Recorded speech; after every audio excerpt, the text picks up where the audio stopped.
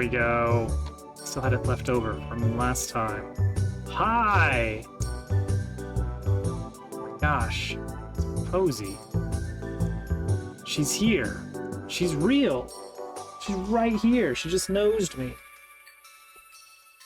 Hi, everybody. Hope you're all doing well. Mac, Imp, Captain. We're at the mall. The skee-ball machine is looking a lot better for the arcade. It's gonna need a little bit of wiggliness to it. Right now it's very rigid and straight, and I like wacky angles for these things. You know, a little bit more like these. But it actually works too, so we can just play it. Got a number of balls or points. And it's kind of fun. Like I've kind of been playing this a lot. Yo, Besson, welcome in. It's really hard to get in the 100, but I can get in the 50 decently sometimes.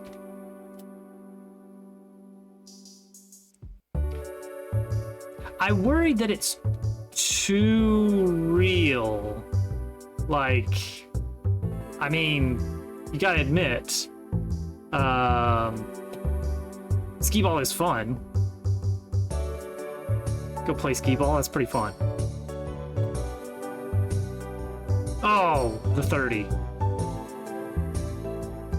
So this section of the game, Chapter 5, it's going to have a segment where you're kind of on a sort of fetch quest to get some number of items for some characters. There's going to be a gaggle of like 3 characters hanging out, and they've got some key information you need. But each of them wants a specific item brought back, and then they'll help you. And this was going to require you to zip around to the various parts of the mall.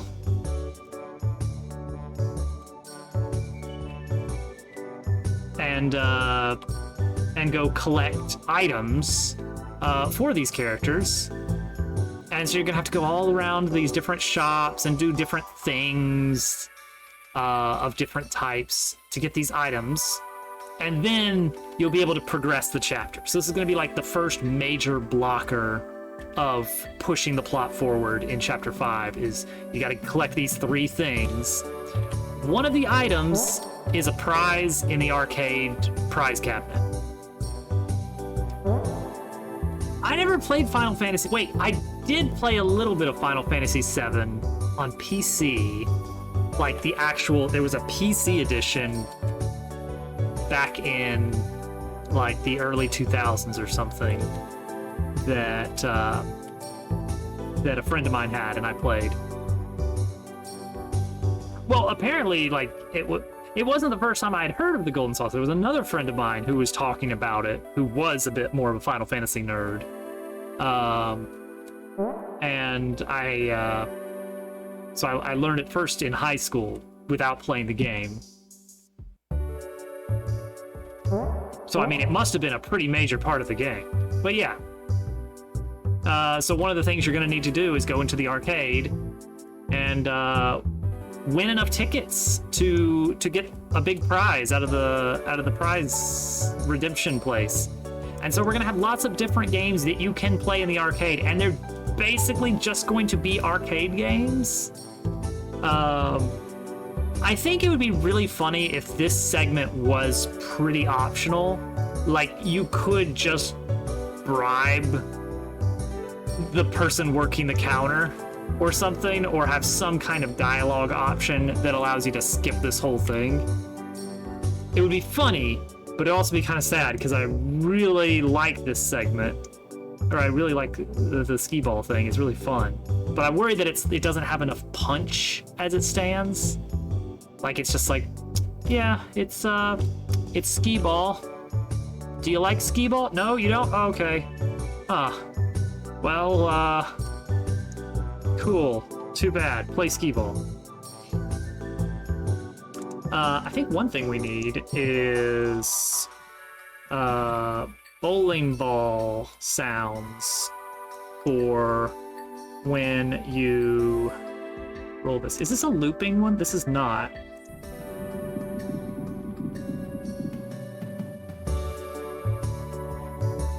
It's not very loud either. Hey, Liari, welcome in.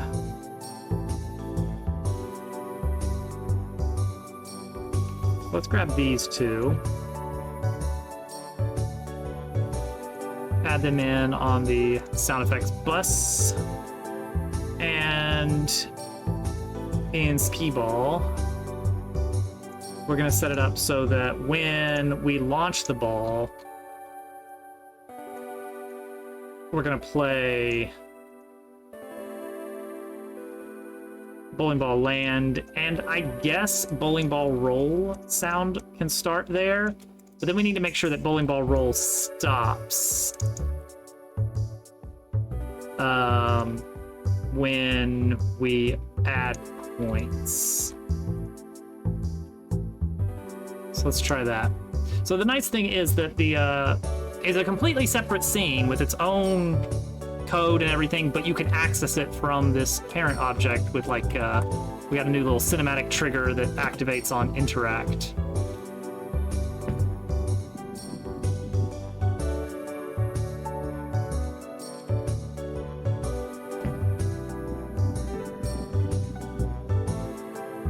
I feel like that needs to be quicker.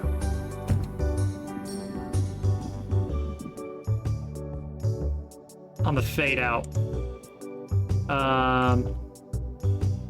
Let me check the sound effect level. Yeah, that's pretty loud comparatively.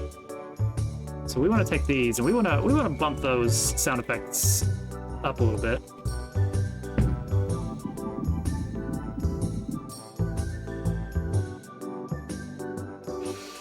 Yeah, I think oh.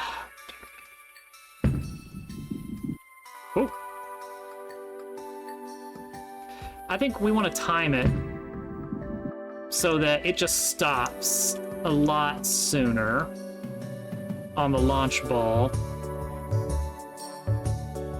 So we're just gonna do a nice, lazy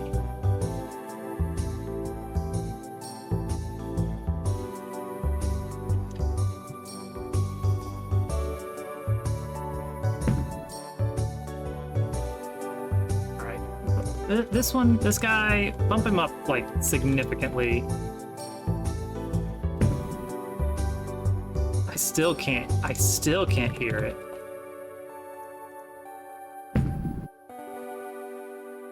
Okay, that's better. So that works if you're rolling it fast. What if you're rolling it slow? Yeah, so we need the time it takes to be based on the speed. Oh my gosh, lizards are coming? Oh my gosh, lizards are coming!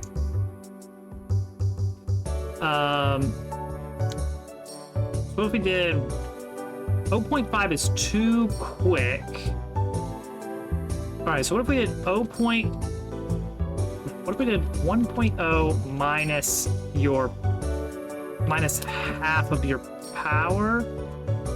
Because that way if you power up high, we jump down to 0.5. No, hang on, there's an easier way to do this. Let's do lerp.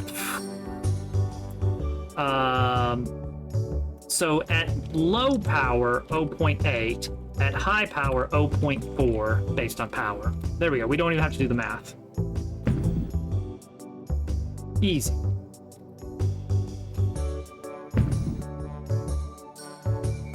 Okay, now what if I did a little bit?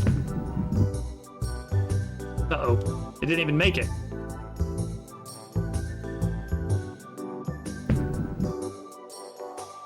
Where was my ball?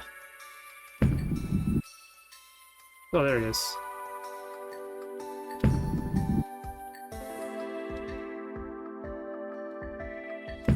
A ball. Okay, low power needs to last longer.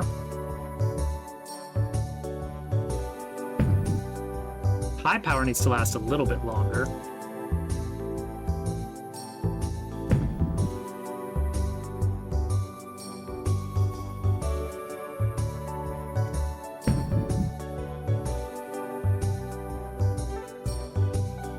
Making a realistic noise for that would be very hard. So another thing, I'm not displaying it, but this does log the high score per cabinet to your save file. So we might want to consider having some kind of like high score at the top of these, little high score display. Previously I had that over here, but I realized it'd be really nice, instead of just having the balls like floating next to you in the UI, have it listed here, kind of like a real one.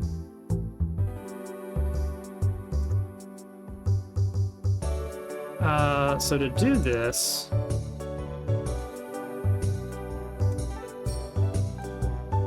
we would duplicate the scoreboard.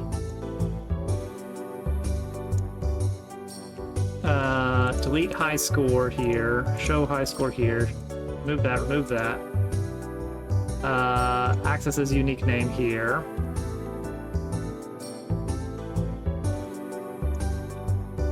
Bring the size of this down pretty well. More or less eyeball it. Make this smaller.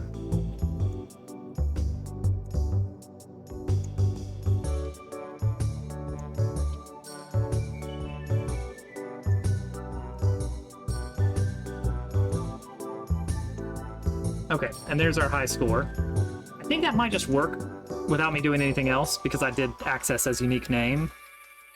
We're gonna find out. Yeah, so each of these has its own high score listed. And if you beat it, it does save to your save file. Which is like not a huge selling point for Paper Robot as a whole.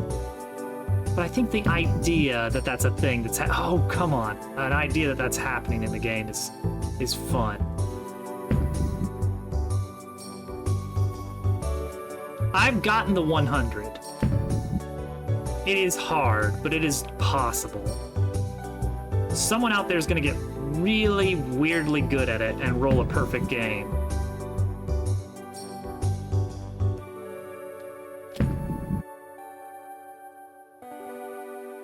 It could even be Dupu. I'm a 50.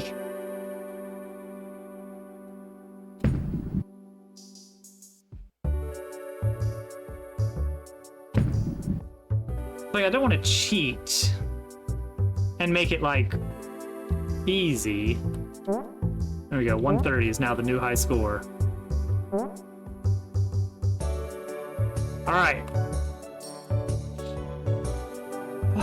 So now that the main system is established for we can have arcade games, now they do need to print tickets. How are we doing tickets?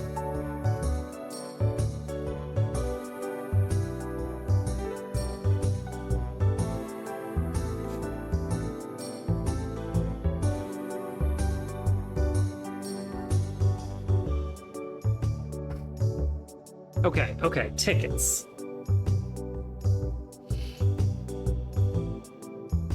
It's gonna be a UI icon that only appears while you're in the arcade.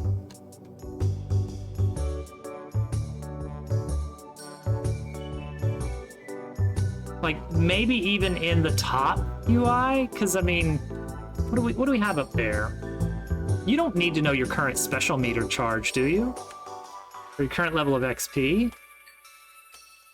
Not while there's tickets involved. Or I could just, like, slam them in from the side awkwardly under your money.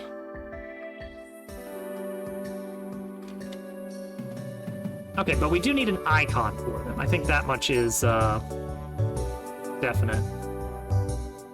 We're just gonna have a nice little icon for tickets. Tickets, get your tickets.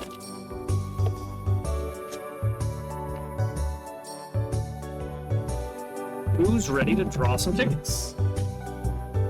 Alright, so the ticket. Obviously that kind of chalky red, kind of desaturated color for tickets. I think we can just open the actual file here. I mean, it's in source control, we're fine. So...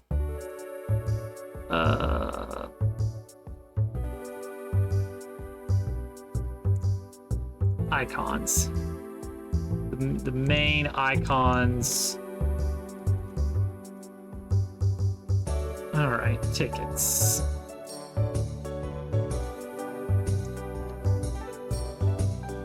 Alright. Tickets.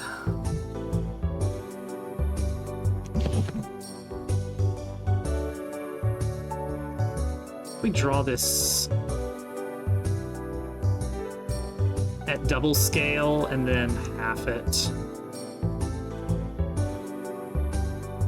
so we can get more clean lines.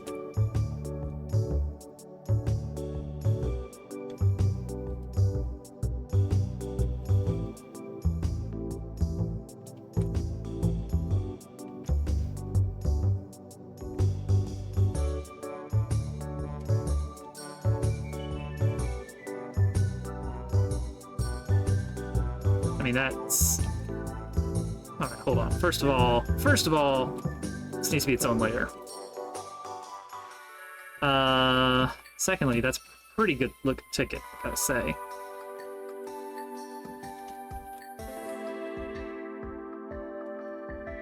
Okay, so then...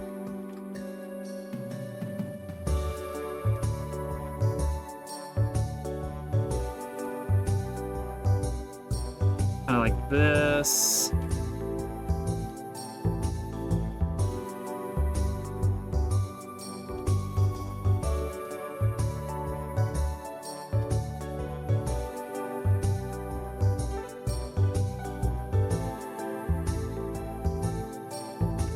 Every once in a while, out of the corner of my eye, and I don't know what it is that's doing it, I see something going on with chat, and I'm like, what was that? And then when I look over, it's already gone.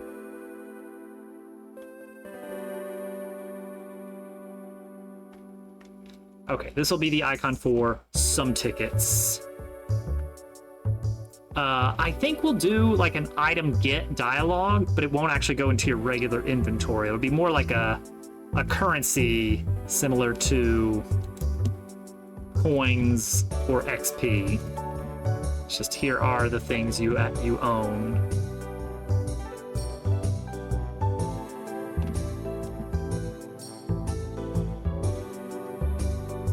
Nope, 3 is too much. 2 is fine, it seems.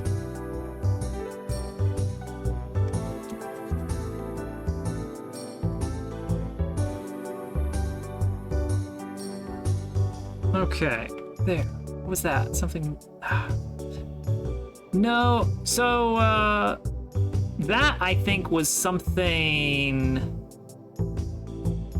Okay, I bet that was the Lizard Party redemption in the activity feed, because it now says 10 minutes ago. I bet it was just at 9 minutes ago, and when it ticked over, it, like, everything moved. Just terrible that... Like, what am I supposed to do about that? What am I supposed to do about that? Let's just make it really big. Make it really big. Stream lagged. Uh-oh. Uh-oh. No dropped frames, so that's good. Okay. Now a gentle little bit of shading.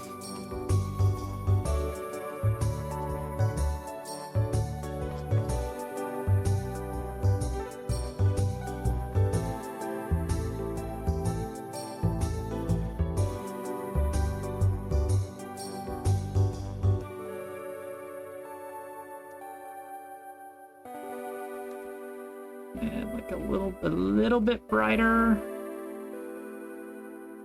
Like very gently brighter. That's not even perceptibly brighter, to be honest.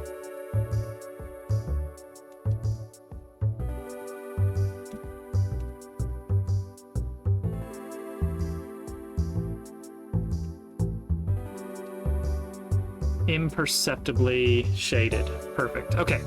Now we need some kind of image or something on here. What does a prize ticket look like? Who runs the arcade? What is the theming of the arcade? Is it just kind of like Chuck E. Cheese? I'm not gonna do a rat. There's some other stuff going on that's too closely tied to the rats that I don't want you to think like, wait a second, are these related?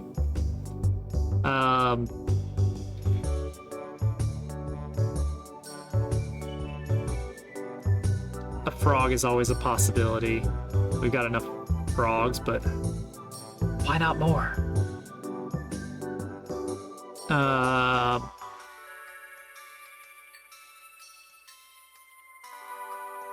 Or it could just be, it doesn't have to have a specific, you know, we don't have to have anything going on yet.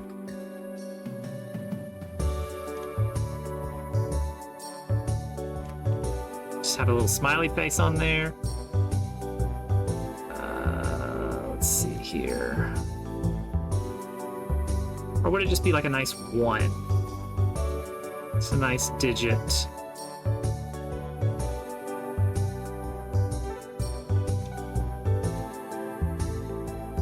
Kind of keeping the edges very soft on this.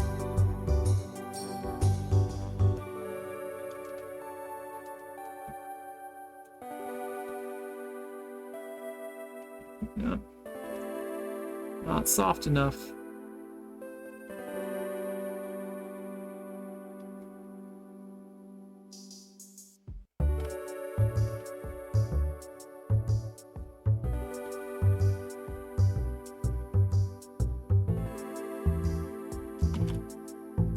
Something moved. Ah. Saw it. I promise I'm not going crazy.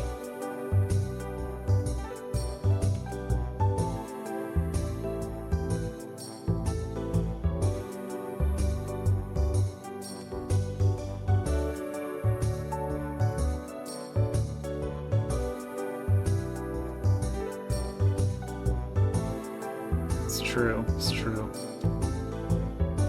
Okay, that's probably good enough for me. Merge these down. And now just kind of nestle that in as an icon.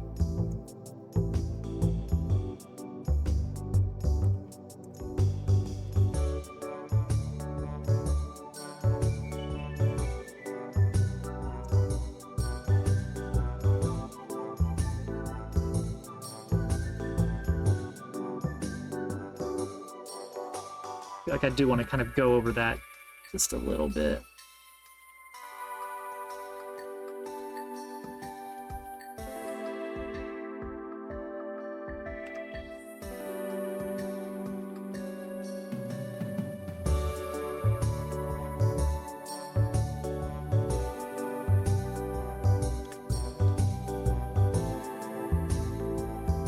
Okay, I think that's pretty good.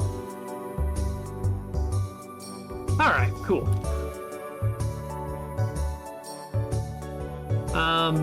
So this is gonna be a weird one in the item directory.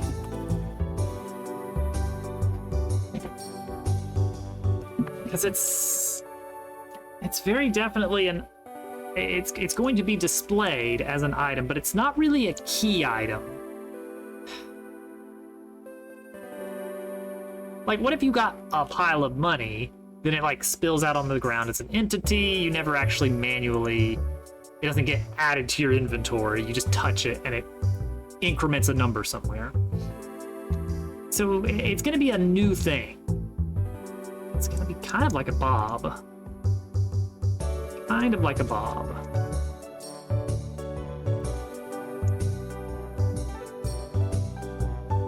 It's not a key item.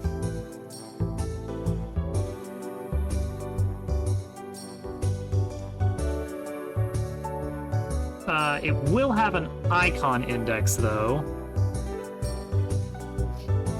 No, I think we're gonna skip tokens. You're just gonna put your money straight in the machines.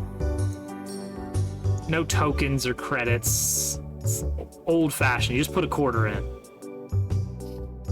Let's see, 0, 10, 20, 30, 40, 50, 60, 70, 80. 89 is the icon index here.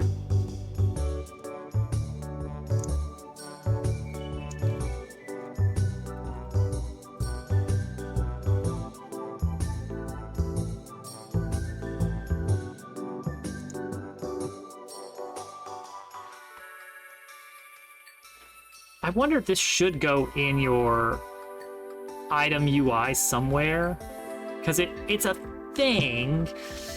This is probably something to come back to late in the development cycle, when we know for sure if there are other things like this.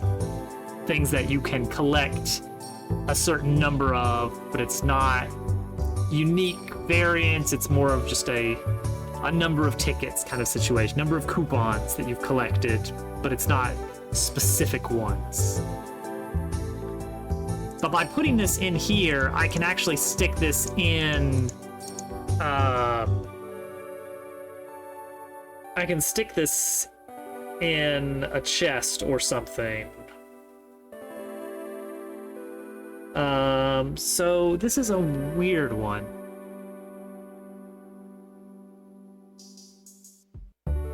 Yeah, this isn't going to show as an item. It's not going to count against your number of items you can carry. By default, you can only hold 10 items. So it's going to be its own thing. Right up there with bits and bobs.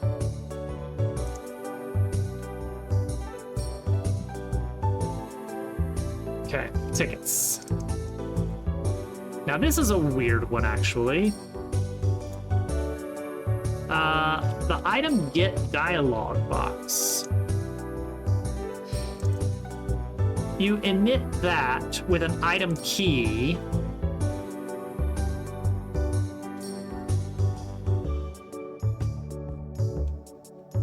But no number of items. Oh, that's gonna be weird. And then add to inventory. Never call that with Bob. Laser eye. Dabble in the laser eyes.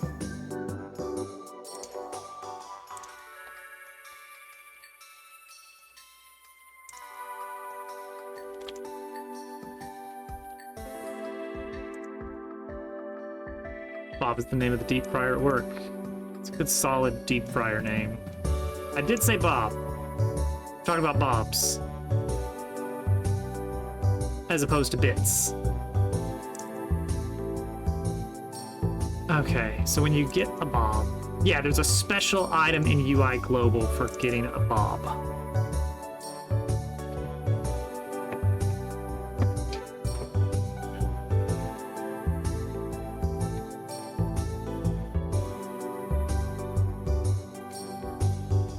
So where does get Bob get called? That's just for like actually touching a Bob, right? Yeah, when you collect a Bob, you get Bob. And it passes in a Bob code. Because those are unique.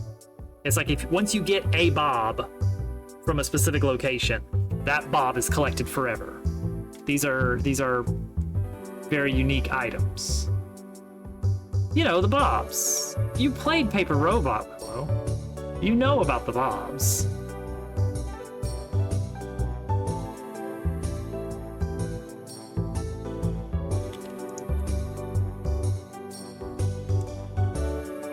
So we're gonna have a special code here for get tickets.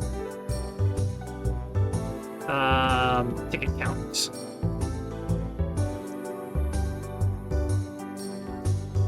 Oh, we'll see get item. Ooh.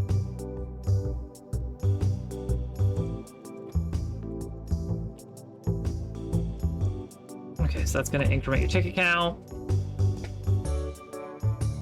What did we call the item in here? Tickets. It's the plural tickets.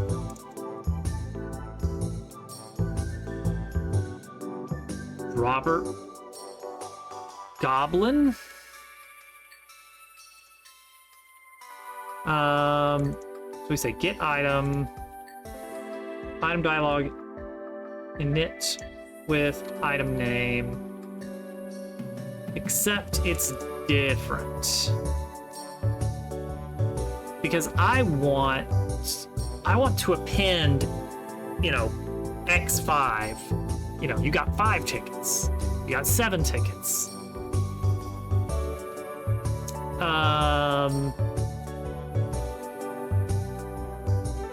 So we're gonna call this suffix. Item suffix, or item name suffix, which is going to default to nothing. So we don't have to mess with all our previous instances of the code. And when you call that, you got a ticket.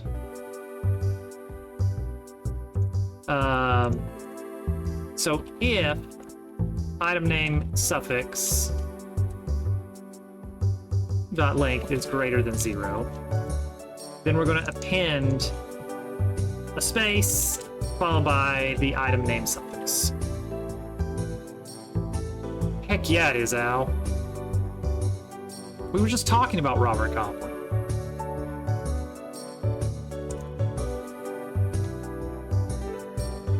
Okay, so now we can pass in item name suffix.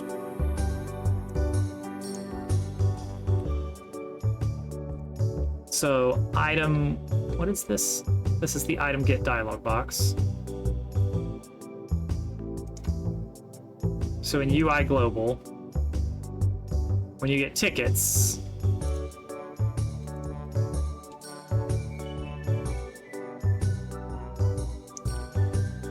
instead of doing this, we're gonna pass in. That's just a pass through for some reason.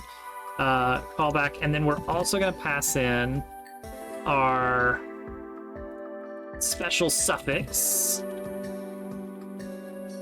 which is going to be X plus ticket count.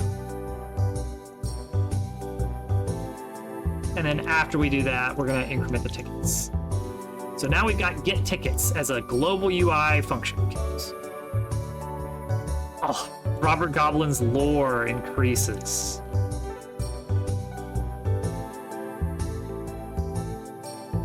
Get tickets.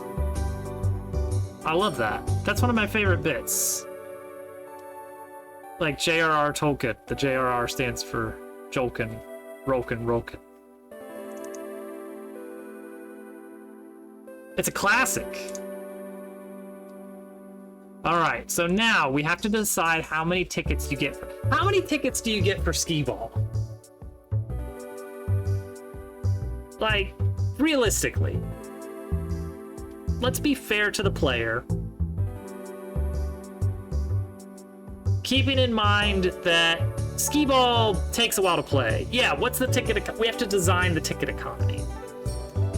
I want you to have an optional prize that you can go for that's completely optional. It's the electric keyboard. Whoa! It's a real ukulele.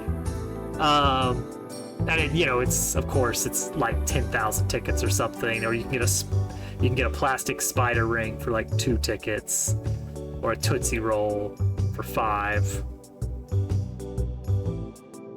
But the whole point here is that you're trying to get enough tickets to win a prize that some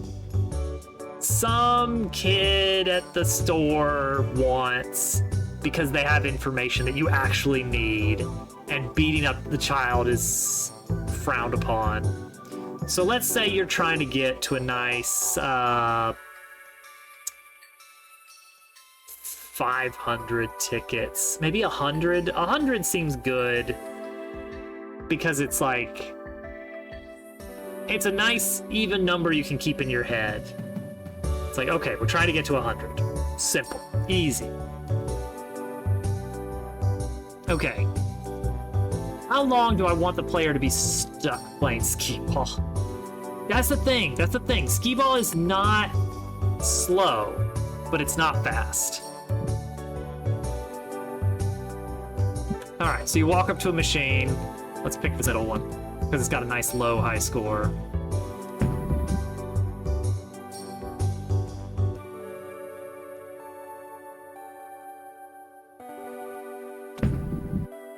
Oh, come on. I would like for people to be able to, like, go through the arcade and play every game once, and then maybe go back to the games they enjoyed and just play those a couple more times, and then be done with this segment of the game. Like, if you're bad at skee-ball, you can still get the 20 point pretty easily. There will be. I'm gonna add lots and lots of little arcadey noises. I don't want to just grab something that I've already got. I want it to be distinct to the arcade. And have them also playing randomly the whole time you're here. Just like off in various spots. Just like every few seconds, cue up a random sound effect in 3D space somewhere. There you go. I got 130 without doing well at all. Right? Like, that was really bad. And I got 130. So let's say that is worth, I don't know, 4 tickets or something. The 100 is like really, really hard to get. Yeah, maybe it's breakpoint based. It's like you get a certain threshold. And we're not just cutting through specific point values.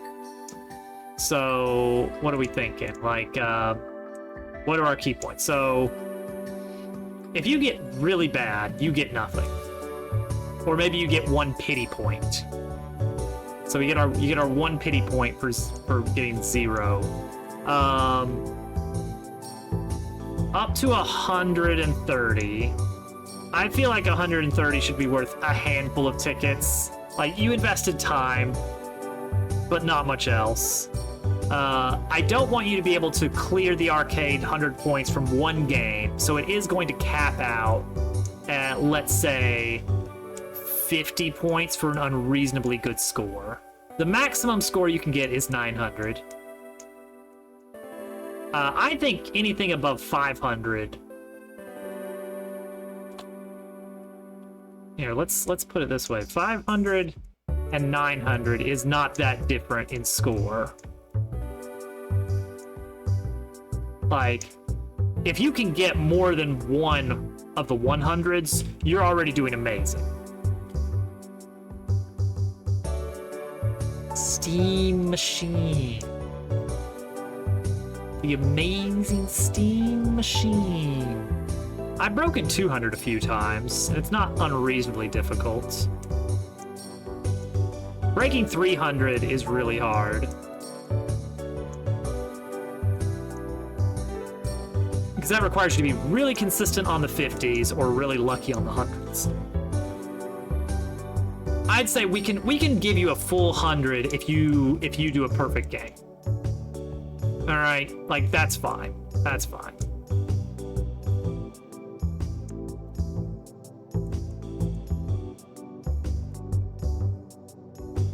Yeah.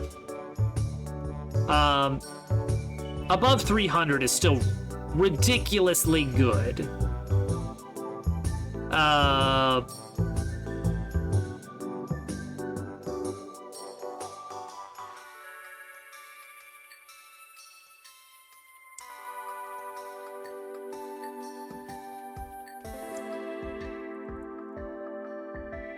Yeah.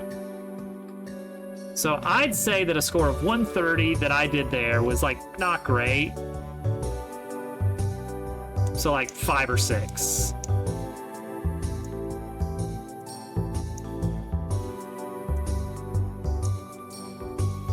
200 is good. Like, 200 is pretty good. So I think we can ramp up to, like, 10 points once you get to 200.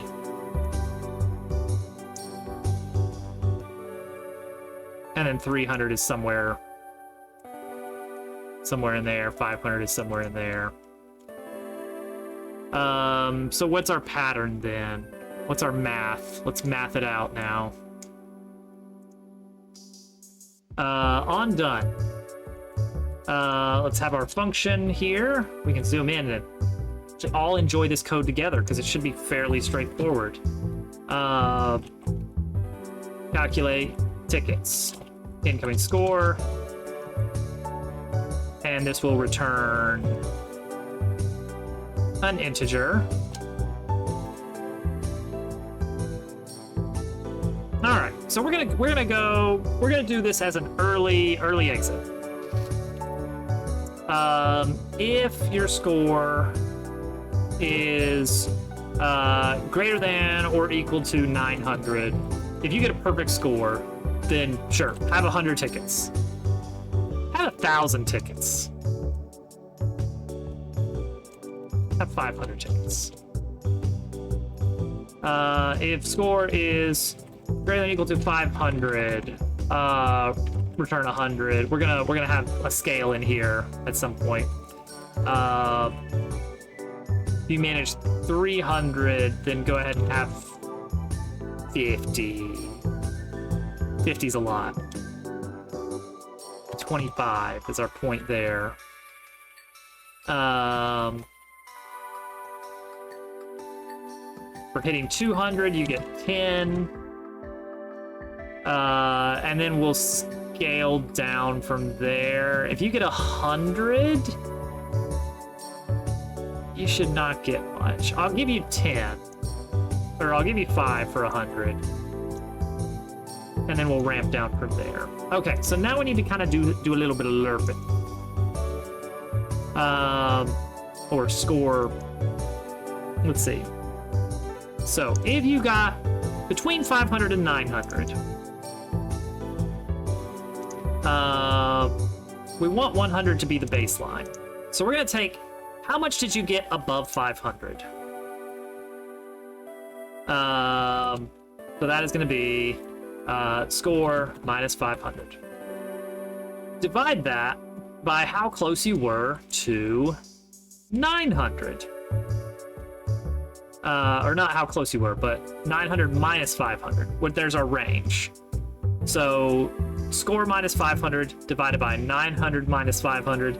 This gives us a range of 0 to 1. It converts that score to be like, okay, if you were halfway between 500 and 900, this little block of code spits out 0.5. If you were a tenth of the way, it's 0.1. So this just tells us how much, on a scale of 0 to 1, were you in this. So we're going to take that amount, and then we're going to multiply it by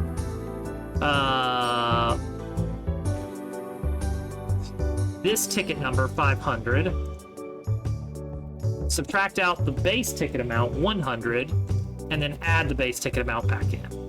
So this gives us a range of 400 tickets. All right, so let's extract that into a helper function. Ticket range. Score min. Score max of the range.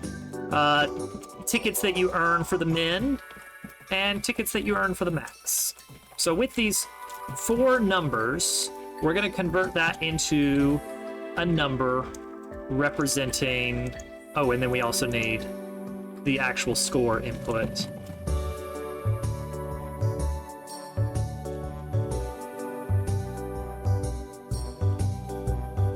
All right. So that is going to be... I think we do need to do some float conversion in here, just to be safe. Score minus our score min. Score max minus our score min. Ticket max. Keep it in.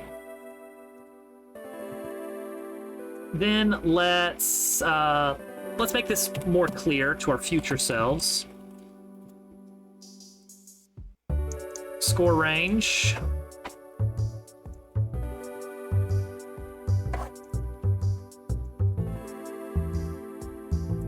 Ticket range.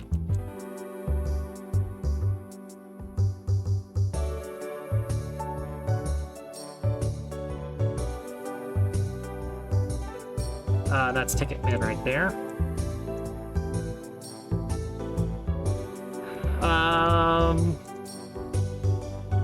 Score above min.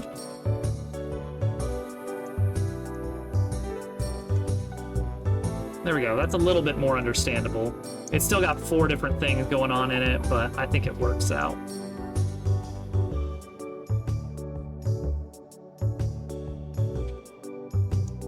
All right, cool. So now let's replace this with ticket range. Score range is 100 to 500. Ticket range is... What did we decide that you're getting here? No, not 100 to 500. This is 500 to 900 is the score range for this one. There we go. All right. This one, we're going down to 25 as our score minimum. Or our ticket minimum. Score is now going to 300 to 500 for this one. Next one. 10 to 25.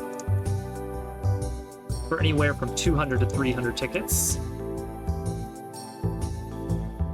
5 to 10 tickets if you get a score from 100 to 200. So linearly, it's going to be, if you get halfway between 100 and 200, you're going to get halfway between 5 and 10. Don't worry about rounding. And if you get less than 100, you know what we can do is we can still do this. We're going to give you a score of 1 to 5 based on how much you got above 0. There you go. Calculate tickets is done.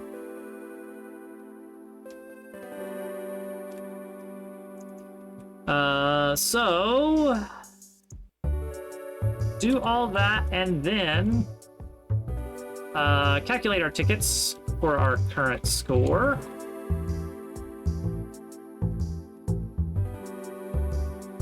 And then give it to us.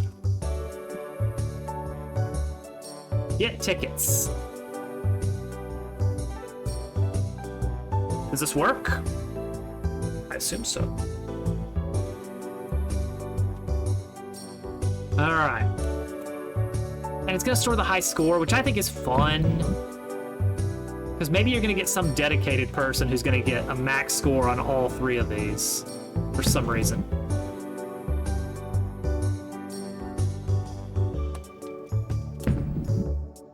Oh, smooth as butter.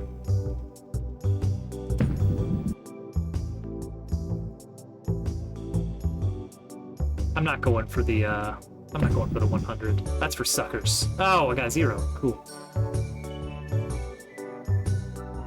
All right, so I've cleared 100, which means I should be getting at least what?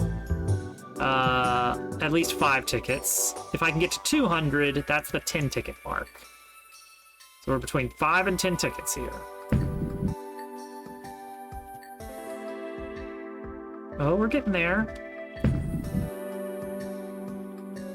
Okay, I'd say we're probably at 9 tickets now, right? So let's see if we get 9 tickets from this. Tickets X9, look at that! Redeemable for great prizes. Oh, but pressing space launched us back into the game immediately because I was dismissing the thing.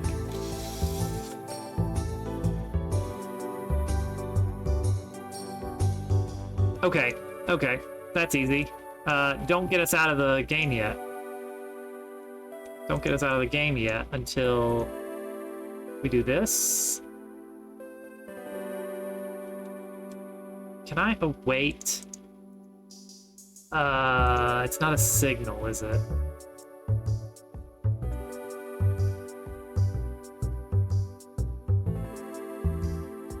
wait, we have a callback. We have a callback in this. Oh, ho, ho, ho. Oh, hold on. Phone call.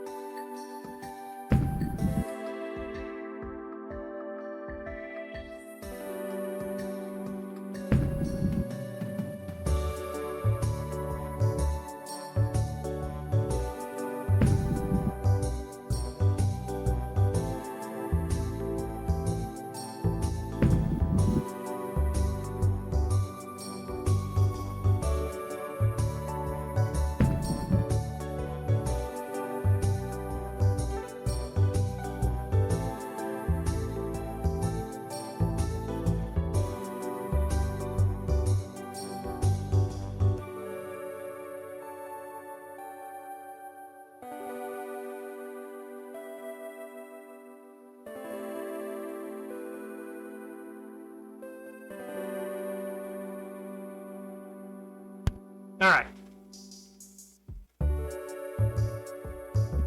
Hang on. I just thought of something. I need to call her back.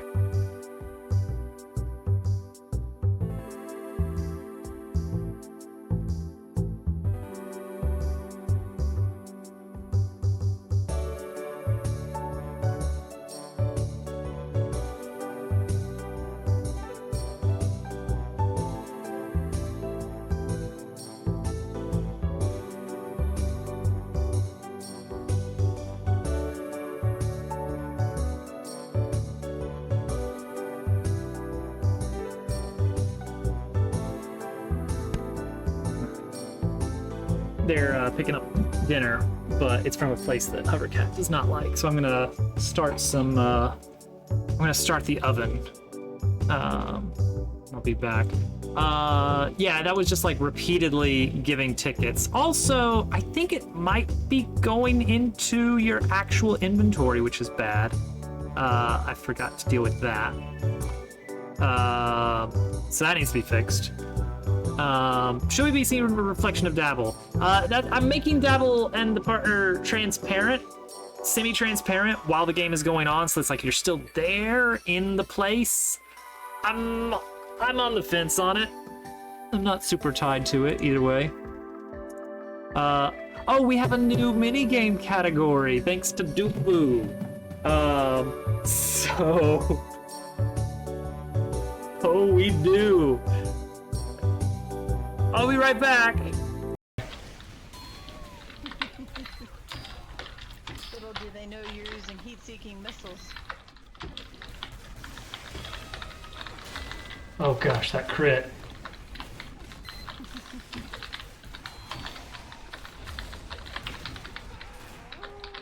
This is 101 how to kill a server. Play with That's dogs, right. give them a medic.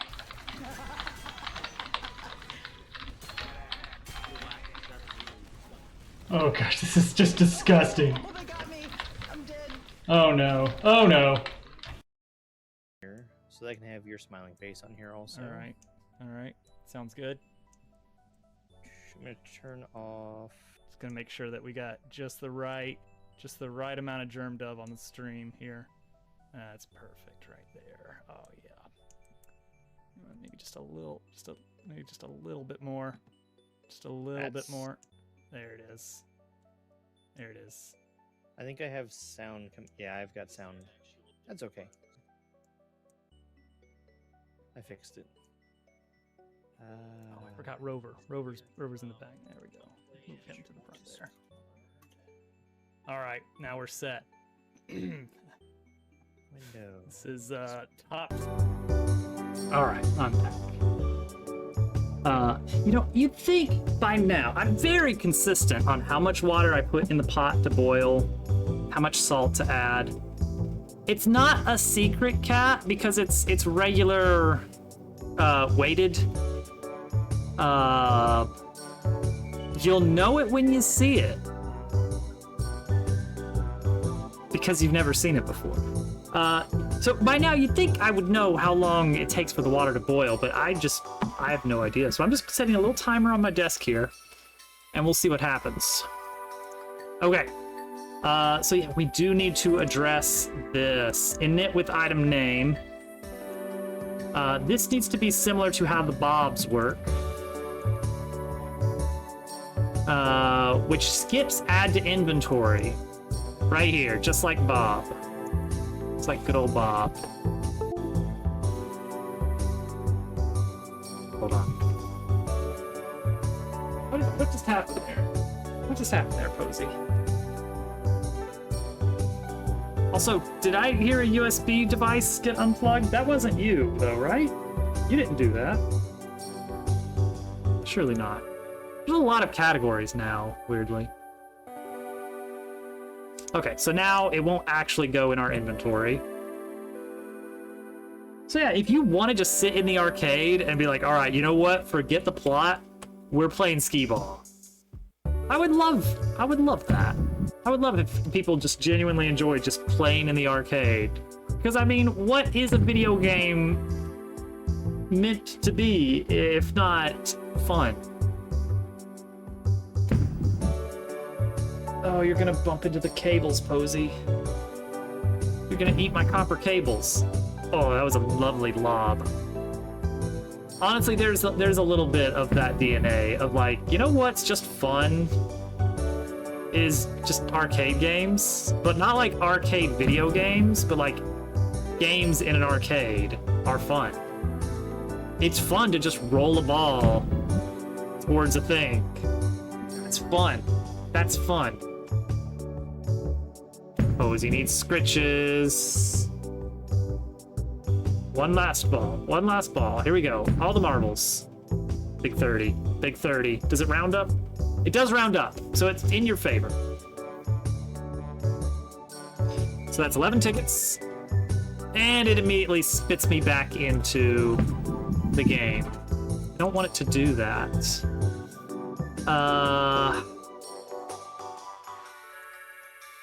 Right. It's because the cinematic trigger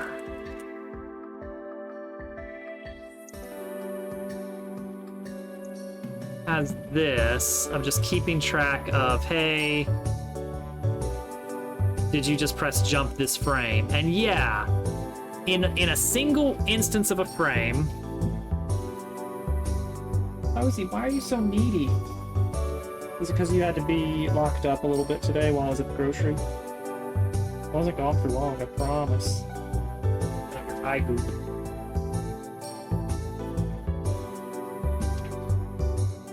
So in a single moment, cinematic ends because you pressed space.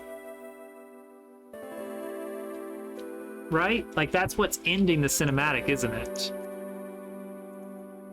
Because on done is triggering the arcade cinematic start. Oh, you know what we could do? You know what would be really easy to do is just say, all right, when that gets called, hold on for 1/10 of a second, and then end that cinematic. There we go. Uh-oh. Uh-oh.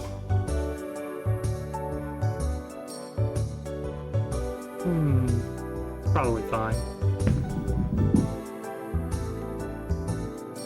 I need to add UI instructions here that say press and hold to charge power.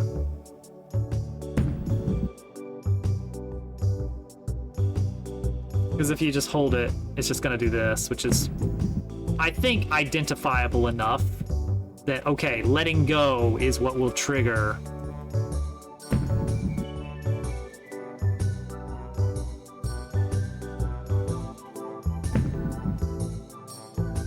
I think this isn't too, it's one button. Like my original idea for this was a lot more complicated and didn't need to be.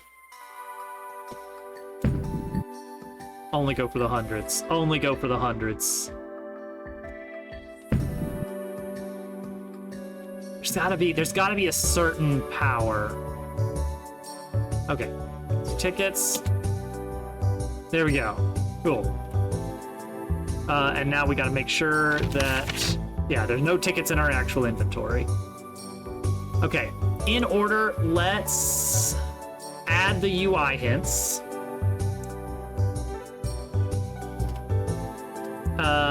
So that goes on the game start.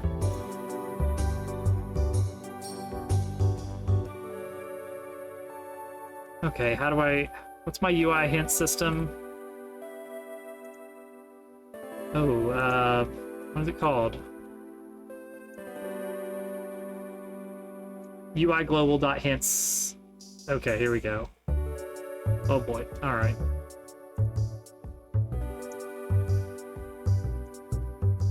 The whole thing.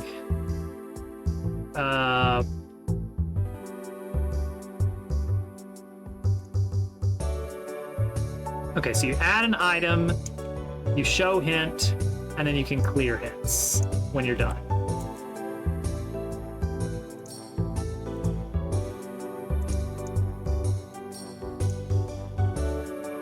Alright, so pop, show the hint, and then clear hint, and game done. And we're gonna call this one hold,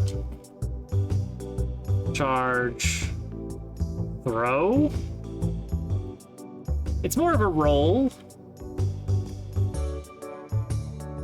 Sheldar.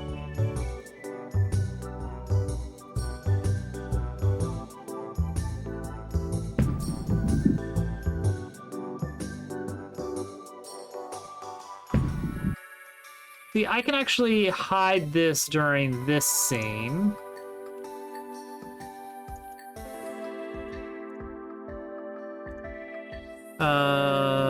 Show hint, hide hint. Okay. Show hint, hide hint.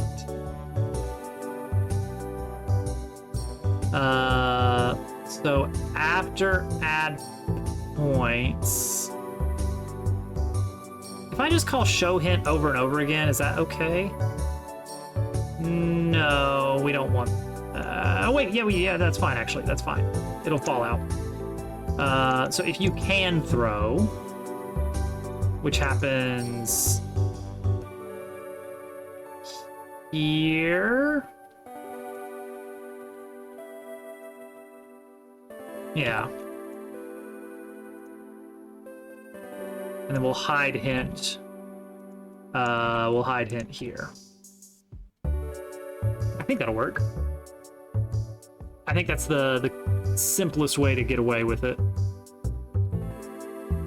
All right, so hint appears, hint disappears, hint reappears. Nice. Oh, big 40. There's a lot of Pokemon. Who put all these Pokemon in here?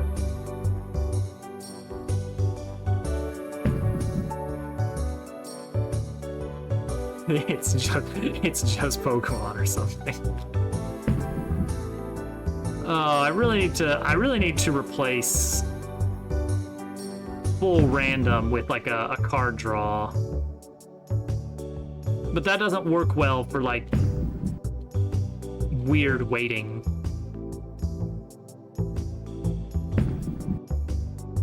Give me the 50.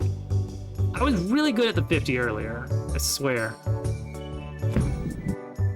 Oh, okay, that's fine. 10 tickets. Cool. All right. We need an arcade ticket counter system in the UI. Let's take a look at our global UI system. All right. Oh, achievements. Oh, achievements. There will be achievements for this, don't you worry. Do we just hide the XP when you're in the arcade, maybe? Because I can definitely do that.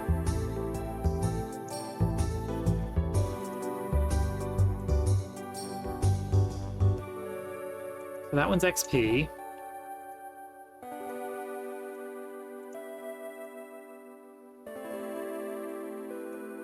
So we'll just have one for tickets.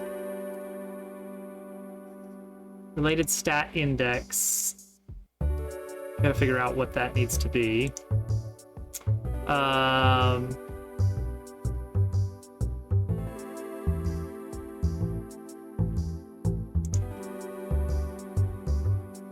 The sprite region is this one.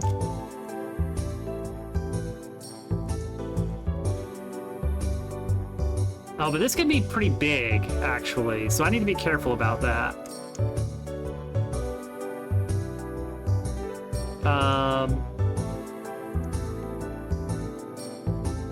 How does this stat overlay come in? It does something. Okay. Let's take that out. Oh, I need to check the water. Be right back. What is this? What is this? It's nothing out of the ordinary. What's going on? Everything okay? Everything's normal.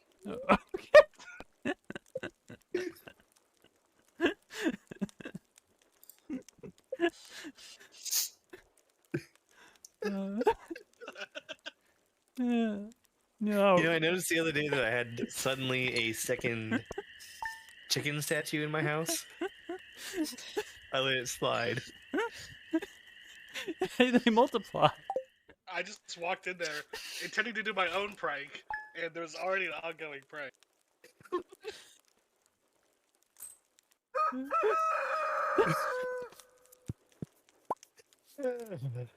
We like to have fun here. Come on, give me that, give me that. I need that call. Oh, jeez. Come on, come on, come on. Yes! Yes! Oh my gosh. That's it. That's it. 32 heat. Oh.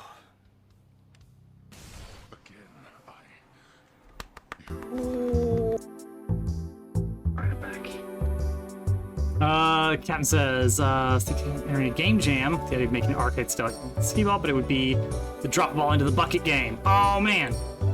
You know, I've got a fantastic drop a ball in the bucket game. It was alright, there was I've not found an image of this, but I swear it existed. There was a Chuck E. Cheese game, and it was like balls would be like a bunch of balls would be falling from the top, all willy-nilly, and you're like steering. You've got a big steering wheel. I don't know why it was a steering wheel, but it was moving this little catcher at the bottom, left and right as you steered it, and the object was get as many balls as you could in.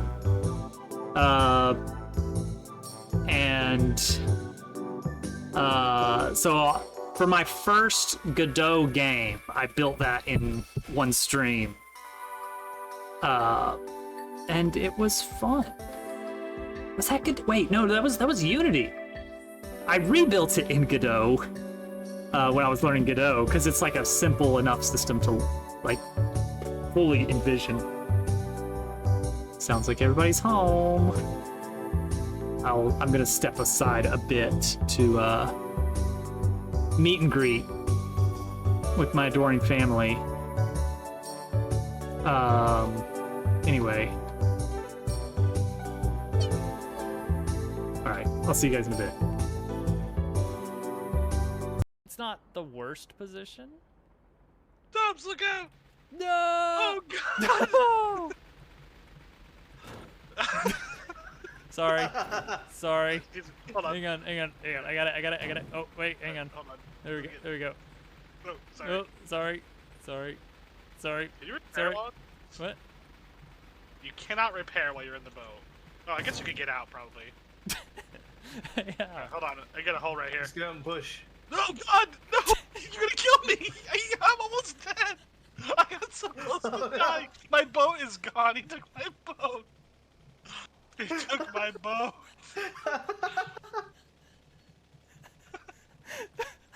And he's out of there. We should totally organize a night where we just sing songs on the Dob stream. It'll go Right now. very well. Just a small town girl. Girl. There's a midnight train going.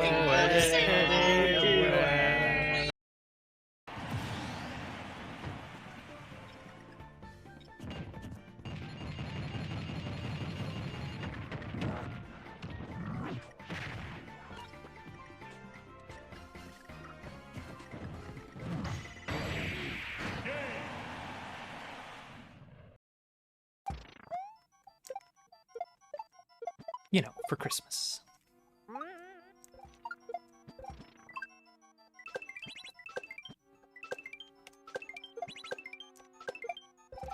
She played Sword, or maybe Shield. I don't remember which one we got for her.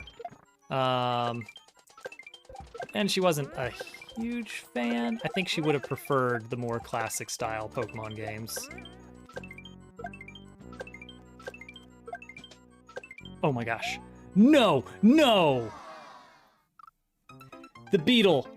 I knew the beetle was coming and I panicked. That...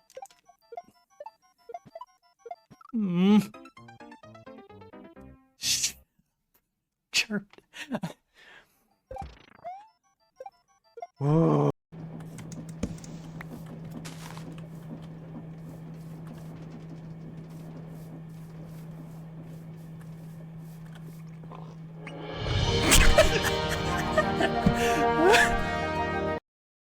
My plan is to grab the P-switch as it falls, and then do a runoff.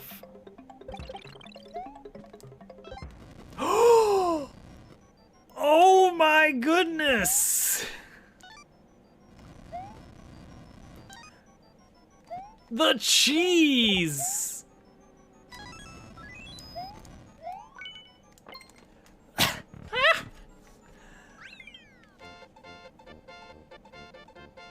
Camp Horizon.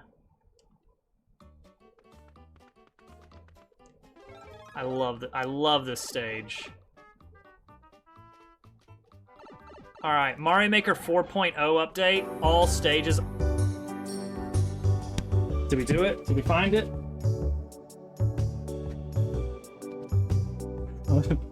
A lot, and even more soon. Now that we're gonna have wool stairs. That's what everyone wanted. That's what everyone wanted. Man, I'm having so many thoughts about Minecraft mod packs now that I'm like on the verge of making a YouTube video rant.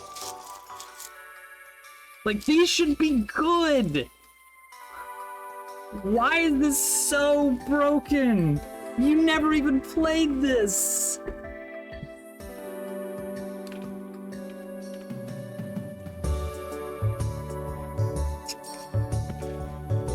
Terrible.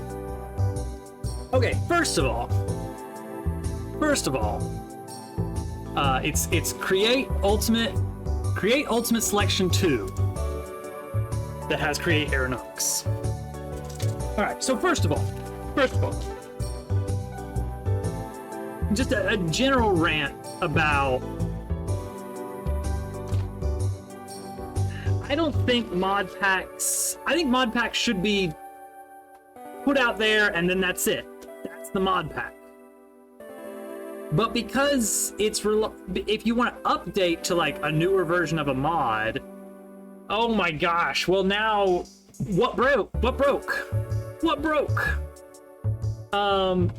In the version of Create Ultimate Selection 2 that I am using, let's see here. How do I check the version on this? Version history. How many downloads, etc. It's a lot. Suffice to say. Oh, I can open it in browser. There we go. And that'll tell me that, here we go, versions, and that has the actual number of downloads. So I downloaded this like a month and a half ago, and that version has 12,000 downloads. And then they updated it again 2 weeks ago. That version has 3,000 downloads.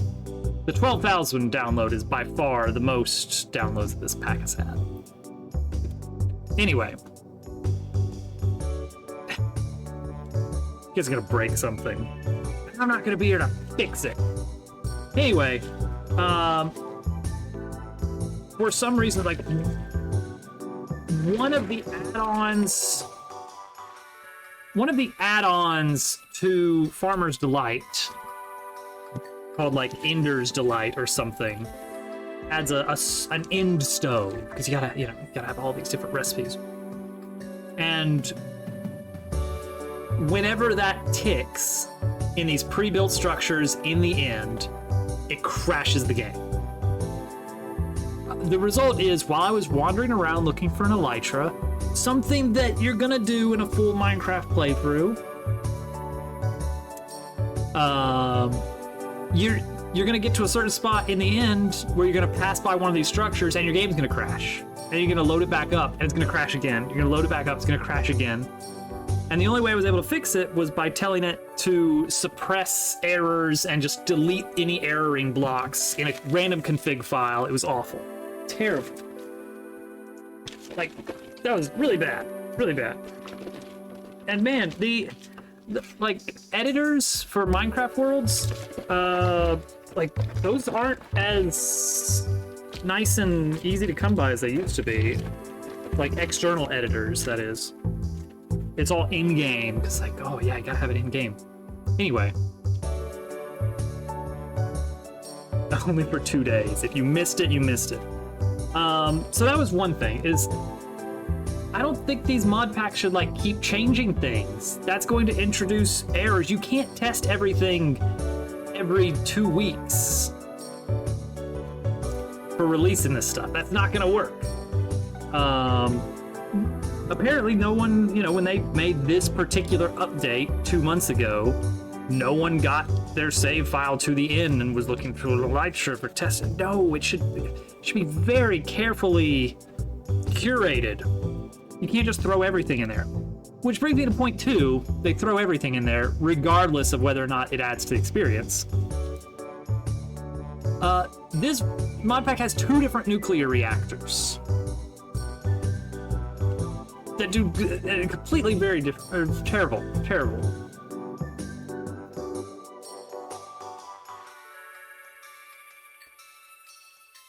Why do I need 2 different nuclear reactors? I mean, it's almost like old mod packs where there were you'd see 5 different variants of copper.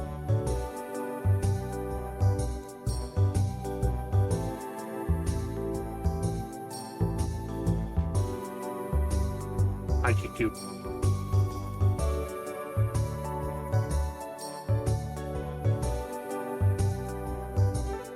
I don't need 5 different variants of copper, and I don't need 2 different nuclear reactors. As much as I love nuclear reactors in Minecraft, especially if it's a multi-block setup of some sort. Also, the multi-block for the nuclear reactor, isn't even that interesting. But that's not a very good complaint.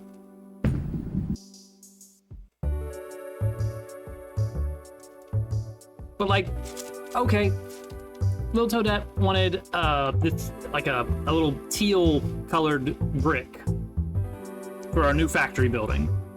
For an act that, you know, goes well with the red brick. So like, yeah, let's do that. And so I find this molten vent that's been added. And so there's nothing in game that explains it. You have to look it up on the internet, which I hate that too. I don't like that. There should be something in game, even if it's just a book of all the information. Even if it's just a quest line or something like that. That's fine too. But it shouldn't have to be, oh, you gotta go read up on the wiki on how this works. That's dumb. I hate that. Old man yells at Cloud.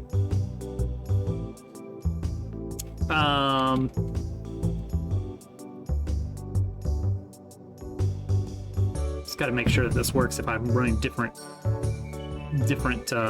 ones of these.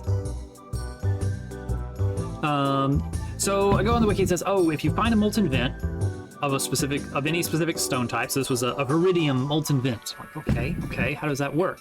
Is that free Viridium forever? It's like, almost. You have to, first you have to cause it to be hit by an explosion of any kind. It's like, okay, I've got some TNT, that'll work. And this will make it an active molten vent. And then, anytime that a lava source block touches that molten vent, it turns into the stone type. Like, ooh, okay. All right, so I gotta pump lava over here. And this is a little bit away from my base, so I'll build a train line. Okay, I like that. I like that idea. Build a train line, pump lava, like a fluid tank train line that's carrying like bunches of lava that is supplying this outpost factory. Oh, and then that's pumping the lava in and then drilling the block and collecting it and sending it back on the train. Okay, that sounds like a really fun thing. Meanwhile, there's another mod that says, oh no, you can turn flint into free prismarine and then just bake that, and that turns into Viridium. Like, oh, well, flint is pretty much a waste product for me in my factory, so that's basically free. Oh, and it turns out there's a third way to get it that I just found out about. That's just like, here's a block. As long as you have lava next to it and prismarine next to it, it will just produce this block from rotational power very, very fast. Faster than all the other methods you've had so far. And it's very, very, low profile, easy to squeeze into a factory. You can just tile them infinitely. And it's like, okay, well, now the first way, which was really difficult but cool and created interesting problems to solve, there's no reason to do that. The second way, which was a little bit bulkier but still free, no reason to do that. Here's a block that just gives you the thing you want for free. I feel like why is the molten vent thing even in the game? Anyone who could actually automate that, it would be prohibitively expensive, way, like, for a long time. Like, the other options are so cheap that it's ridiculous.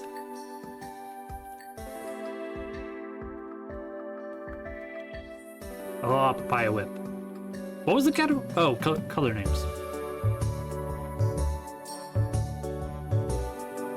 So anyway, that's my rant on this Minecraft mod pack.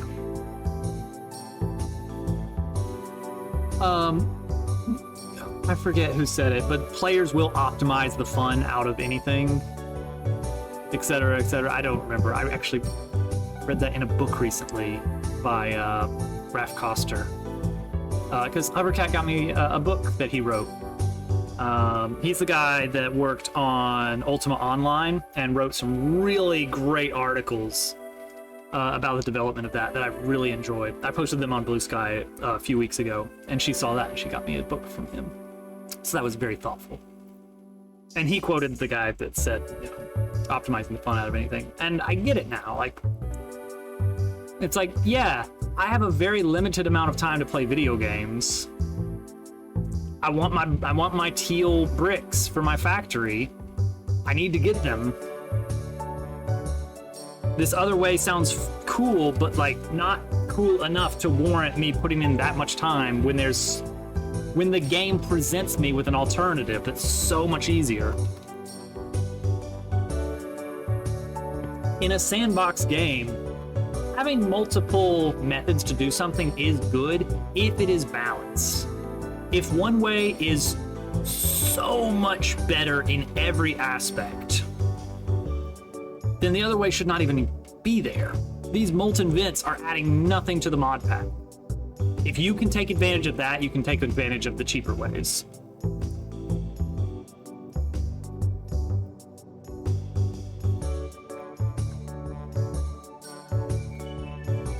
If you've got farmable lava, you can grab a block of prismarine.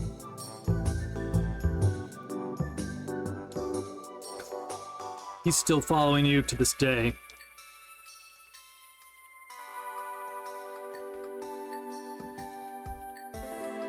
I guess the first internet game I would have played would be Neopets? Maybe Warcraft 2, maybe Neopets, and then RuneScape shortly after. He looks purple to me.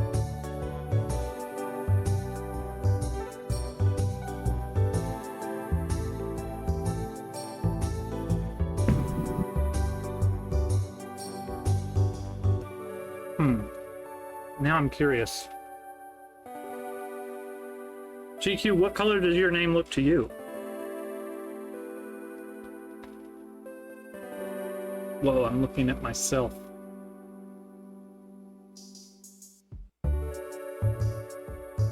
Oh, it is white on mobile. Verified.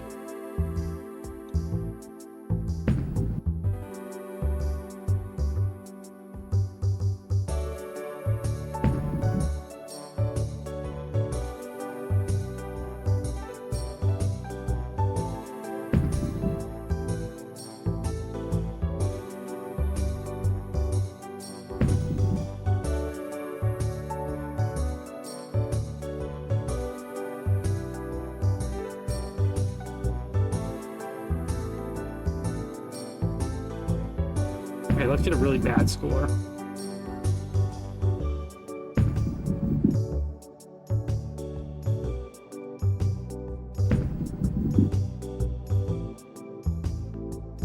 Luigi House Bucket Mansion.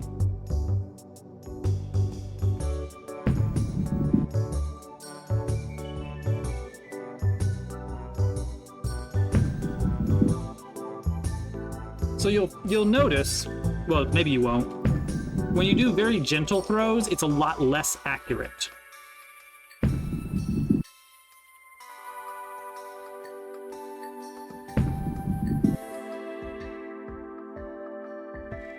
I don't know why exactly. Okay, so you still get the pity ticket. And the game doesn't crash for having only one.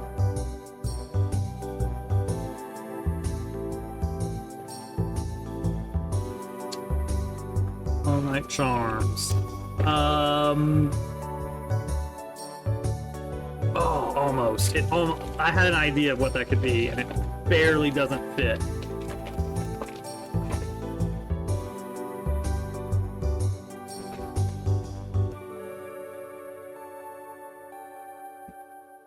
Luigi House Bucket Mansion.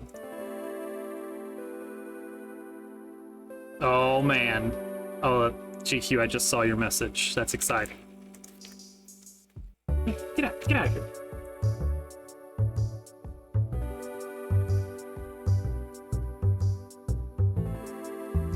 It's a fly. I'm trying to get my food.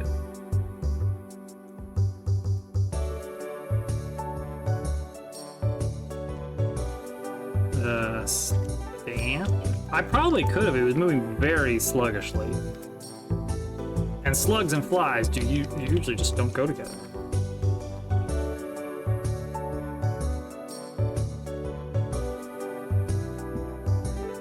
Peach Posy to eat flies. Chicken pot pie alarm went off. That makes this sound.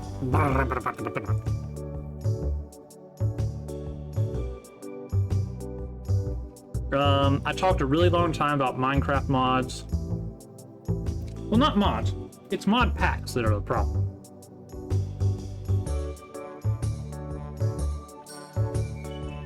Mod packs are just thrown together willy-nilly.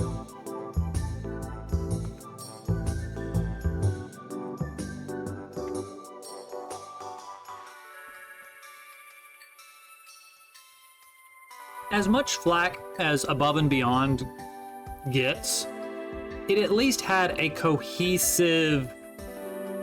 Everything was built in such a way that it was pulling from different stuff for the quest line. There was a single quest line that kept you focused. And there were little side things that were just like sandboxy, like, hey, you could do this, like the little trading cards that enemies could drop that you could find, like, oh, that's fun.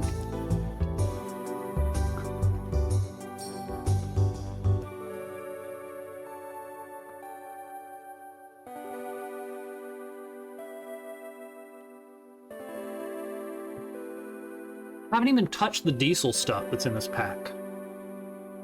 Or the electricity stuff. The pack has Create New Age add-on, which is supposed to add, like, okay, now you can convert your rotational force into electricity, and then convert that electricity into rotational force. So, I mean, yeah, it's like, yeah, there's not much there. Like, there's some extra bits to it, but, like, you know what, that's fine. There's something kind of fun about the idea of, like, having wires that are connecting your systems. But there is some loss in the stress units during the process, which makes sense.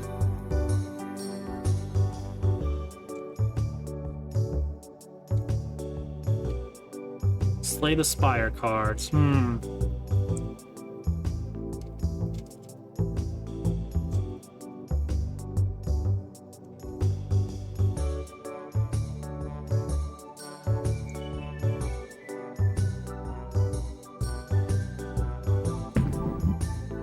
I need to figure out how to do better resolutions. I've just got a very lazy setting turned on that just stretches the game to match the window.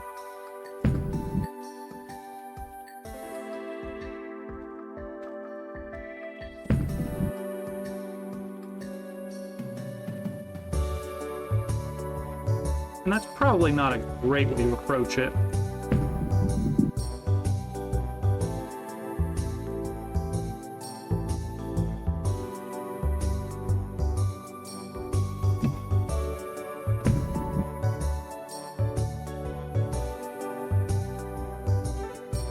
Maybe there's just too many categories.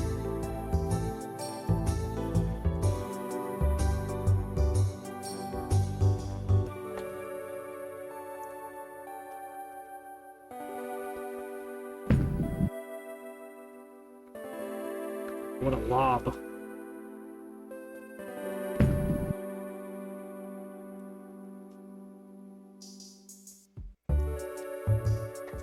There's a command that'll do that. It'll half the amount that we see of them.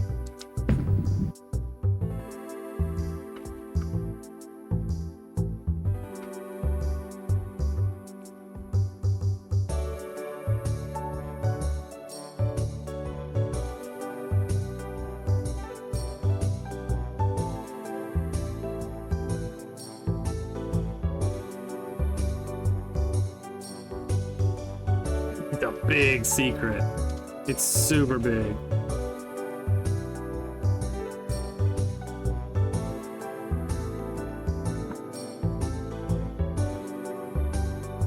the moment you see it, it's just gonna get annihilated with cat less, cat less, cat less.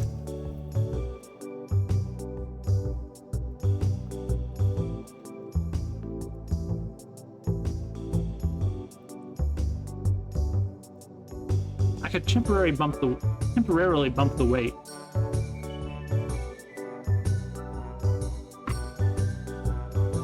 You just see what that does.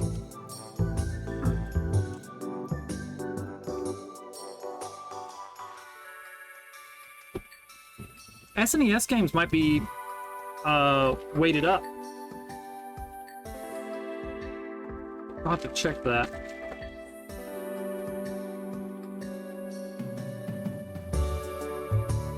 Let's take a look. Let's pull out the sequel.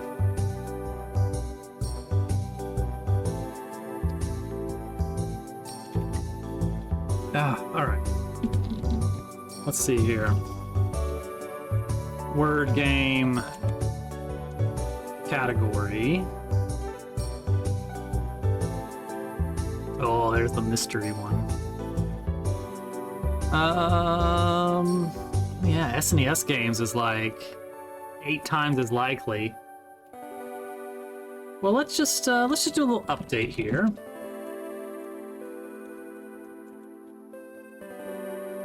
Update word game category.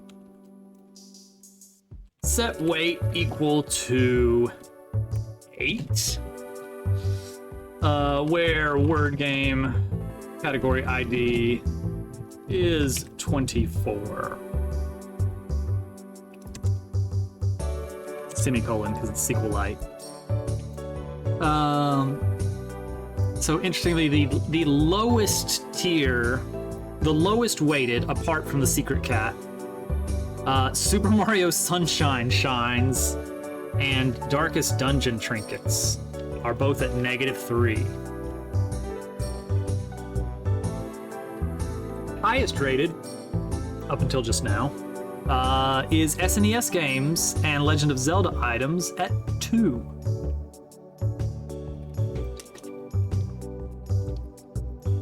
Well, someone just hated Shines enough. There we go. Now we'll set it back down to 0.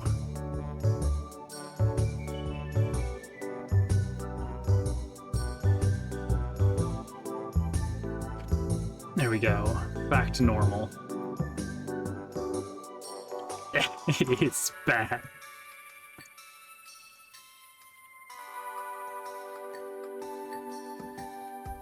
Put it back to... I did! Don't worry, I just wanted to make sure to lower it. Further. See, this is an interesting one because it's gonna be English phrases. So it's very Wheel of Fortune in that you have to just use heuristics to figure out what the phrase is. It's not necessarily gonna be a common phrase, but it would very much look at home on the track list of like an early 2000s rock album, emo album. See, I already know what that first word has to be.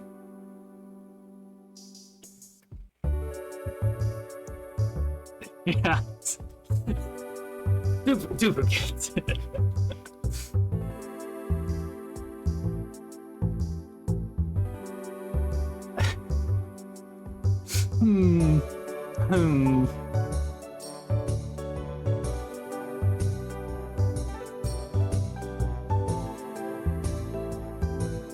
I think I know what the second word is.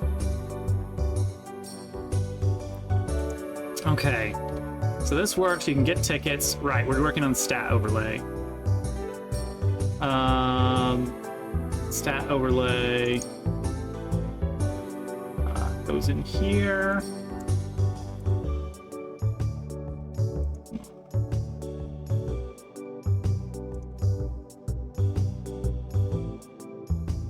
Okay, so this is gonna kind of slide in like here-ish.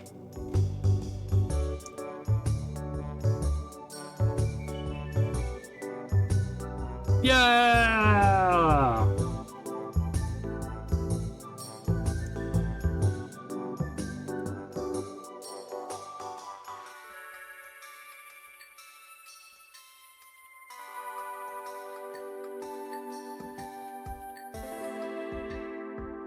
No! It's catsup.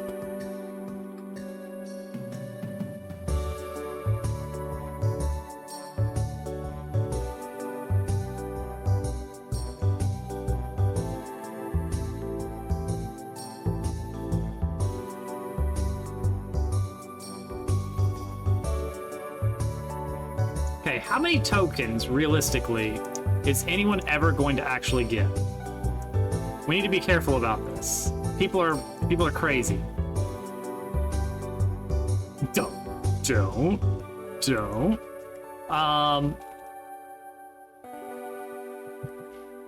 Let's say cap it at 99,999. That don't work.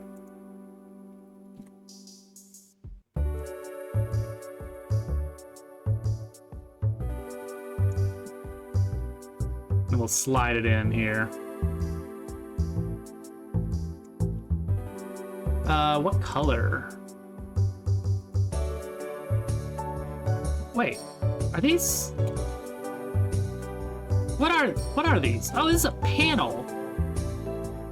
This is an honest to goodness panel. Oh yeah. Oh, look at that. So if I change this,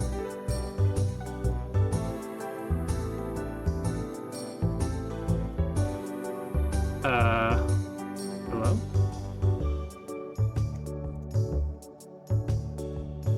Oh wait, that's not the panel. Wait, it is the panel. No. This is the thing. Okay, here we go. This is it. This is the modulation. Purple. Hey, Bach.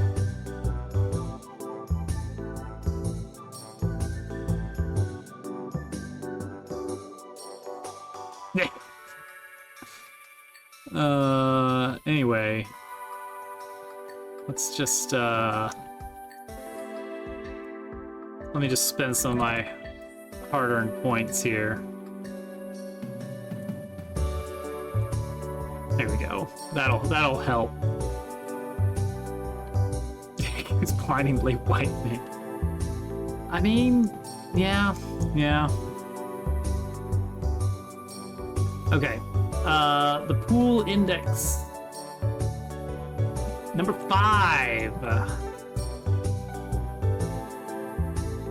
Tickets. Right after money, right? Yeah, tickets.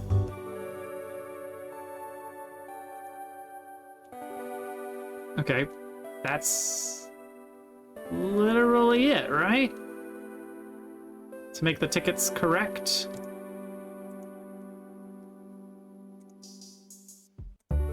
Animation player. Stat appear does this. Okay, so what we want to do is we want to grab tickets position.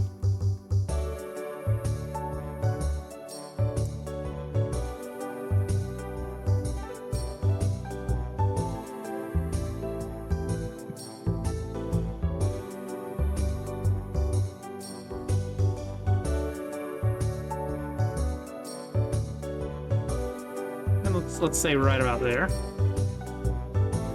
But tickets needs to be invisible by default. Let's go to the room directory so we can warp to and from the arcade.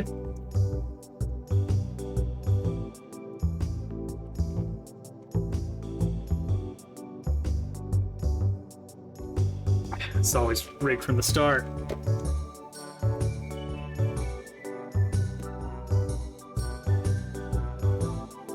I should really cut that with water.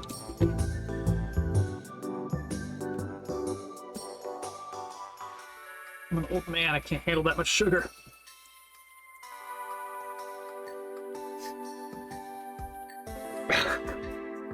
Dupo is an agent of chaos.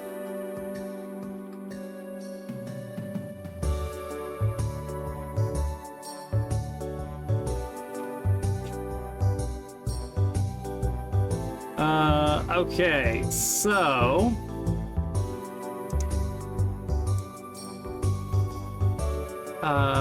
is there a process? Yeah, we've got a process. So what we're gonna do is say, if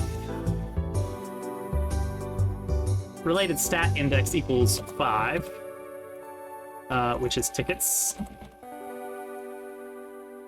then the whole thing's visibility is based on whether or not scene manager dot current room key equals arcade. I think that might be all we need. Literally all we need. Mac, are you saying cat more? Cat more? Okay, it's not there. What's our current room key then? This isn't even processing. Oh, I didn't set it to 5. I didn't set the new category to 5. Take me to the food court. Secret cat. Okay, so we don't have our thing here, but if I warp over to the arcade, it's still not there. What room key are we actually looking for?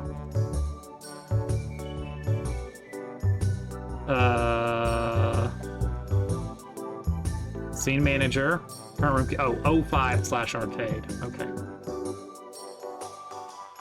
Oh, that's huge. Xbox huge.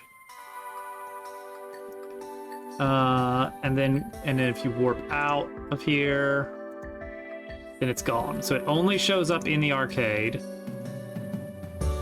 And we'll change that later so that when you initially go to the arcade, this little bit of the UI doesn't even show up.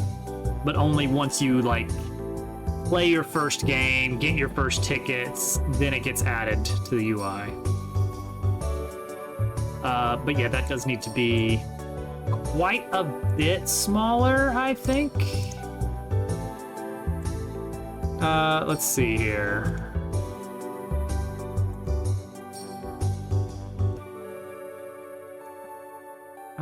Tickets.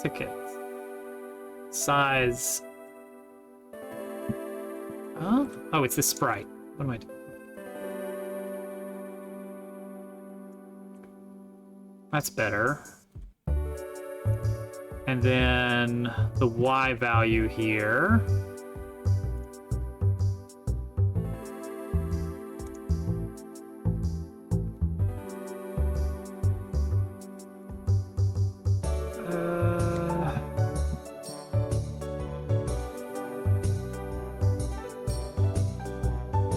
About 81.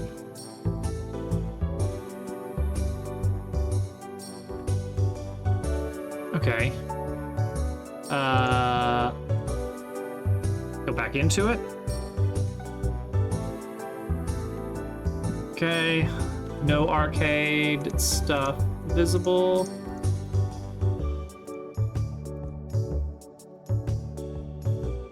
It's still big. Why'd it get... Oh, I know why. Oh, I know why. Okay, I know what I want it to be. However, it has its own animation player called Number Pulse, which scales the number up whenever you get stuff.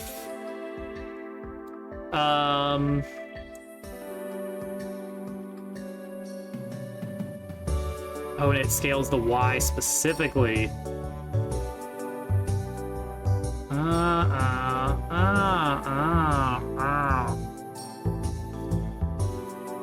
So it's just stuck on being huge, huh?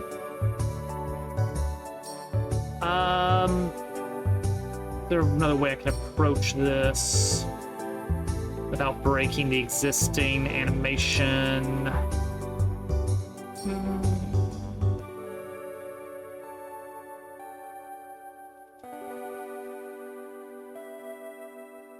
I mean, what if I mess with its position a bit? No, I mean, I still think it's pretty huge. It's still pretty huge up there.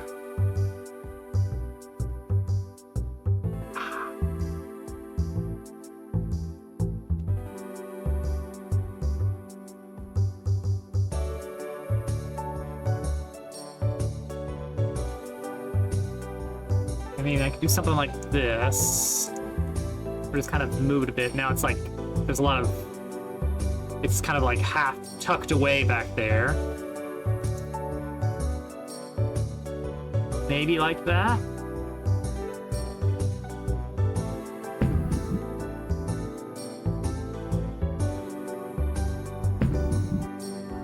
Oh, straight in.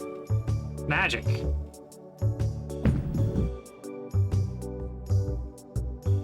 Terrible.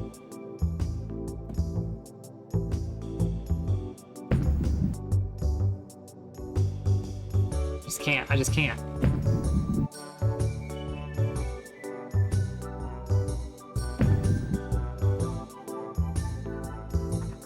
How does it happen? Come on. Full power. No, that's not how you get it. That's not how you get the 100. 100 may as well just not even be there.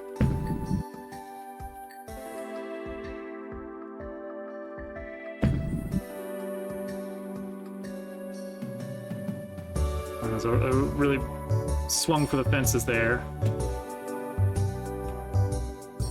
Okay, and then there it appears. Yeah, blah blah blah blah.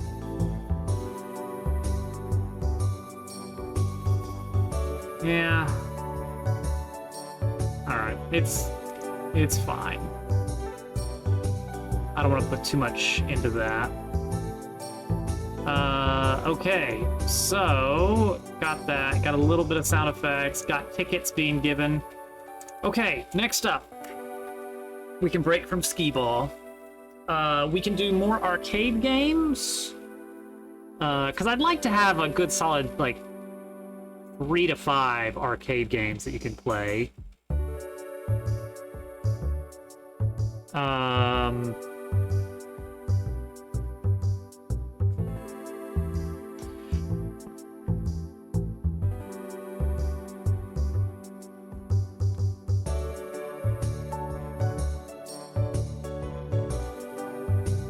Nope, still coming up.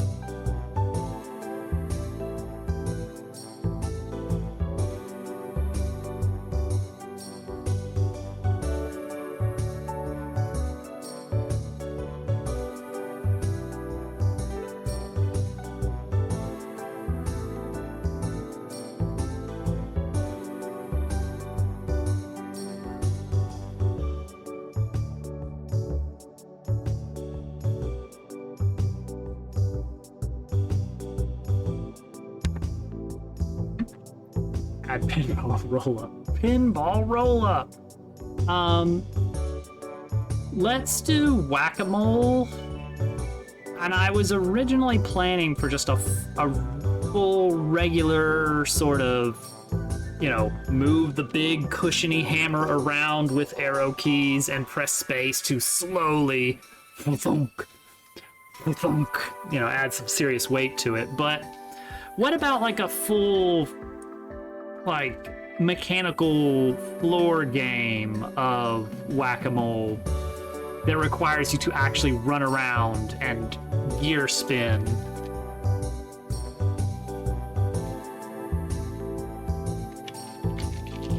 Or maybe jump on? Maybe jump on.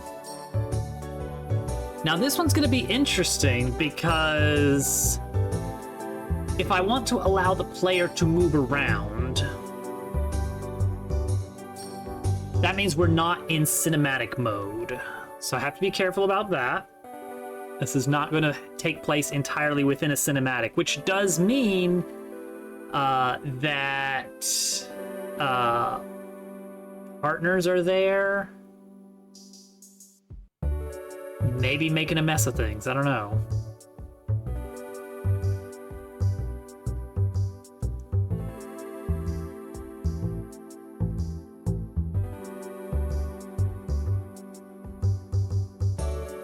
Yeah, we're definitely gonna lock them in. You'll be allowed to pause, which is weird. Can any of the partners mess things up? I don't think so.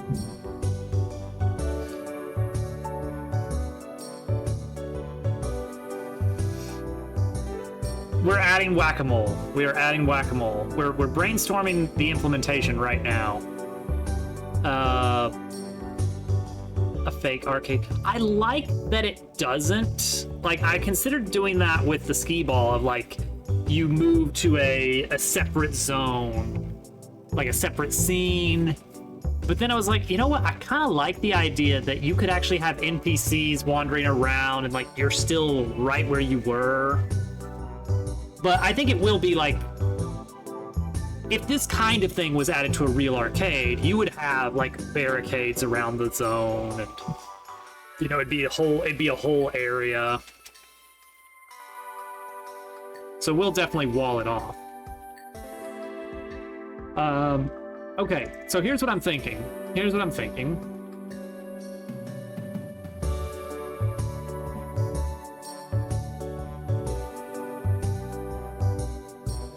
First off, everybody's favorite CSG box.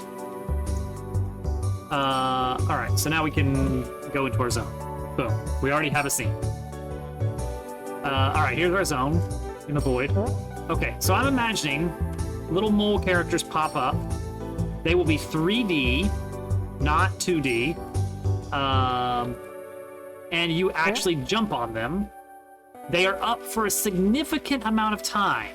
When you jump on them, you bounce up and to a random direction.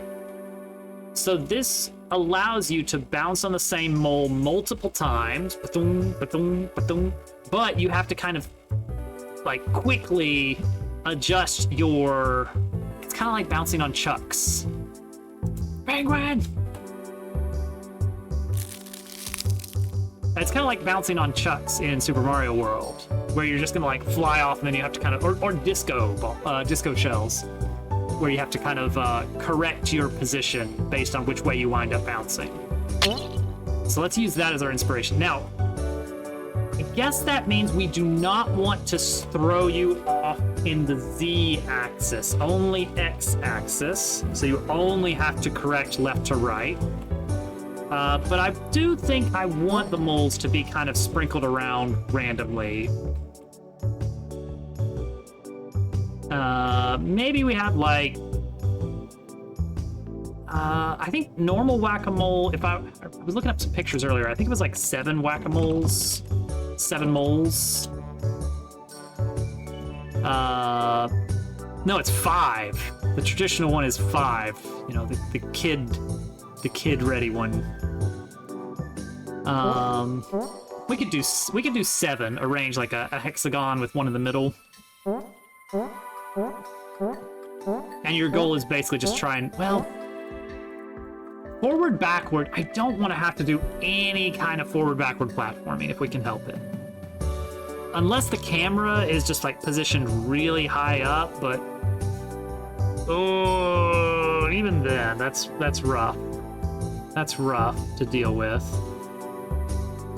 I avoid any... It's not noticeable, but if you pay close attention, there are next to 0 jumps that have to be made in the Z-axis. I go through some terrible hoops sometimes to make sure that you're only ever having to clear gaps left and right. Now you can scale away from the camera, but I never force you to jump towards or away from the camera like a certain amount. Like, oh, you want to just barely jump that way, or make a big jump that way. No, it's terrible. Oh heck yeah! It's just a thin line, and it goes straight away from the camera. And you have to play perfectly for 55 seconds. Do a mole jump.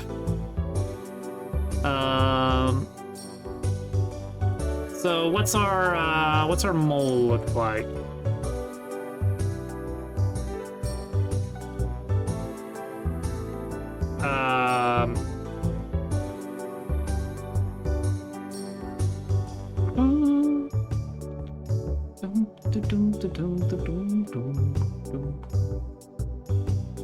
So the moles should be vaguely flat on top to make it easier to do the computation of like, yes, you are standing on a mole. Good job.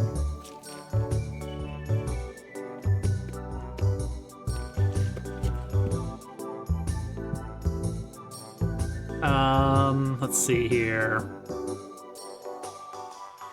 So what does that look like then?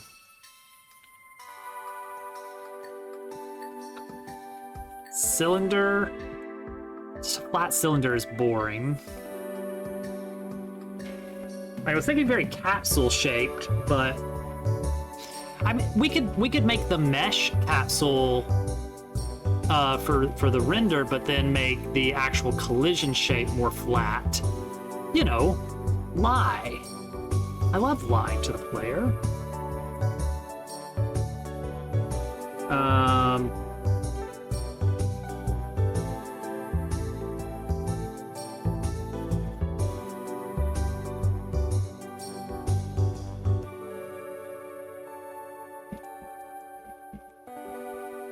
Mole instance. No, don't make it just that. Give it a node. Give it a node parent. Then add a collidable CSG. It's got like 16 sides. That's our mesh that we actually land on. It'll be lower down than that. And then we do a mesh instance on top of that. That's a no, not a cylinder, a capsule.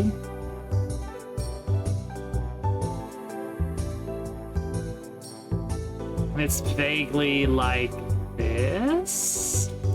That's the difference, maybe. And then as soon as you land on the top of this,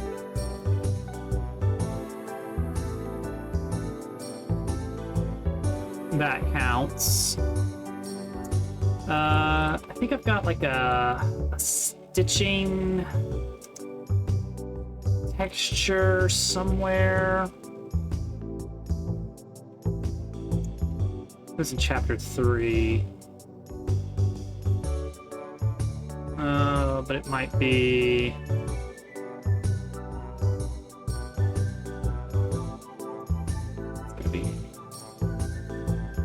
Oh, what did I call it? Weave.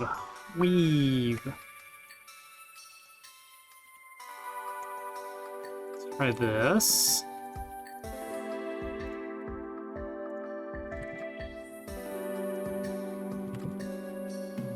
Kind of fabric-y look to it, kind of. If we give it the right albedo, then we can have a vaguely mole-ish. It's Diglett! Oh my gosh, it's Diglett! Now, we're gonna put in a little bit of character here. If you tried to play this game while Molma is the active partner, she will flat out refuse. She will object to the game on moral grounds.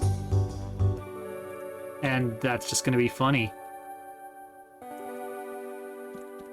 So, that said, it would probably be good if the mole vaguely... I mean, it won't resemble her at all, but... You know. That is the art of some of the characters in the game. This game has lots of little animals in it. like this penguin, for instance, who has no fan art. No one has drawn this penguin. I wouldn't, and this is the thing, I wouldn't characterize...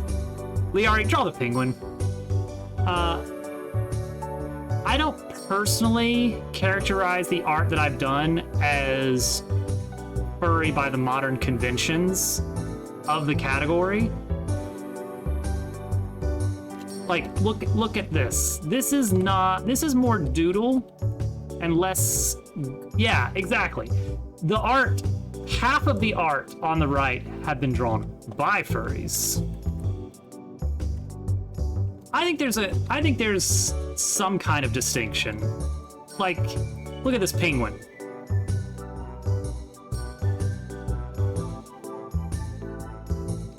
I would argue that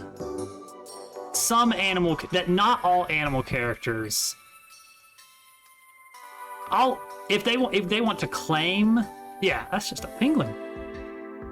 I would be more than happy if the furry community adopted my little characters and just, you know, went nuts. All right, I have to play more skee-ball now. I can stop whenever I want. I just need to get the 100. I know it happened. It just didn't happen on stream. The 30 is no problem. That was a good lob. If you want to go for the hundreds, you have to get a good lob. See, that was a great lob, but the angle was just not there.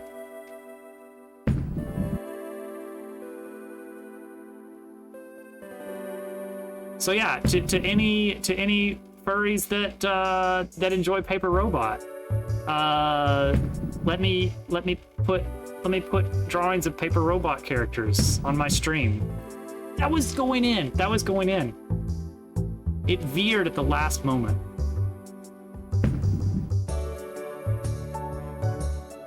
A demo? Are you telling me there's a free demo for this game? Doo-poo! I got 6! 6 tickets! You can play this right now, it's true. Alright. So a mole. Not this mole. This mole. So I'm imagining kind of a curved cone. You know what?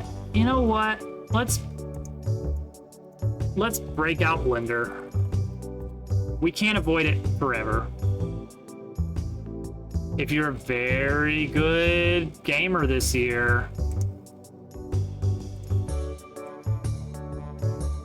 Santa Games might put a copy of Paper Robot in your stocking.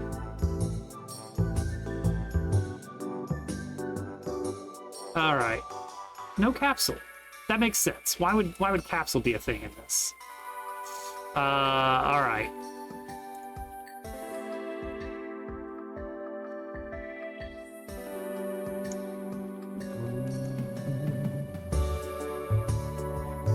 We'll shape that smooth. Okay. So what I'm envisioning here, first of all,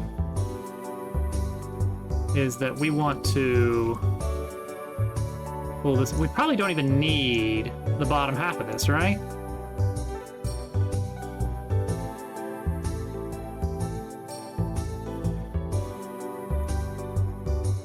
I mean, guys love characters with a wrench. Gals love characters with a wrench.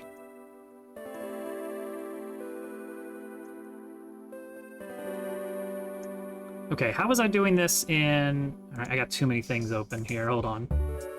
I gotta close the bot sequel for the or Shadow the Hedgehog endings names.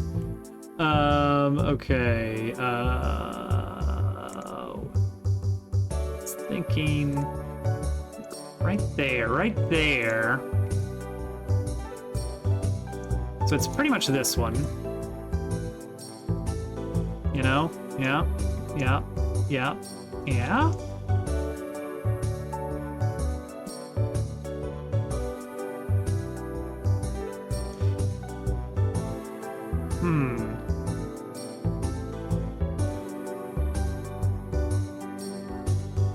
No, no, no, no, no. No, no, no, no. Okay, okay. Let's take these and extrude and scale down. Nope, actually, never mind, just the two. It's Mr. Rossetti. It's Mr. Rossetti.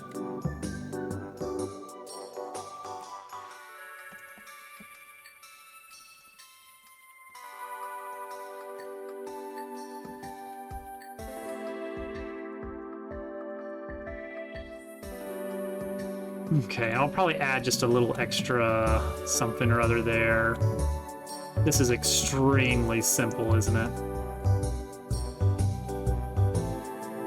I mean, that's not bad, per se. I feel like I do want a cut there.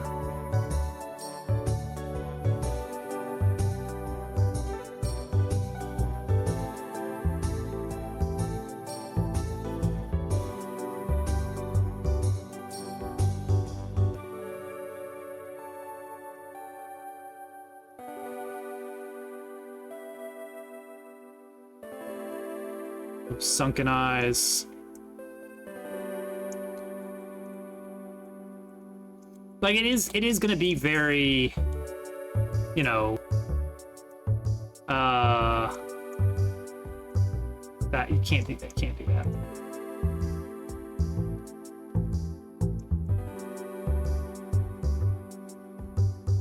That's what I was saying. That's what I was saying. Let's add a little helmet.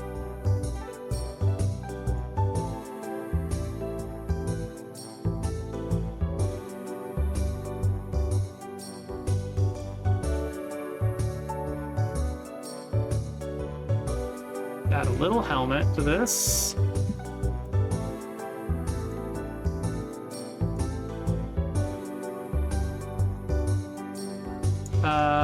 Okay.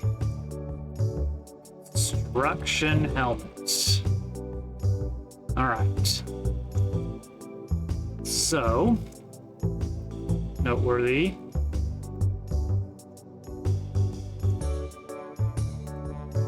A little bit of that.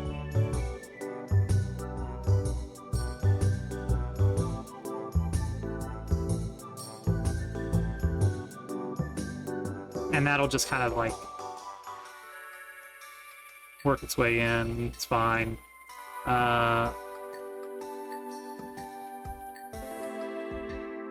of a little bit of a here to here.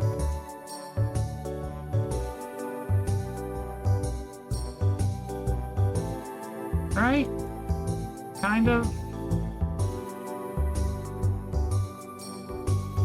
Kind of. Maybe a bit wider.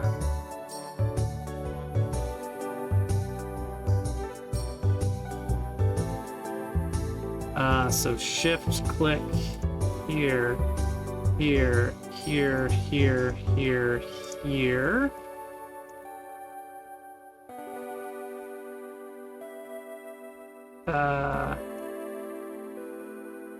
Thin it out a bit.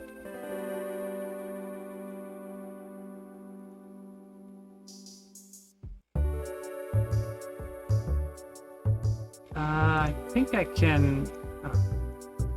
Okay, hold on now. This and this. Bring those together more. Same for this and this. I've got an idea. I've got an idea about how to fix this. Even this. Hey, come on, come on.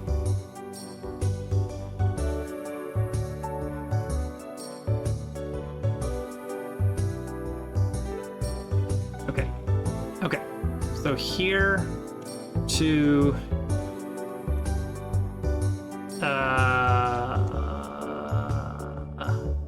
here. Oh, that's the path you're gonna take? Come on, come on, come on.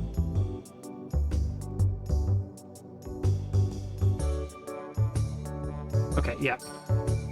Rotate 5. Nope. Rotate 10.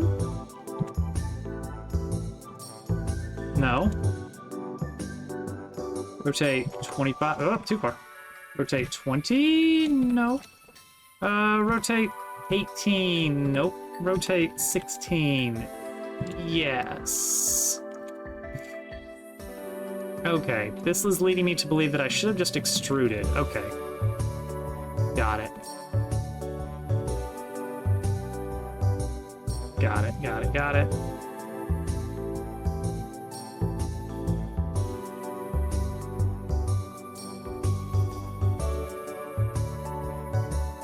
Now the problem here is gonna be the way that, it's fine.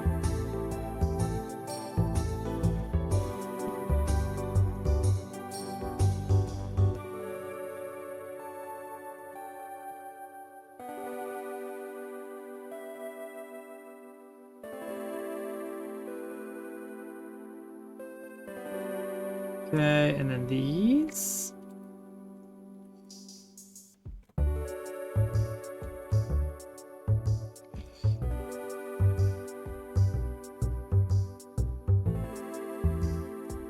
I don't need to put much effort into this.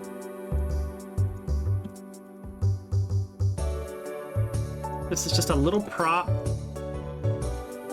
Just a little prop. No reason for this to be in any way given any kind of serious thought. And yet, here we are.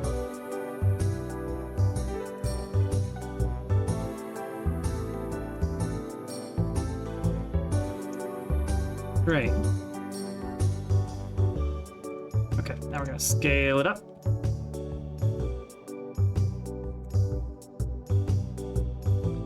Now we're going to rotate it.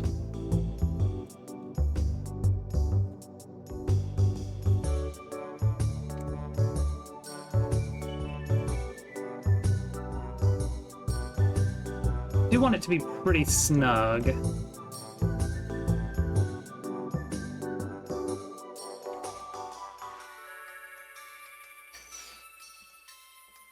Okay, I think that works for what we're doing.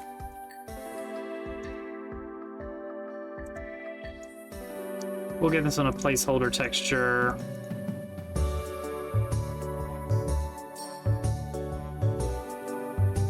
Mole. And then we'll throw in some CSG eyes. I think...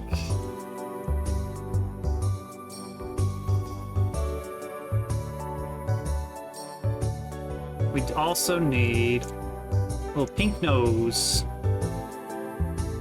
A little whimsical pink nose.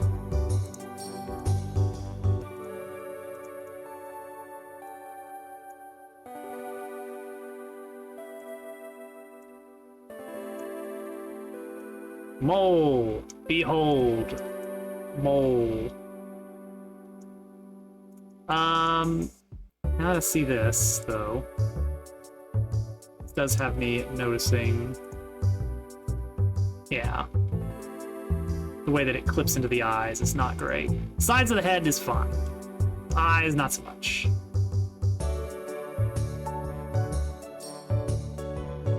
There we go. A mole.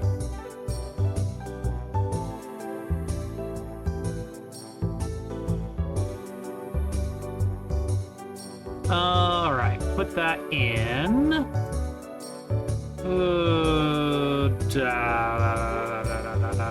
Art, Blender, Chapter 5, Mole.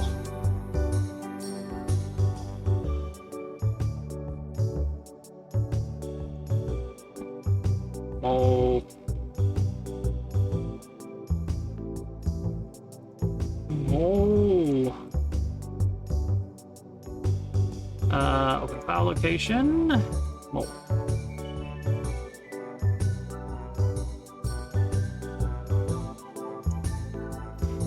Mole. Alright, mole instance. Save that as a scene. Mole instance. Perfect. All right, now we can mess with our mole instance.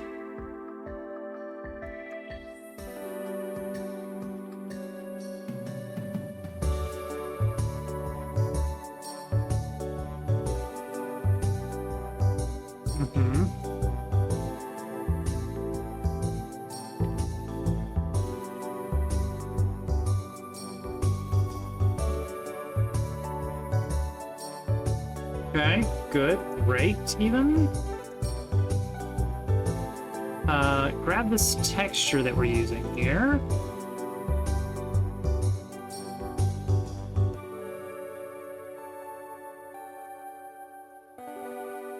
We're gonna change that to be triplanar because I did not do good on the UV, and that's a nice, easy way to fix that.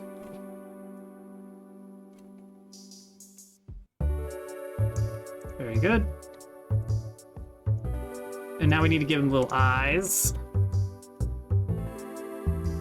We're gonna use a mesh instance of a sphere. Like a very simple sphere.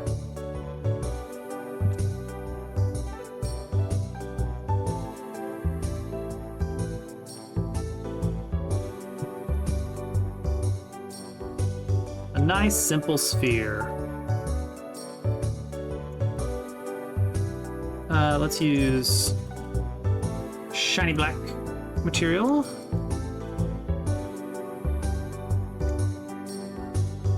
Let's make it like a little bit bigger.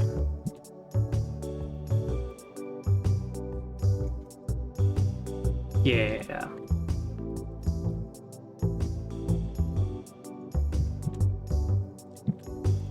Oh wait, is that not? Oh, it's Z-axis. There we go. Perfect mole. It's the perfect mole. If we want, we can even wiggle the helmet on axis, and that doesn't do anything bad to our clipping or anything, so that works out pretty nicely. So let's add an animation player to it. Let's call that it. What's that gonna do? It's gonna make the helmet wiggle. It should last very briefly. The keys are a little bit different than they used to be.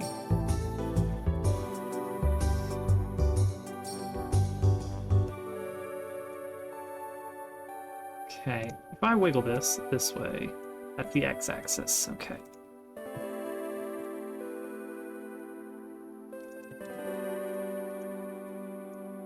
Okay, there we go. Boing. Alright, we can make it 0.4.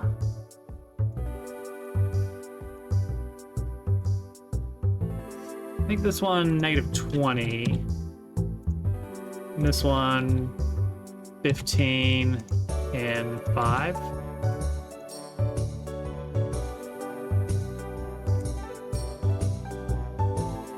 I'd like the whole thing to wiggle out of position a bit, but the way that it is parented in there, we'll have to do mesh container. Put that in there. And now we can rotate the mesh container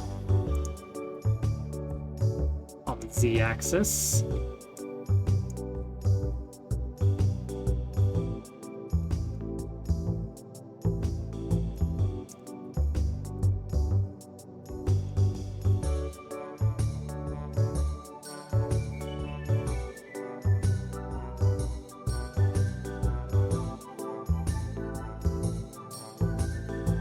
-10, and then +5 and -5.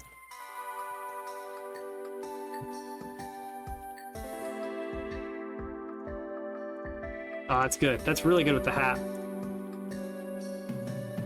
All right, cool.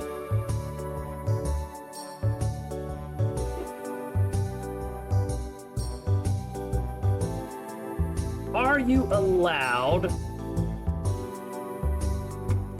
to smack it with your gear.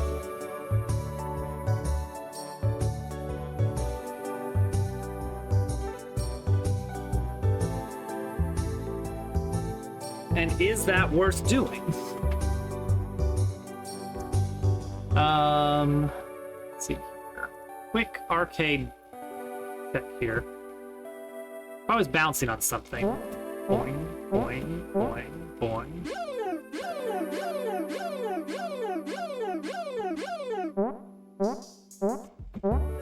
It feels like it's about the same, really.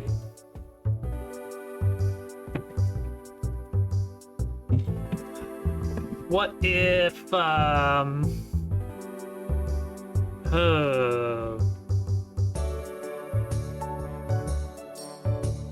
what if bouncing on a mole is worth more points?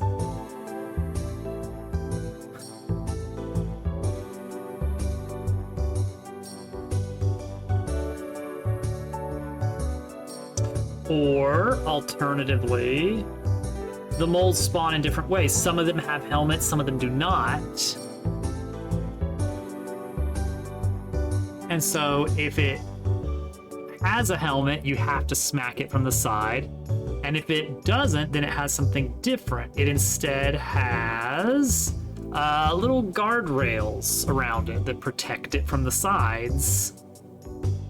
Yeah, now we're getting somewhere. We need some caution fence or something. What would that be?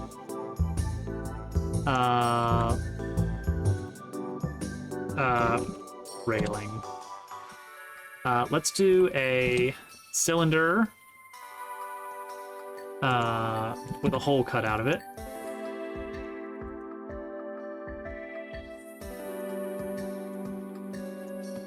Like this. And that'll kind of like, it'll pop up just as quickly as the mole itself. The mole is the only thing that's going to be really solid. I guess this can also be solid. That just kind of changes how I need to approach this. Okay, so this needs a. We have caution tape. The stripes aren't going to be diagonal.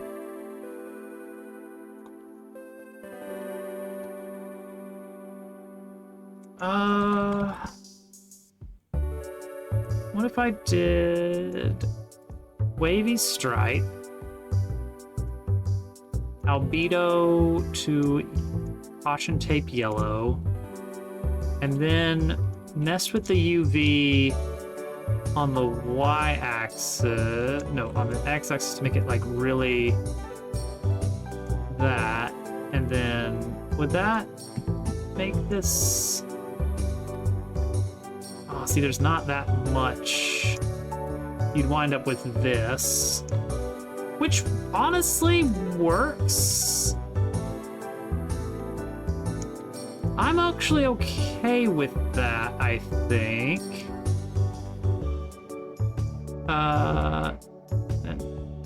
Go even thinner to get like. Yeah. Actually, yeah. So you're either gonna wind up with this mole that can only be jumped on, or this mole that can only be gear spinned. And so you're just trying to maximize points. Just get as many as you can. Okay, this is doable.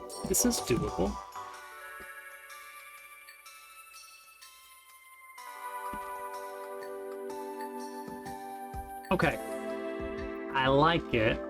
Now the mole itself is going to contain the collision zone. So it needs to expose a signal that it emits when it is struck. Is that Posey? What are you getting into?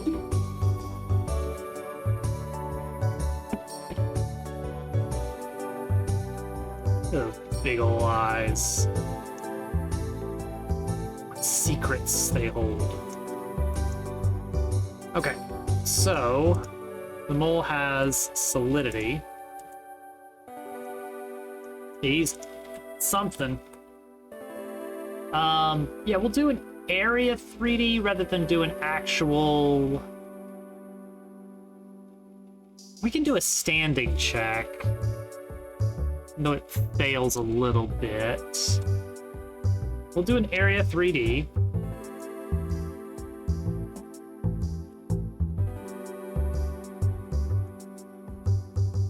Nice little cylinder shape.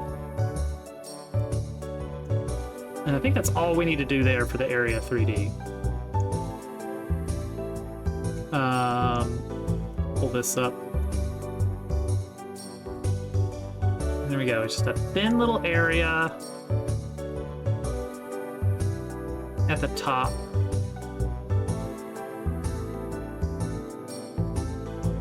Maybe make it thinner, or a little bit less radius. Okay, and so if you hit that, and it's the type that you can jump on, then you bounce off of him, and you can try to bounce again and again and again. If you bounce on the other kind, it'll make a different sound effect. Let's see here. Oh, what sound effect do we use in combat? On damage. Oh, you know what, Al? You're absolutely right. Gosh darn it. When you're right, you're right. This is Mario RPG, isn't it? This is 100% Mario RPG.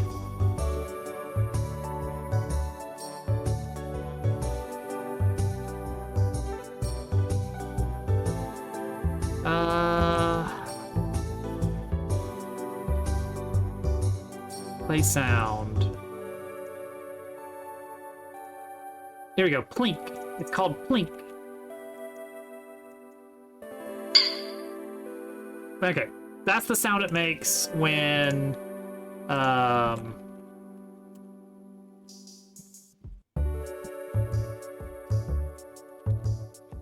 when you jump on him and he's wearing a helmet, or when you do the wrong thing. You hit him but do not get points. That's this sound. How many... Now, okay, I'm trying to remember the Mario RPG minigames, because there was one where you were jumping on things. It was Goombas. It was Goombas, and there was an occasional gold Goomba. This one, you're not just jumping. You're also... Yeah.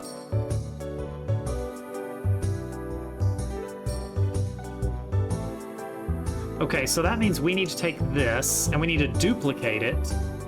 Duplicate it. Gold mole. I think I do have a shiny gold, which would be perfect for this.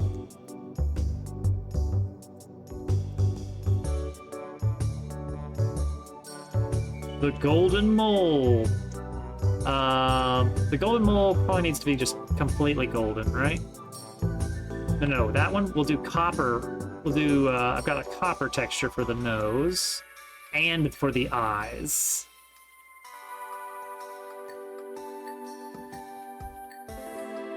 Okay, so those are gonna move into here, and then gold mole will have a separate version of this. The golden molden. The golden molden. Okay, that's actually kind of nice looking. I think it needs particles. What's something that's shiny and golden? It does sparkles in 3D. Does the golden gear? The golden gear. Ooh. Ah. This right here is the one we want. But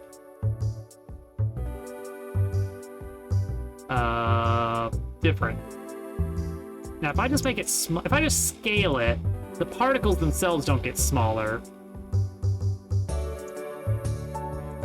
But we can reduce the number of particles. And I could make it like this. The golden mold. That looks pretty important, I gotta say. This, nothing. This, whoa. Alright, cool. So helmet, railing, which is gonna be mostly under the ground. 3. That's how you know. Oh yeah, you know what? And it's gonna come up really quick, and then it's like, oh, I missed it. Oh, I was on the completely opposite side of the field. Oh man, I can't believe I missed the gold mole. And then at the end of the game, like a bunch of gold moles will pop up. You're like, oh, I gotta get the gold moles. Oh man. Yeah. It's all coming together. Gold moles. Oh, let's hide that. Hide the texture looping point there. Yeah, just to confirm.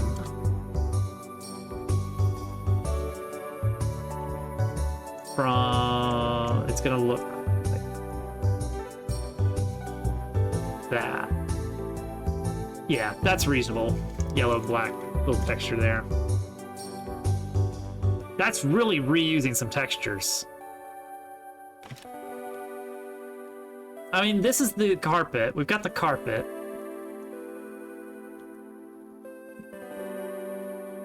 I might give it a little bit more of a secondary texture or something. But I think it adequately just blends in. Okay.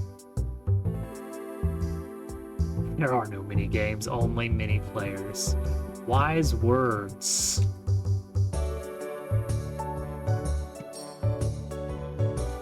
They should have added mini games to the message from deep space.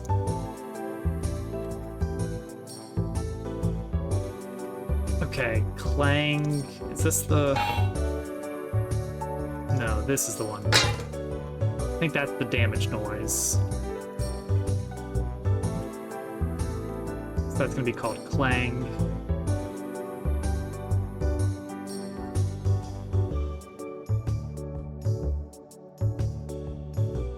My game might be getting too big. Alright. So we've got the railing, the sphere, which is regular mole mesh, gold mole, sphere 2, which is helmet, gameplay do.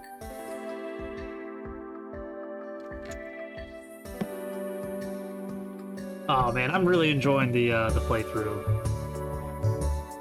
It's been really, really good. So railing is fine. We'll turn on collision. It's probably not necessary. Honestly, it's a weird bit of media in that I feel like it genuinely would not work well. Like it's a very story-oriented game, kind of. Like the actual solving of the puzzle feels almost secondary to the plot, and yet I don't feel like it could work in a more story-centric medium, like a book or a film or something like that. Like the fact that you are working through these messages, it's very, there's a term for it where you're doing the thing that the character you're trying to relate to is doing. You're doing the same thing as them. You're feeling the same things. you're doing the same actions of like, oh, I'm thinking about this message from deep space, and what does this mean? Yeah. And I really like how they can really just hit you with a whammy of a message, and like, oh, I see what you're saying. I think I know what the aliens are getting at here. Yeah, that was such a good moment. Yeah. It was a really sweet little bit. It's like, oh, we have a special frequency signal that represents me. I am signal number 143.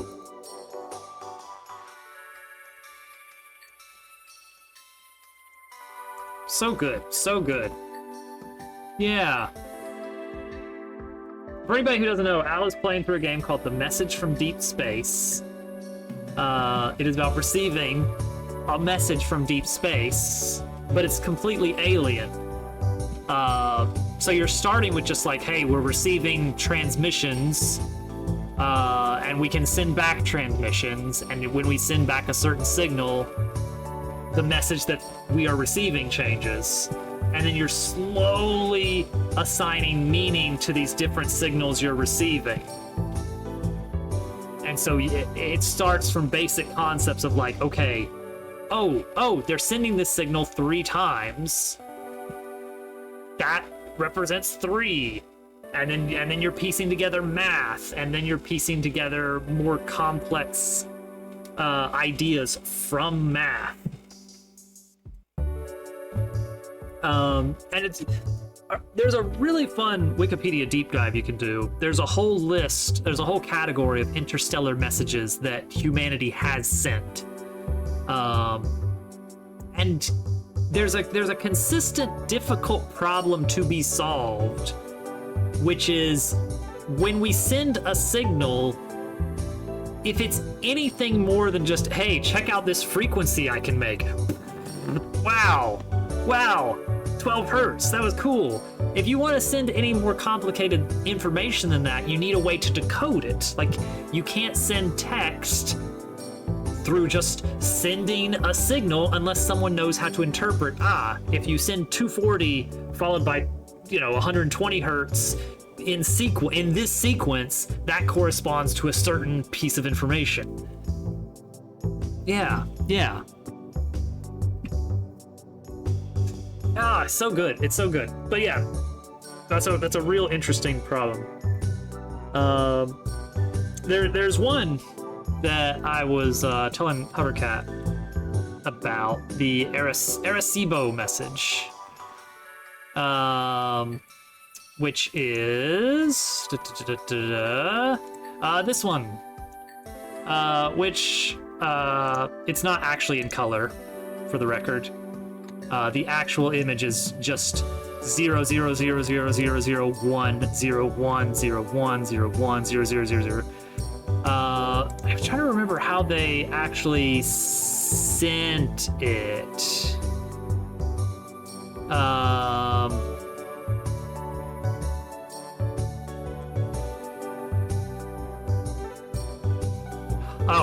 Sending a series of high frequency, low frequency to represent 1010.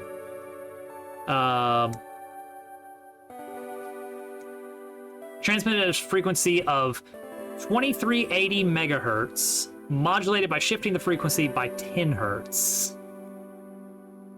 Shifting at the rate of 10 bits per second. The full message is a 3-minute.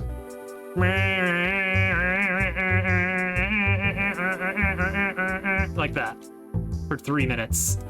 But there's a pattern to it. And what I really like about that message, the Arecibo message, is the number of bits is it's the product of 2 primes.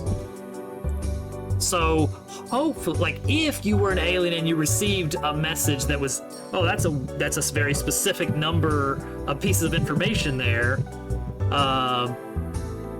the first hopeful thing that you would figure out is like, hey, wait a second. that's A times B. What if we laid these out in a rectangle that's A by B?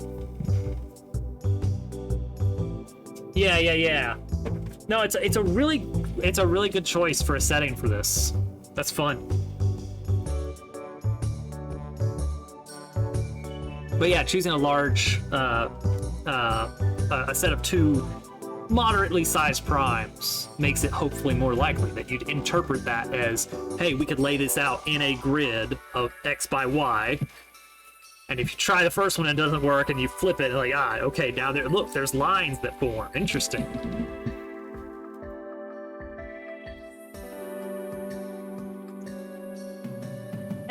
And I mean, as the game makes you feel good about the idea of like, oh man, we could do this. We could actually figure this out. As long as the alien message is not too alien. The author of this game has that privilege of making it just alien enough that it's like, okay, this is weird, but we can see, there's definitely something common ground. We understand the same principles of the world. We both come to the same idea. Yeah, very curated. Which, it works. Yeah, and I don't know that there's ever... It's always that it's waiting on a response. It does not respond to incorrect inputs, or you cannot send does alien blah blah blah, which, I mean, again, confines of a video game, but also good lore reasons there. It's understandable. It's automated.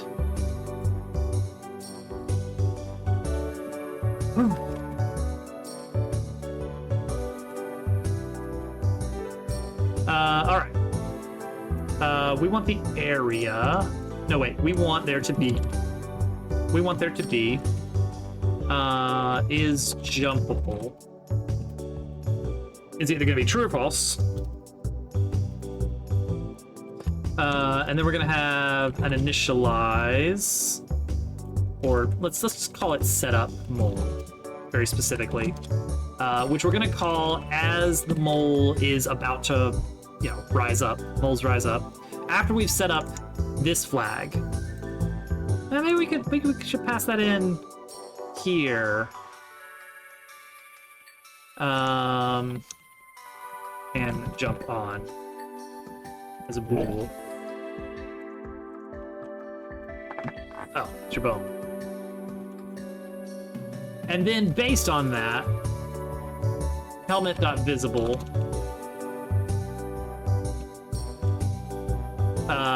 is, if you can't jump on it, then the helmet is visible. Yeah. Exactly. Oh, and then we gotta set is gold.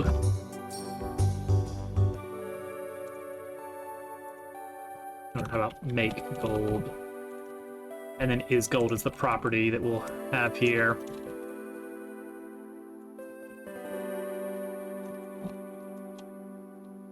So that way we can just call setup, and then that'll launch it. So we instantiate it, then we call setup with our properties for the mole, and then we're good.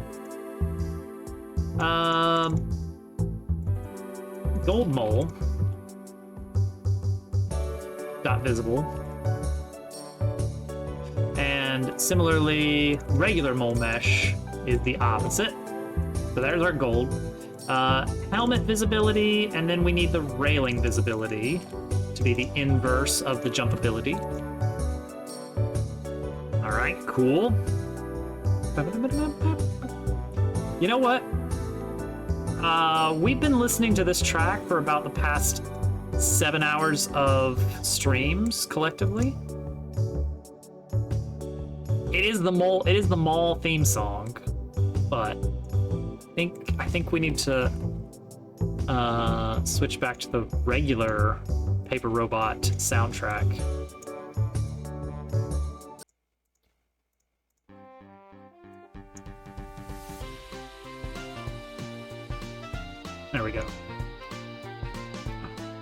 Wow, we're doing something different. I was just in the zen zone of the mall. All right.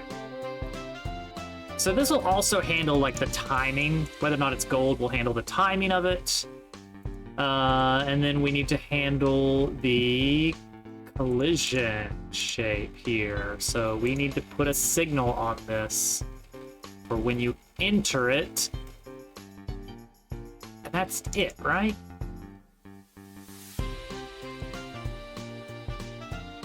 Oh wait, no. Disconnect that. Disconnect. I want body entered. Disconnect this. And then I can actually set the collision zone specifically to look for player.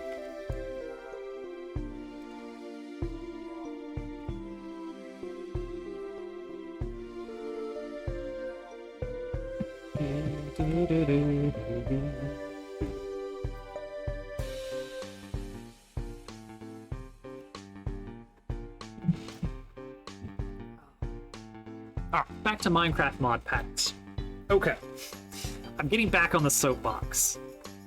I feel like the experience that I'm actually after is to fly around in my awesome steampunk airship and look for key places in the world. You know, like, oh, we need to find these things around the world.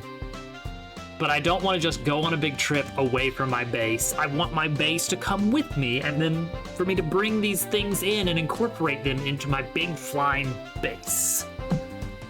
So it's almost like I'm wanting some kind of behemoth airship to slowly make its way across the landscape, or quickly, moderately speed. Not as fast as Photon's dirigible did, because that didn't even give a chance for the world to load.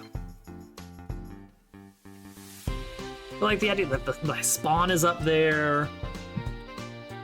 You know, some basic machinery, maybe some bigger machinery, I don't know. Like, maybe enough that it provides a trickle of resources. And the ability to, like, disembark, grab some resources, and then head back up to the ship before it flies. I don't know. I don't know what I want. I don't know. I want to be in a Minecraft world long enough to feel like collecting all the different types of trims is interesting as a goal, or, you know, getting a bunch of animals together for a zoo. I feel like the Above and Beyond pack, as much flack as it gets, had a really good sense of direction and a goal, a specific goal. Your factory was being built because you actually needed to generate tens of thousands of this one item. Now, where it differed from Factorio is that Factorio, the different science packs are independent. To continue research, you need a red science and a green science and a blue science to do most blue research. In the Factorio version, it was a little bit different in that to make the Chapter 3, let's call it science pack, really just the, hey, make 100 of these and you're good. To make the Chapter 3 science pack entity, you had to craft it from the Chapter 2 entity, and that had to be crafted from the Chapter 1 entity. So they were more dependent. You actually had to build your science chain, let's call it, more linearly than in parallel like you would in Factorio. So it was different. It was different. But it was good. And then all that feeding the final Chapter 4 pack of, all right, make 1,000,000 math numbers. Make raw data. It was fun. I enjoyed it. Let's say hit timer. So after you hit it, it'll have like a little bit of a cooldown before it can get hit again.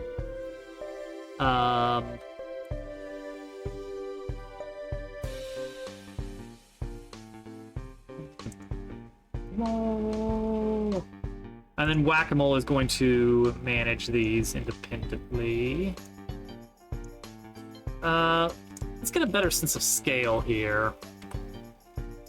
How big do these moles need to be for a good game of Whack? No, this is the wrong...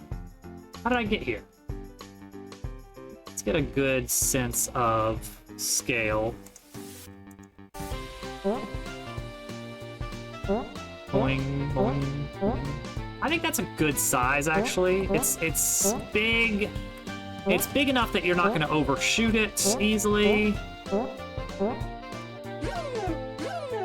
You can kind of brush up against it pretty easily. Yeah, all right. I think that scale does work for it. Crazy. All right, so the actual mole instance is going to get produced, and then it's going to have a timer, depending on whether or not it's gold. So it's going to pop up. Let's call it up timer. So when you set up the mole, up timer is going to equal very brief if it's gold. Let's say 1.5 if is gold, else 4. We're gonna randomize the positions, but not the number of things. Maybe the timing of gold moles. We need to treat these as filling slots as well. I don't want to have 2 moles in a row pop up in the same slot, because then they're going to kind of override each other in weird ways, or overlap in weird ways. We don't want that. All right, process. Up timer. We're going to move that towards 0.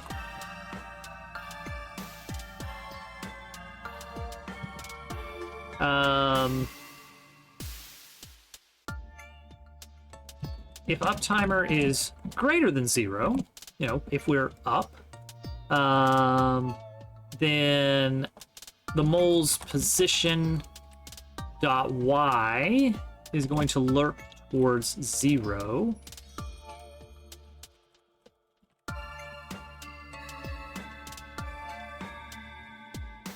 At a rate of, I don't know, 0.1, let's say, times delta. This is not how you do lerping with delta, by the way. Mathematically, this does not work. Different delta values will create different results here. The problem, normally when you're working with delta, and you do like a move toward times delta, I'm doing a move towards delta, like this is my goal over here, and I'm starting from here. If my delta is small, you know, then I'll move a small distance. And if my delta is large, like we stutter for a frame, then I get a large distance until it, you know, moves towards the final point. But lerp is different. Lerp is saying like an let's say 0.5 lerp is saying that in that frame, I want to move 0.5 the distance. So let's say these are our frames. 0.5 the distance. Then the next frame, next frame, next frame. And with a steady frame rate, you get a very nice little curve here. Very cool. You know, half, half, half, half, half. It never actually approaches, don't worry. It never actually reaches the point, don't worry about it. Hopefully that doesn't matter.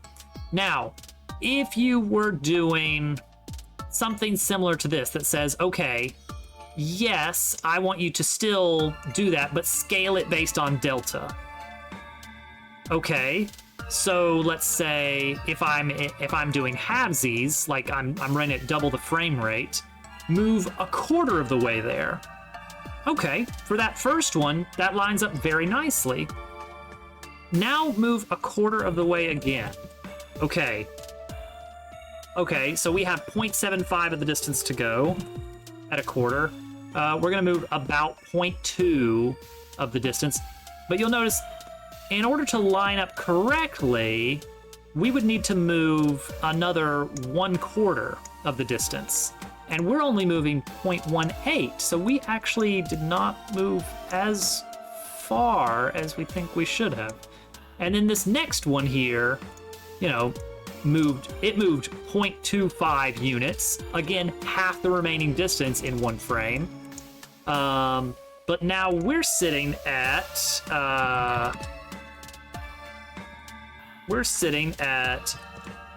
oops. Times, oh, you can't times -1, is that true? Oh, here we go. We're sitting at here. This is our location, our distance remaining.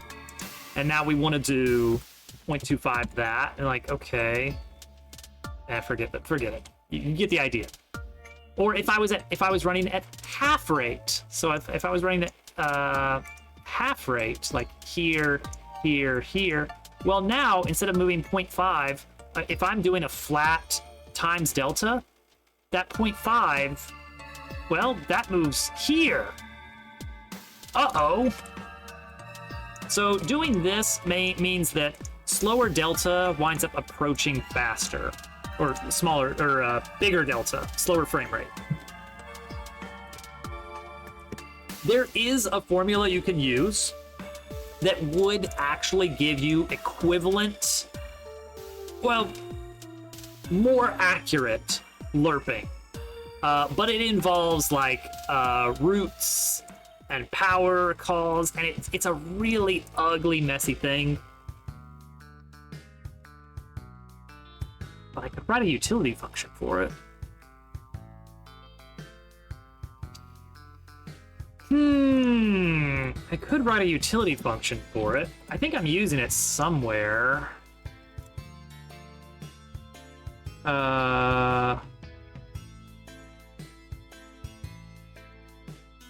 Is this it?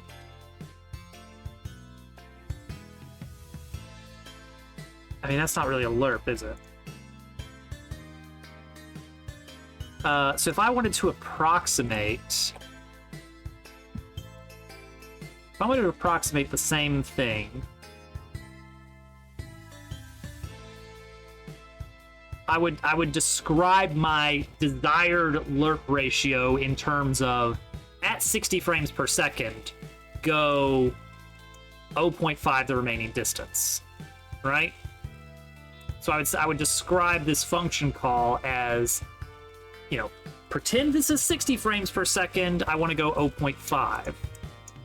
I would take that number and I would say, okay, what's my actual delta? What does my actual delta describe? If my actual delta describes 0.5, or you know, a 60th of a second, then I just return, you know, if I'm actually running at 60 frames per second, then return my target t. If I'm running at 30 frames per second, well then I need to run, I need to go half the distance remaining and half the distance remaining again. So that becomes t squared. Yep, I think I see where we're going with this. If I was running at 120 frames per second, I would run the square root of t, or t to the 1/2. Ah, you see the function here? Yeah, the pattern emerges. It is exponential. So yeah, it's based on how big is delta compared to the expected delta. Yeah, let's make a little utility function for that. I think that's reasonable, and it's nice to have. We're gonna call this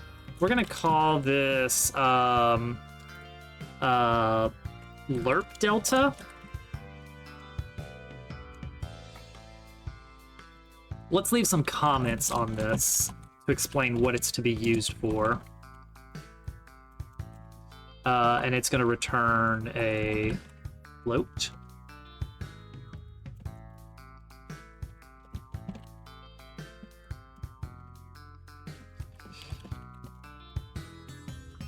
To be used when lerp ratio is needed inside a frame rate dependent function. Call as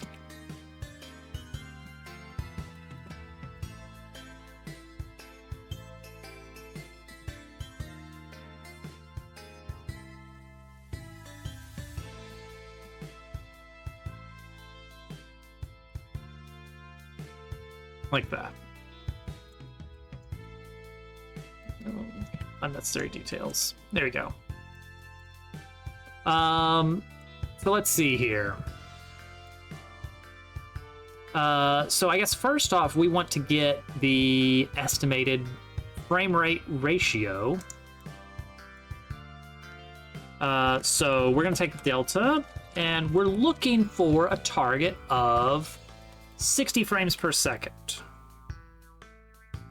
So multiply delta times 60, and we're expecting that to be about 1 second if we're running at 60 FPS, so that should be returning 1. Return.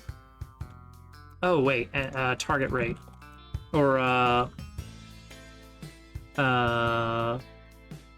wait.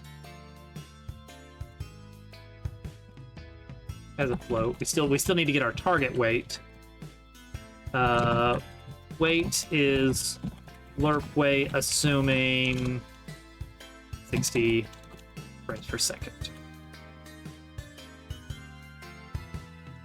So we're gonna take this, we're gonna raise it.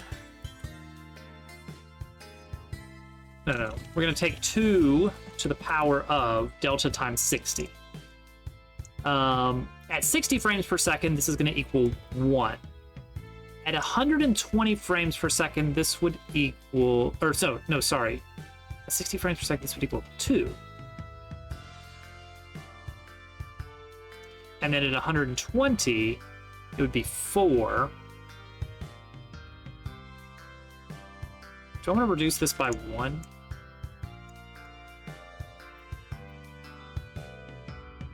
So that a 60 frame per second run would equate to 0 here, 2 to the power of 0, 1. 30 frames per second is half that. Oh no, we want the inverse of that, don't we? We want this whole thing negative, or we could do 1.0 minus delta. Okay, so now this whole function, well, let's start with this function here. 60 frames per second, we get 0. Good. Which equates to the final function. 30 frames per second. So delta is bigger. So delta is coming back as 2. No, this is... Is that what I want?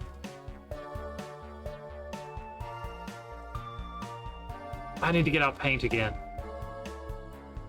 All right, let's start with delta 60. Let's chart it. Let's chart our numbers. How about that? Delta times 60, FPS 30, 60, 120. Our goal value that we're looking for is what we want to multiply our ratio by.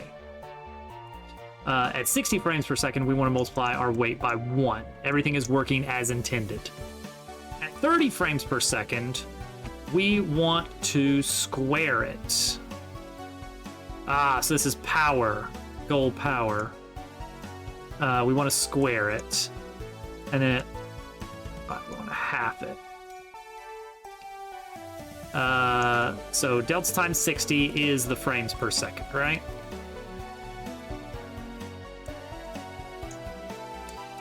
So our goal is that.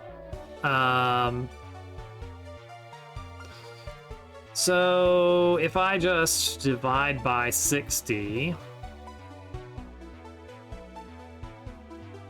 Wait, that doesn't make any sense, does it? No, this is delta times 60 is how many seconds? Something. Seconds ratio. Frame rate is bigger. Frame rate is smaller. Okay. So this is just raise, don't raise 2 to the power, raise weight to the power of delta times 60. Is that correct? Is that correct?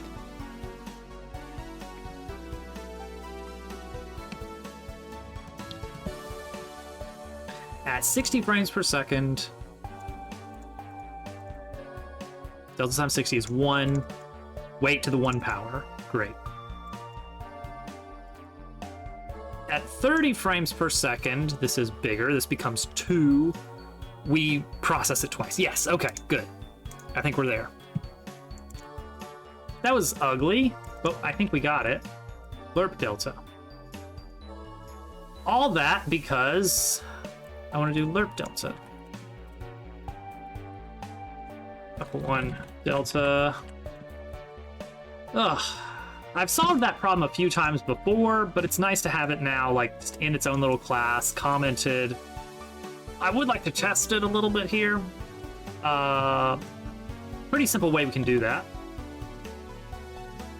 Let's just say that this is just running. And position.y minus equals 5. Okay, so let's just go into whack-a-mole. Let's just watch this rise up.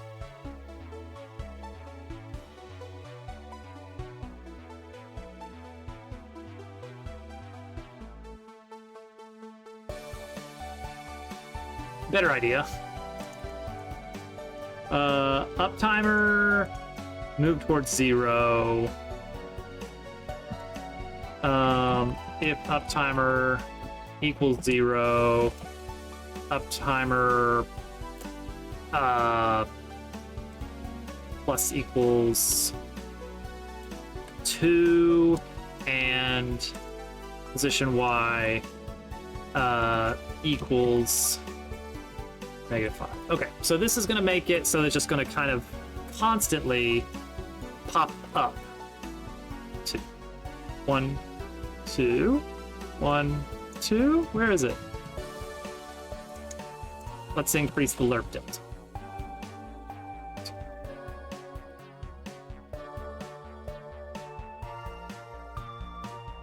1, 2, 1. Okay, so now it's okay, now stop. Currently, we are running at 60 frames per second. Disable VSync.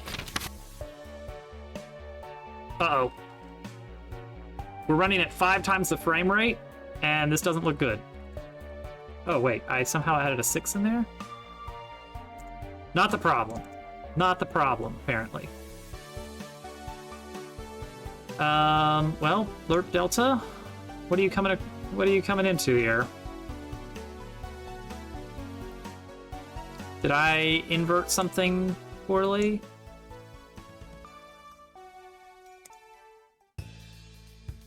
Lerp delta. Let's just have that keep going. So this is returning. Well, now this is 5 times as much. This is happening 5 times as often.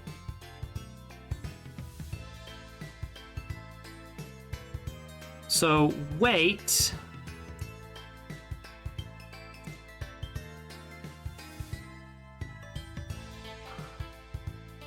.1. Oh boy, I need some actual numbers here, don't I? Alright, so we've got our weight of 0.1. We're running that every frame. So let's just take the first frame where it's got how much distance does it need to travel for a mole? 5 units. It's wanting to go 5 units, but we're lerping 0.1. So in one frame, if the weight was 0.1, we would be traveling 0.5. But we're not. We're not actually going to travel 0.1 because we're doing some magic. We're scaling down that weight. So our frame per second originally was 60 FPS, which meant that our delta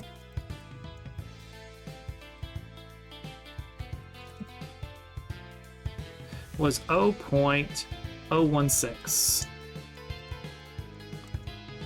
Repeating.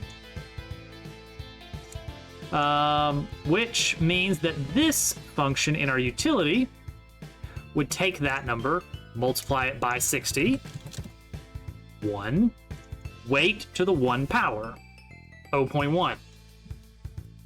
So our return value was 0.1. Great. So our first frame, it would run that. Now, running at 300 frames per second now. 5 times as fast. 1/300. We're running at 0.003 repeating. And we can verify that here. Delta 0.0016 actually for that one. It's an average FPS here. Yeah, it's going all over the board. That's fine. Whoop. Hey. I saw you working.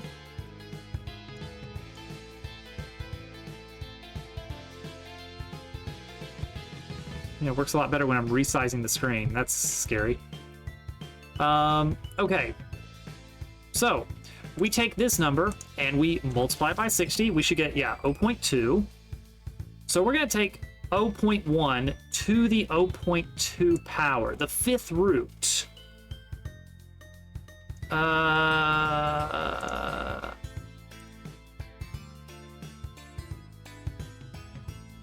0.1 to the 0.2 power?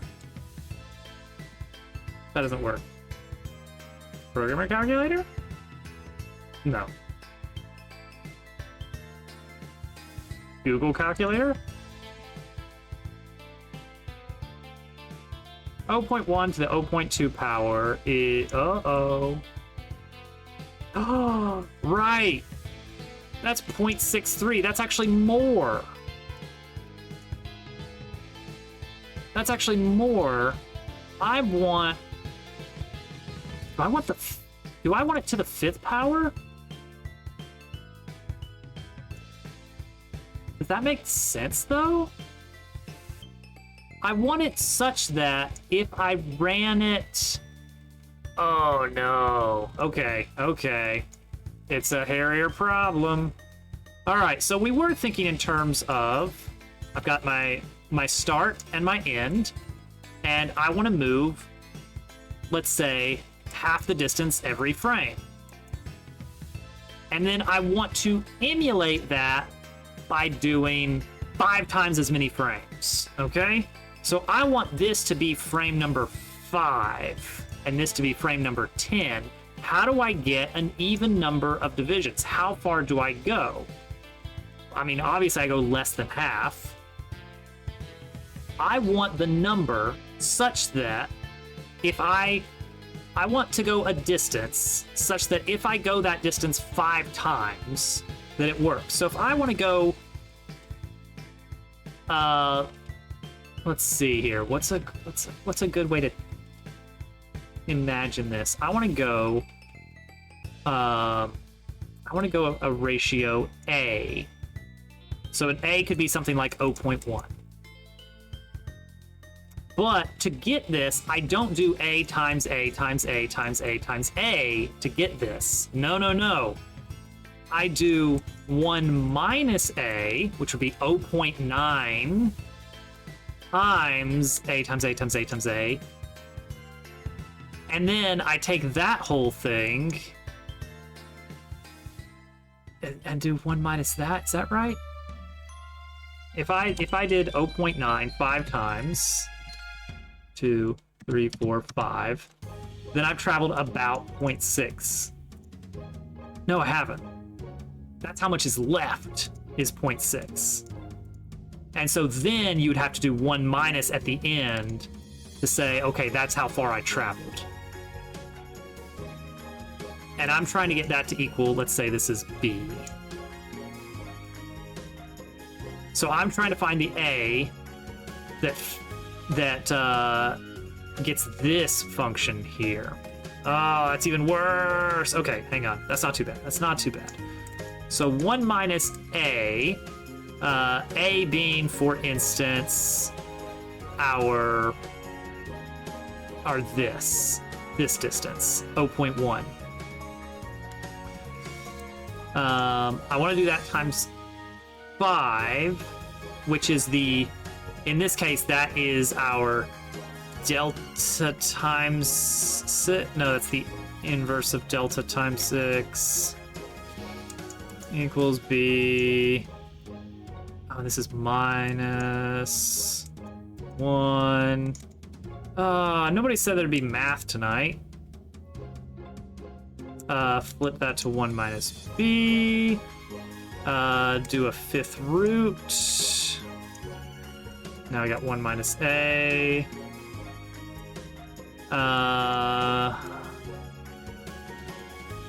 Minus 5th root of 1 minus B is A. So in this example, let's see if the numbers work out. Let's actually use 0.4 for B.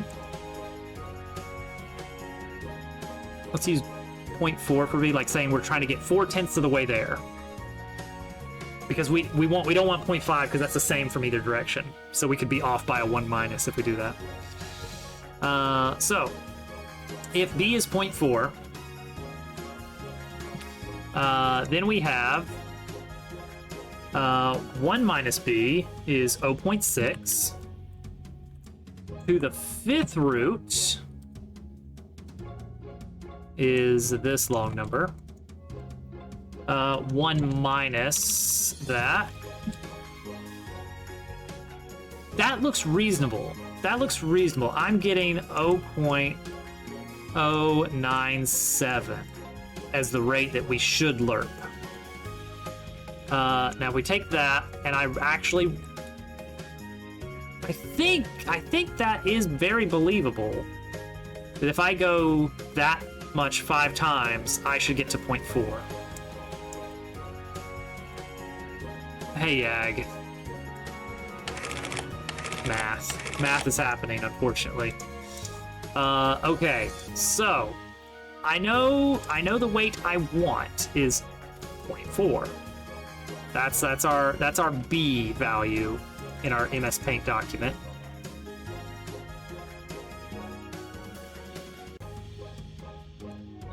What's our 5th root here? If delta is... Okay, so that'd be like 0.2. Okay, that works. That works. So let's just plug this formula in, and we should be in great shape. 1 minus... Wait, hang on, I'm inside of the weight function here. 1 minus power.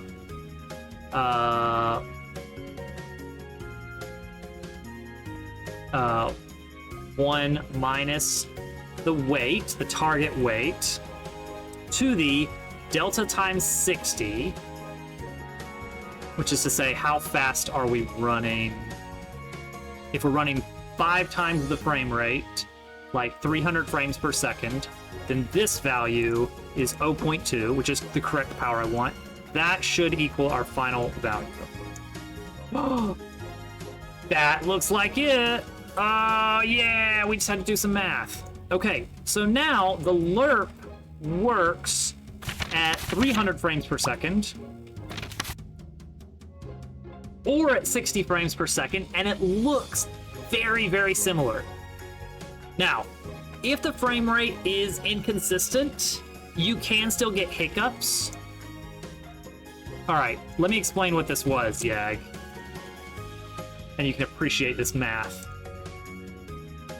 So there's a common function in Godot.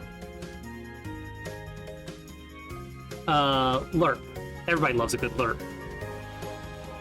And the idea of lerp is basically I am at some point, and I'm trying to get to some point. And then, so you have your start, you have your end, and then you have your ratio, your weight. If I said my weight was 0.3, then my final result would be right about here. And that's fine. Sometimes, in an update function, to make a nice little, a quick and dirty, smooth transition like this, you might say, hey, every single frame, I want you to move 1/3 of the way towards B from your current position. And so the result is you get, actually, let's say half. Let's say half because that's going to make it easier for me to graph it. And so you get basically this. The first jump is very big, and then it starts to slow down. And you could tell your function, hey, do this every frame. And that works fine. But what if you were running at a different frame rate? So in 60 frames per second, you get right here in 1/60th of a second. But in 300 frames per second, you're gonna go half the distance, half the distance, half the distance, half the distance. You're gonna be right here after that same amount of time. Yeah, I just made frame-independent lerping. I made a utility function to do that. So it would, at a faster frame rate, the lerp would process faster. Now, the easy way to do it is just say, just multiply the weight by the frame rate, by delta, or, invert it by delta, I don't remember. And it's like, okay, that doesn't really work though, does it? That doesn't quite work. What you really want is you want that after 5, if I said make the weight 5 times as much. So instead of going 0.5, go 0.1 5 times. It's not going to go 0.1, 0.2, 0.3, 0.4, 0.5. The first frame, it's going to go 0. If I say, well, since I'm moving at 5 times the frame rate, instead of doing an 0.5 weight, do an 0.1 rate. Well, the first frame, you're going to go 0.1. But now you only have 0.9 left, which means the second frame you're going to go 0.09, and then slightly less, and slightly less, and slightly less, and then after the same amount of time, you're a little behind now. It's closer, but it's still not exact. And so what we have just added is a function that actually calculates, hey, I'm running at 5 times the frame rate. What is the exact amount that I need this frame such that with these diminishing returns, it will actually line up to the right amount in the right number of frames. And that's what we got. And so now it's nice and smooth in 60 or in 30. And this is the function right here, right down here. It is one. So if you have the weight and the current delta, so my target weight for 60 frames per second, 1 minus weight to the delta times 60 power.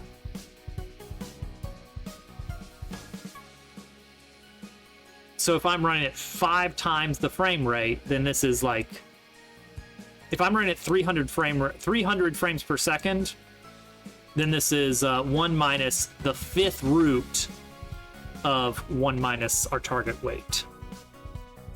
It's ugly, but the math checks out. and the results don't lie. It looks like it's running really well. So feeling good about that. It's not my first time calculating that. I've got it somewhere else in the code, I think, but it was like a one-off, and I was like, oh, I should just not do that.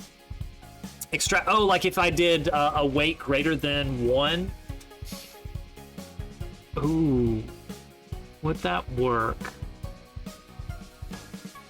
A weight greater than 1.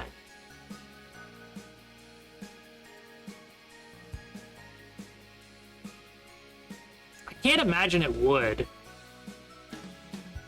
Admittedly, I should probably throw an error if you try that. Because this is specifically for... could you even use that in this use case? Like... I'm trying to imagine the use case for that. Because all of my lerps are always... Well, not all of them.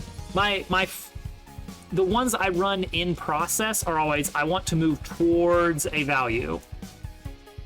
And if you do a weight greater than 1, which you can do with the lerp function independently, but if you ever do that in process, it's going to grow unbounded.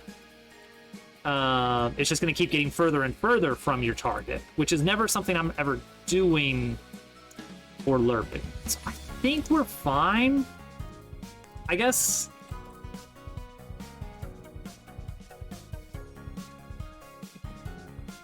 Just as a safety. Just a little safety check. Actually, you know what, better yet? Let's just clamp it.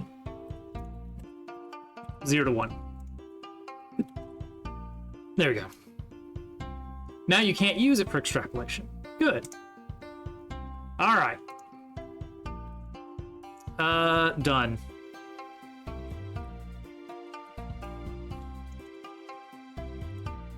Alright.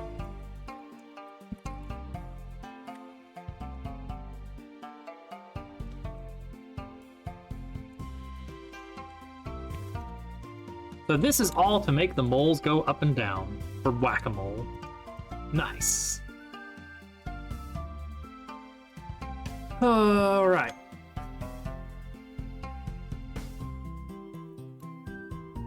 Oh, good. Oh, good. Alright, let's make our goal to just get the moles to go up and down. No interaction. Let's not worry about interaction. Yeah, standard lerp is such a nice little shorthand. Hey, casual. Such a nice little shorthand for doing, like, what you would maybe normally do with, like, a tween. With, like, an ease in. Or is that ease out? No, that's ease in. I always confuse the two. But like, if you're gonna do a tween, it's like, maybe you could just do a lerp instead and you get kind of a similar, if you're doing like an exponential tween, then you get a very similar sort of thing. Casual, I hope you like skee ball, because we got skee ball now. Oh, I hear people? I don't know. Skee ball is rigged. I mean, yeah. There will be point sound effects going crazy up in here. That's Penny. She's the Chapter 4 partner.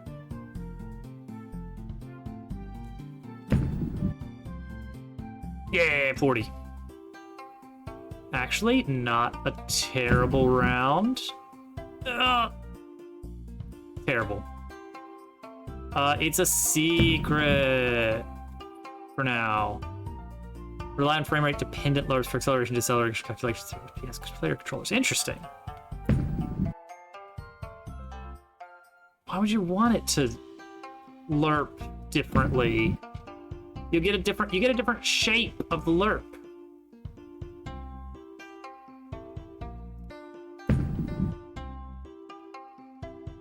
I could imagine it for like a one-off value. 9 tickets. 9 tickets.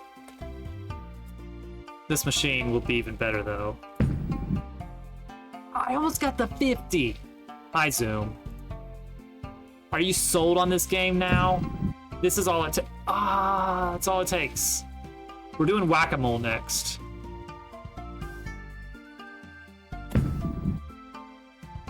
Oh, very satisfying. Just right in the middle.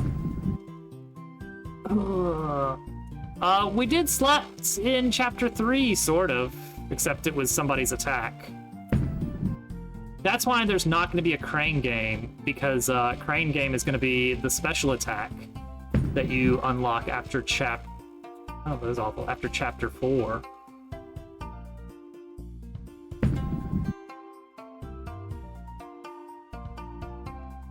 Yeah, I mean, if it works for your situation, then, you know, it works for your situation. Every time I'm using lerps, though, I want it to not care about the frame rate. We got DDR right here. You know, your standard button press, you know, joystick at red and blue button DDR machine.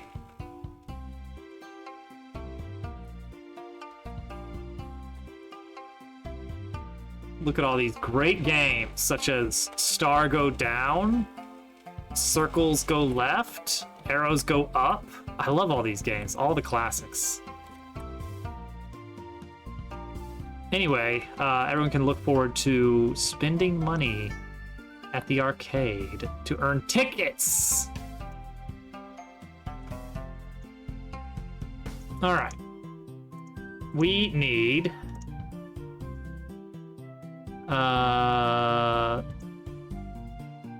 we are doing whack-a-mole. I guarantee you, we are doing whack-a-mole.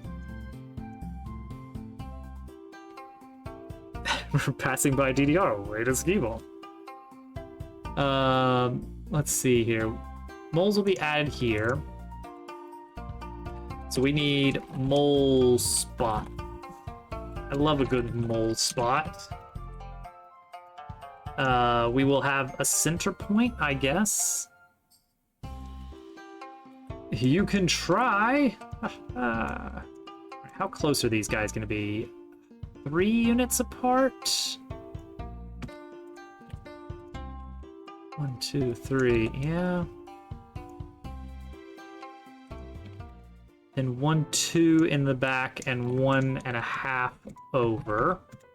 Add a gun. Yeah!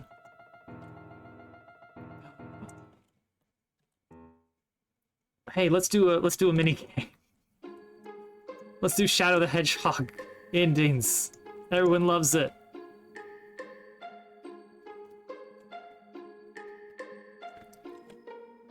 Instantly win a non-boss encounter. That does feel quite overpowered, and could potentially break some stuff.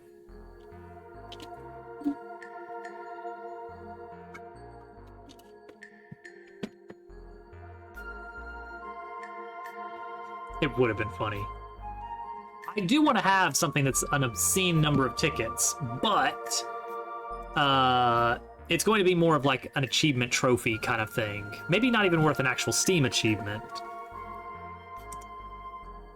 Or maybe it kicks off the ARG. Who knows?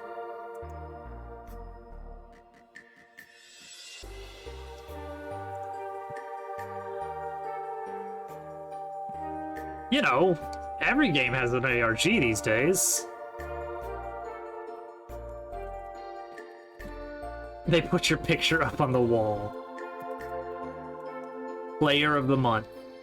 And it stays up for 1 real life month, and then it goes away. Yeah, find my sticky notes.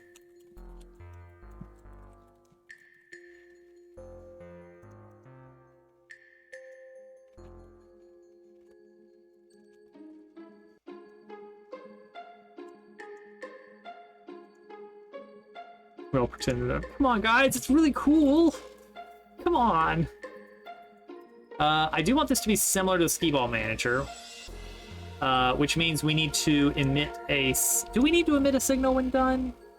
I don't think so, actually. The reason that this one did is because you were going to be locked in a cinematic, but in this you will not be locked in a cinematic. I'm just going to, like, get you out of it. But we do need a start game, which is going to be when you interact with the pay booth. They ban you. IP ban you. I delete the game from your Steam account. Okay, so we do need a start game, which is going to be when we actually start the game.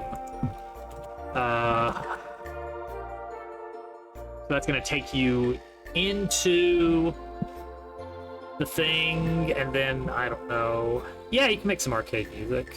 I want to say it should be more like a soundscape, though. I don't think dedicated music makes sense here. Unless it's like in the background, like you can barely hear it. Let me take a look at pre-sound.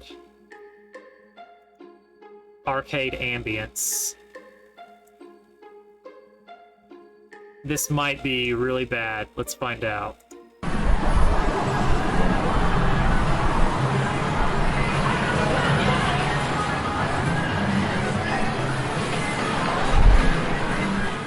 Down a bit.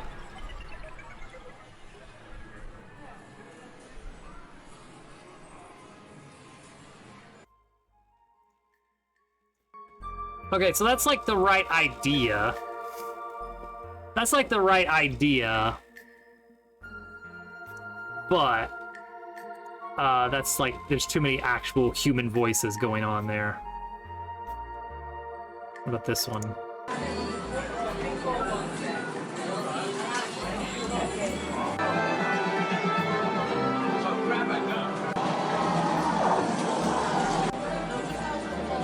You know what? You know what actually does have the right sound?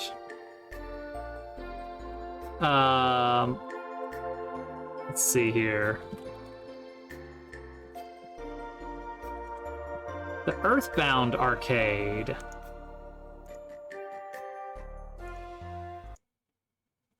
It's basically just beeps and boops.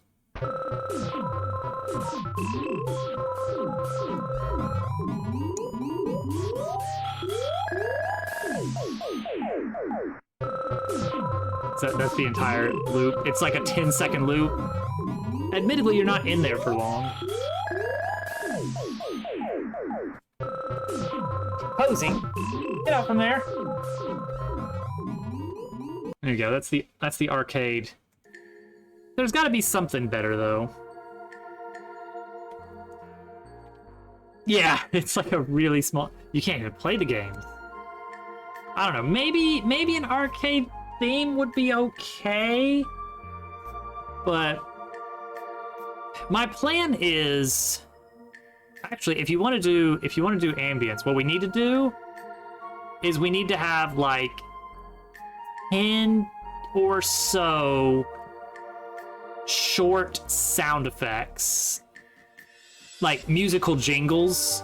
The idea being that different games are playing them, and then I will just have a manager in the arcade that periodically spawns one of those sound effects at a location in 3D space.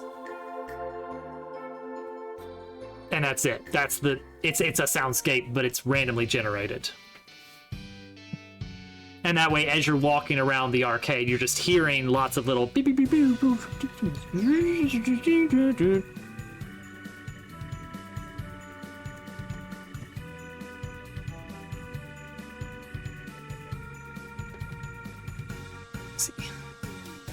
Posey being a goofball.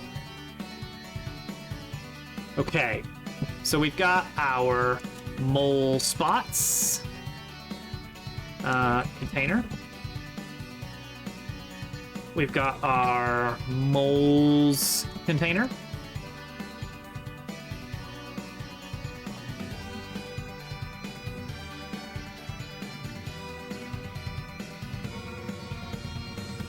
I would really like this just to be an array of vector 3.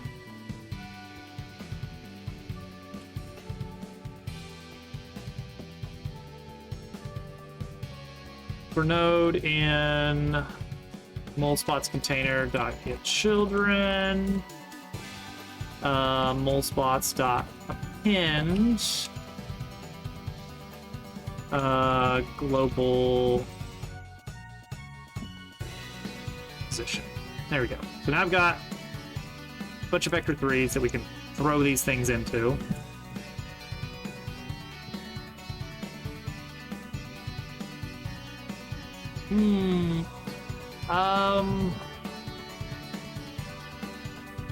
Let's say mole list is an array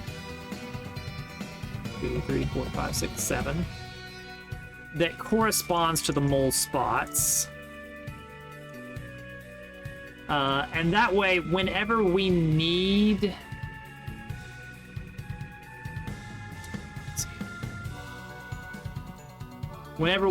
to add a mole, let's have a function for pop up mole.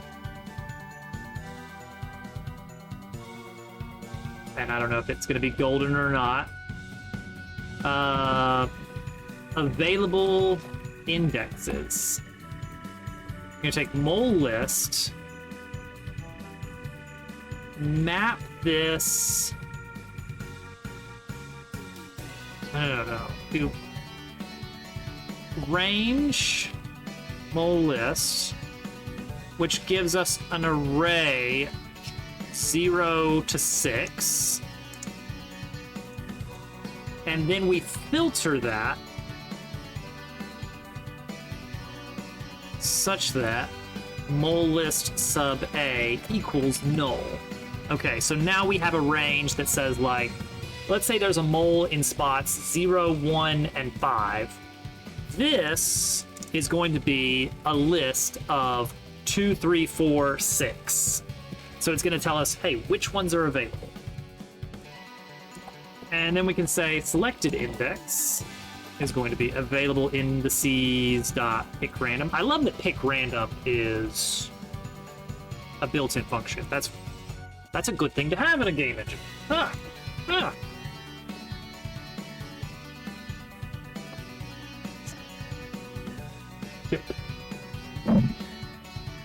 Give me a trip.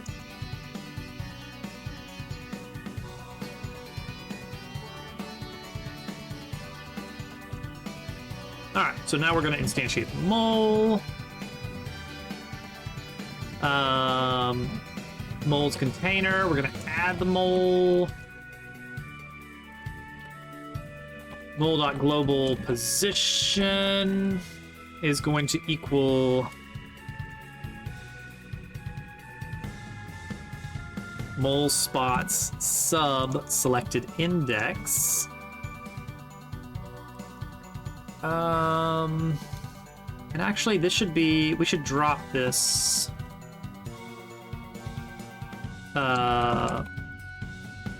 vector 3 down by 2 by 3. So when we slap them in there. Well, no. Don't do that. Don't do that. Just start the mole down. And 2 is plenty, apparently. Root node seems recommended not to be transformed. I know.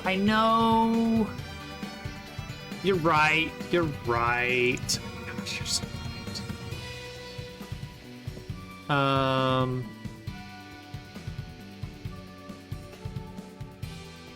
I'm just worried it's gonna blink at a location and then when it's ready. Surely its ready call will be run first. Maybe not. Maybe we shouldn't worry about this at all.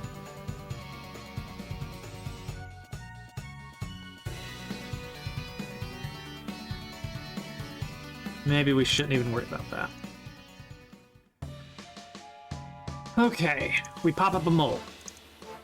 We set its position to the mole spot. Then its ready position moves it down by 3. Let's leave by 2. Okay, so we've added it, and now we can append it to our mole list. Sub selected index equals mole, so that we've got it added to our list at the right spot. Cool. We should note whether or not the mole is gold. Is the mole gold? Set up the mole. List whether it's gold and whether or not you can jump on.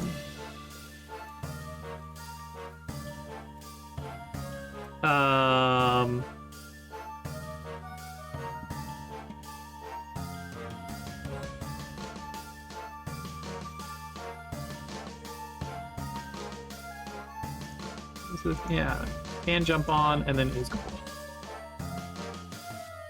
I don't know how we're gonna do the is gold. How we're gonna define whether or not that happens. How are we gonna choose whether or not to make it gold? I want it to be maybe a specific pattern, like it's, but not like super obvious. How much of this is baked in? How much of this is predictable? If we script out the whole game,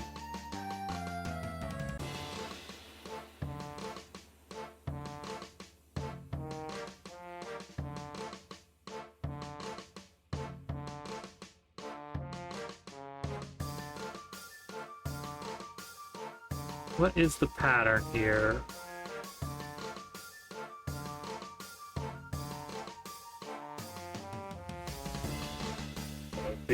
I want to make sure that the maximum possible score is not at the whims of RNG deciding to give you more or less moles. So we want it to be scripted to some degree.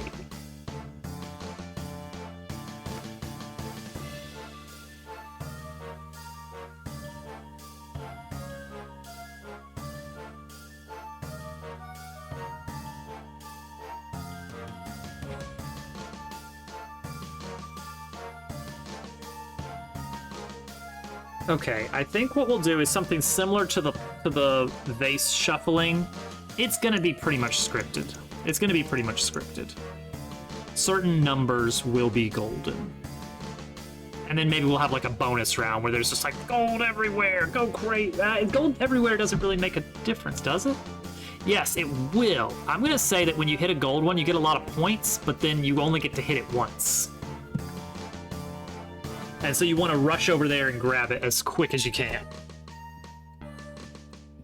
And so when you're in the bonus round, it's like, there's moles everywhere. Go nuts.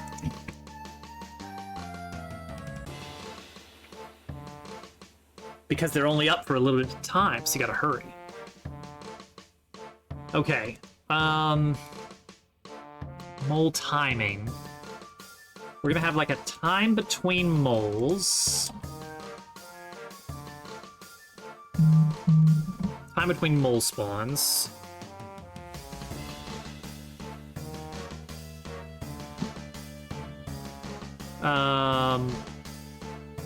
Which, when we start the game,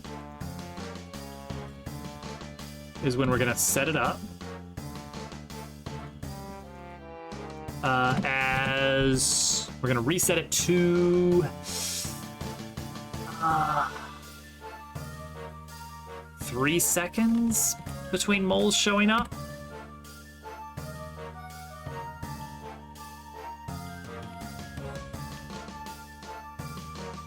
Sure. And then we're gonna have a mole timer. Mole timer is going to start at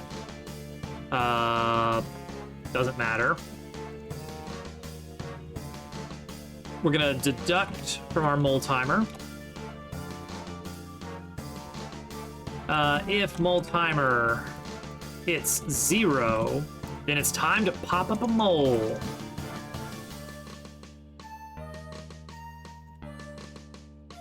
Time to pop up a mole and set the mole timer to the current time between moles. 3 seconds till we get our next mole, but then we're going to reduce the time between moles ever so slightly. So they'll get faster and faster and faster as the game goes on. We're gonna have breaks after a certain number of moles, and we're gonna have gold after certain numbers of moles. Breaks at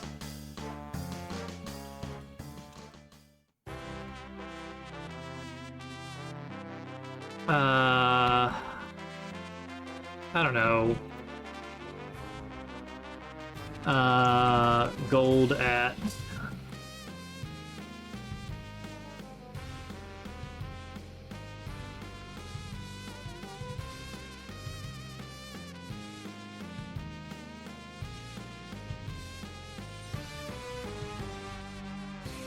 and then we can have speed set. Which is going to be after you hit X number of moles, flat out set the speed between moles to whatever. Oh, some blips, some bloops and bleeps.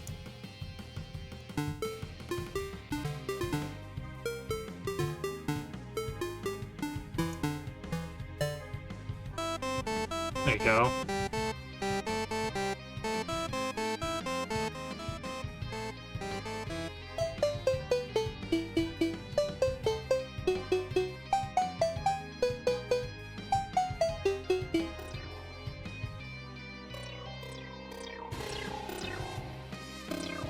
That one's good.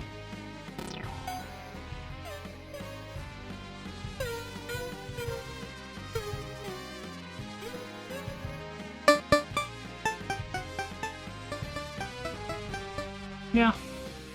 I think some of those will work pretty well. You gotta... Classic.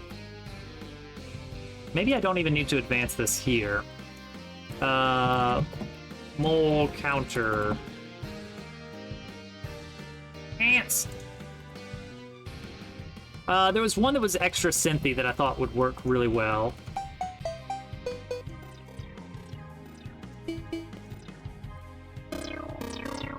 Yeah, this one kind of sounds very arcadey. A lot of the just flat-out beeps moves sound a little bit like, I don't know, like Atari NES era games, which is less common in arcades, even the ones that actually have, you know, types of games that you could play at home on home consoles.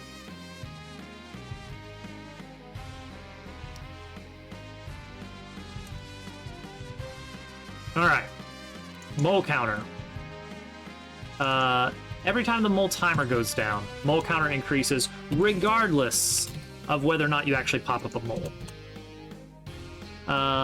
Breaks at? Is a good idea? Sure. Is it, has.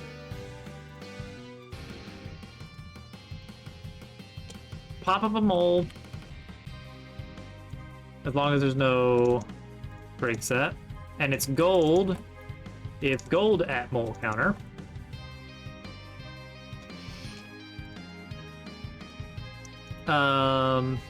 Maybe we'll take this out, I'm not sure. Speed set is speed sets dot filter return a sub 0 equals mole counter. If speed set dot any, then time between moles equals the timer found within the speed set. Oh, not any. I guess... What?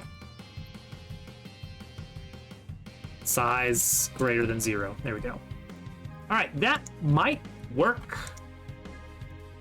We're not going to be able to knock the moles down, but I want to see them. I want to see them popping up. Oh, mole. Whoa. Okay, they pop out. Whoa. Right there. Right there. Ooh, ooh. See that one you got to jump on. Gonna break. Oh, gold mole.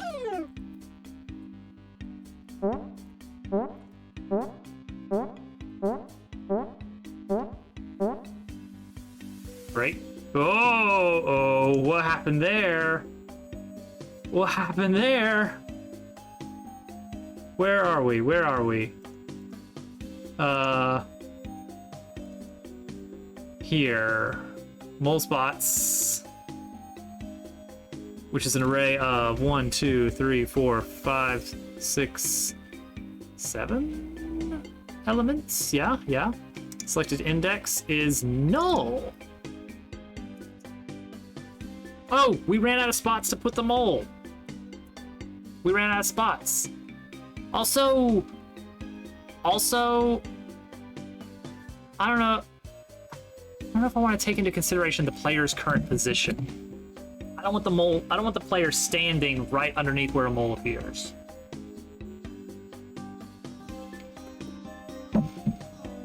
Or if that does happen, then they like get forced away. We're not returning the moles from whence they came.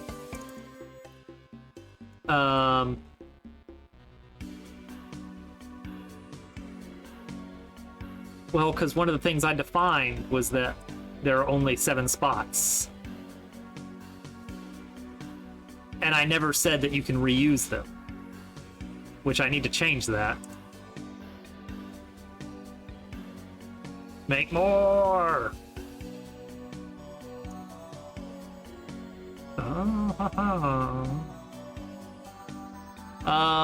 Signal?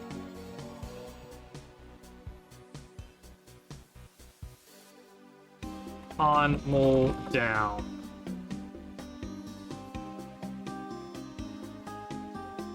Is that how we do this?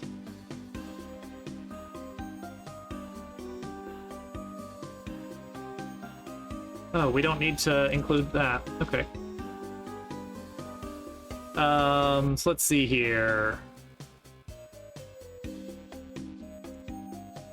Move towards 0. If position.y is less than negative 1.5, then we're going to consider it down. You may emit the signal. And maybe even... Oh, you know what? Just delete the mole. Delete the mole. And then let's just check this every once in a while.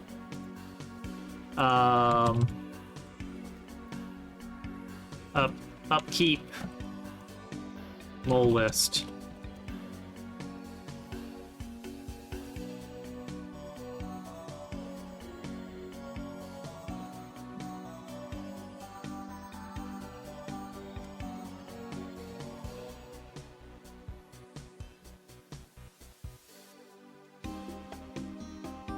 Mole list sub I. Well, hang on. If mole list sub I is null, then don't worry about that one.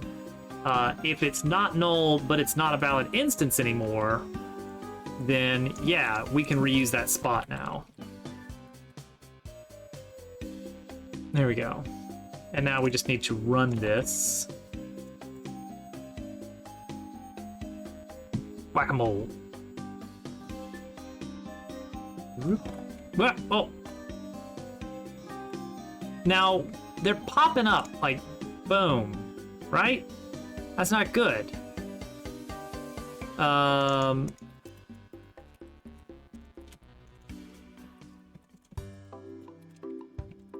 wasn't supposed to happen that way.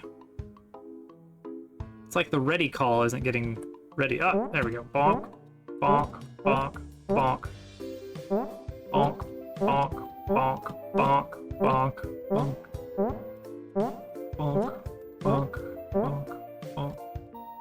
Oh, oh, ah! Bling! Oh, we got him. Bonk, bonk, bonk, bonk, bonk, bonk, bonk, bonk. Oh. Yeah. Oh no, that one you have to. You gotta jump on that one.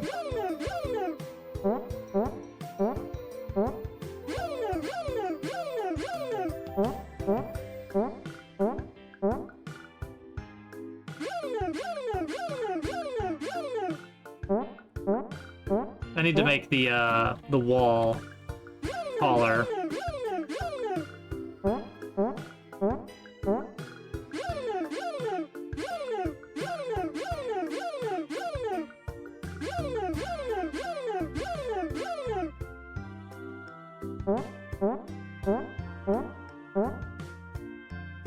I need to have more speed sets going on. Oh wait, you know what? There's no end to the moles, huh?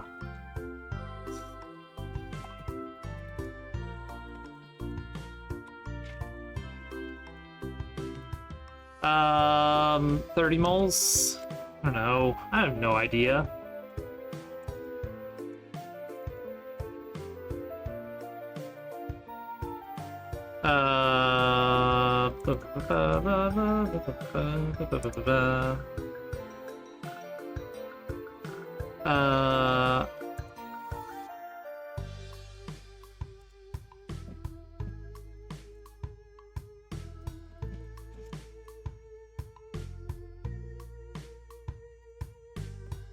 Okay, there we go. As long as we're less than number of moles. See, this works fine, kind of, until we get to here. It's supposed to get faster and faster and faster. So we're gonna say at 12, you only get 2 seconds between moles. No, it won't be that much. At 15. And then at 22, it goes super fast.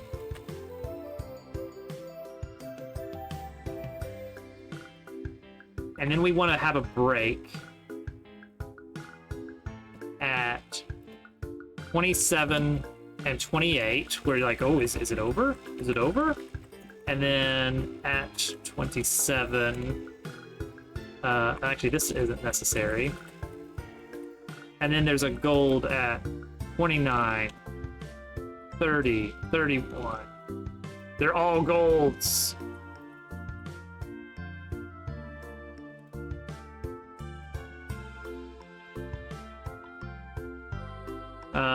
In molds at...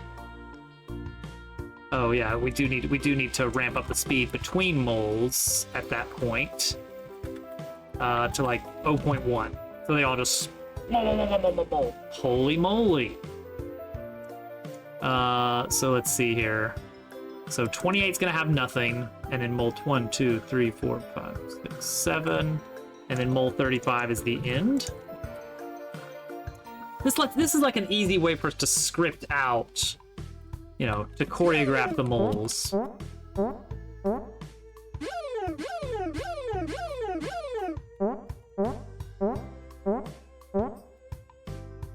1, 2, 3. Oh. Gold mole point. Got him.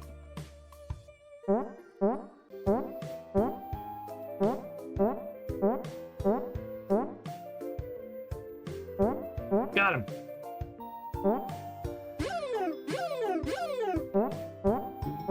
3, 4, 5.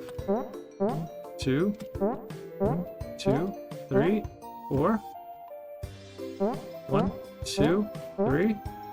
1, 2. Oh, I missed the gold mole. I was too slow.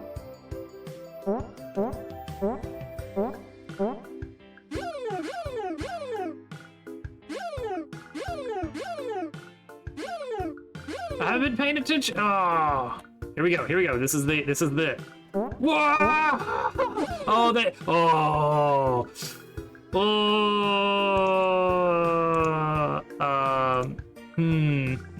Oh. All right. Better idea.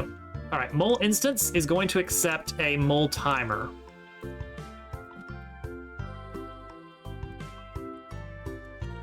As a float. 1.5 for gold, or otherwise. But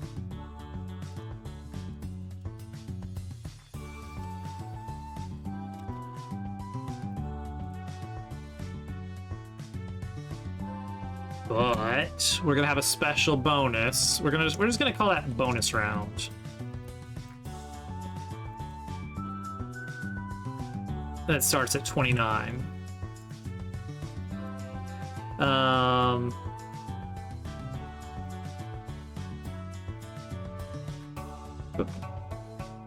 we're gonna say if mole counter is greater than or equal to bonus round, then mole timer is just four.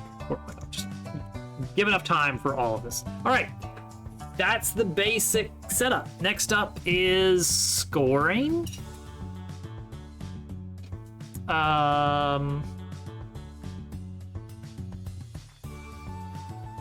You know what I'm gonna do? I'm just gonna, rather than do signals,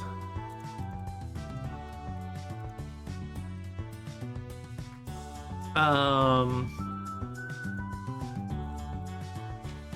just gonna have, this is not a great way to do it. I'm just gonna pass a reference to the Whack-A-Mole manager down to the individual moles.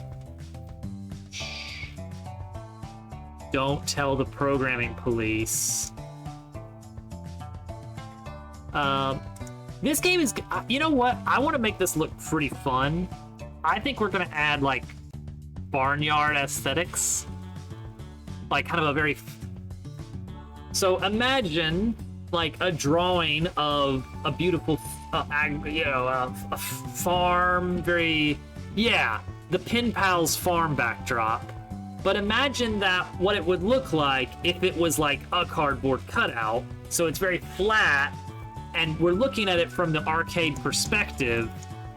So it's going to be very obviously like awkward angles, but you can imagine like if you were on the ground, looking up at it, it's like better, but it's still very clearly, thin,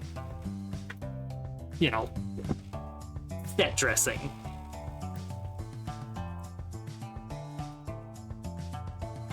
We'll need to put something on the mole holes, but it's gonna be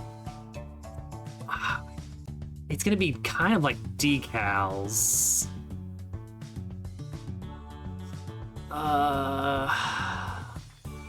Yeah. I'm getting some ideas for this.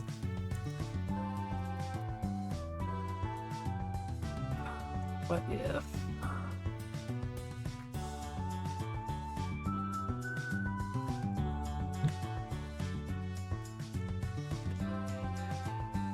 Like this, but then with like some very fun little, there'll be like little piles of dirt painted on.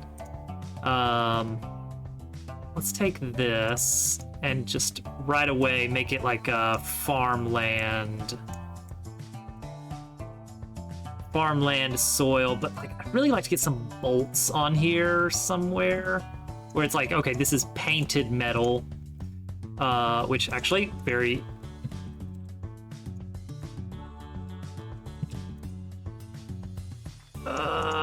Yeah, I mean, kind of. It's kind of the right material. It does look a little bit like a boxing ring. But yeah, let's make a very silly little pile of dirt. Let's make a nice torus.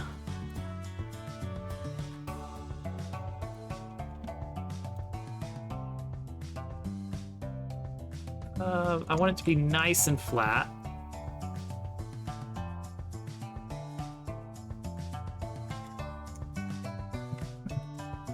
Five looks good on that. Like, make it very flat.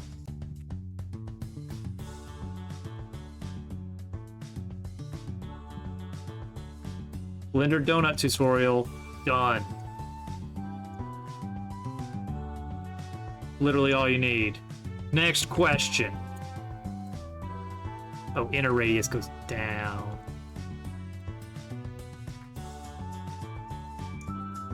Outer radius. Right, okay.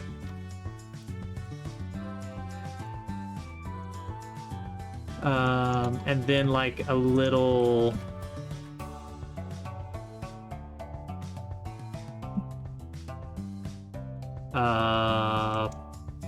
plane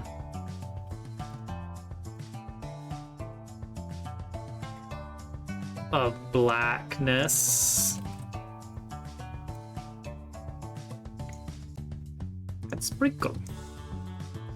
We don't have a... It's a pretty decent dirt texture.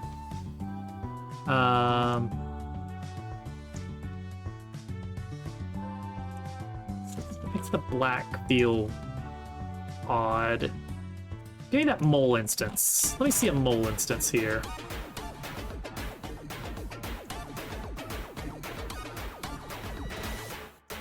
Sprinkle!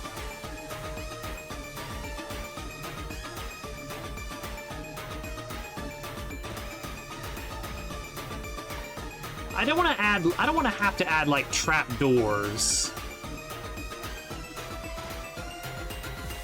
to make it make more sense or anything. Like at a certain point, it's on you, the player, to figure out how to suspend your disbelief.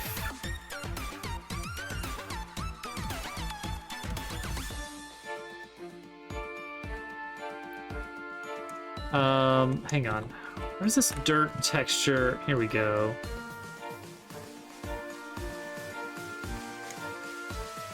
Let's do this, but then just like darker. There we go. Okay, if I copy that to here, and here, and here, and here, and here, and here.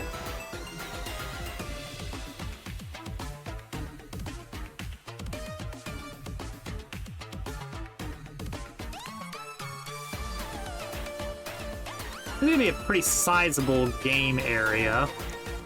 Understandably so.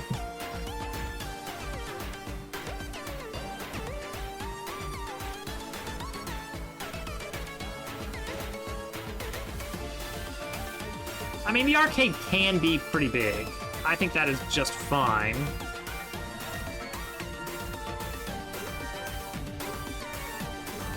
Arcades can be big. Arcades can have big games. Arcades can have a ball pit. Ball pit.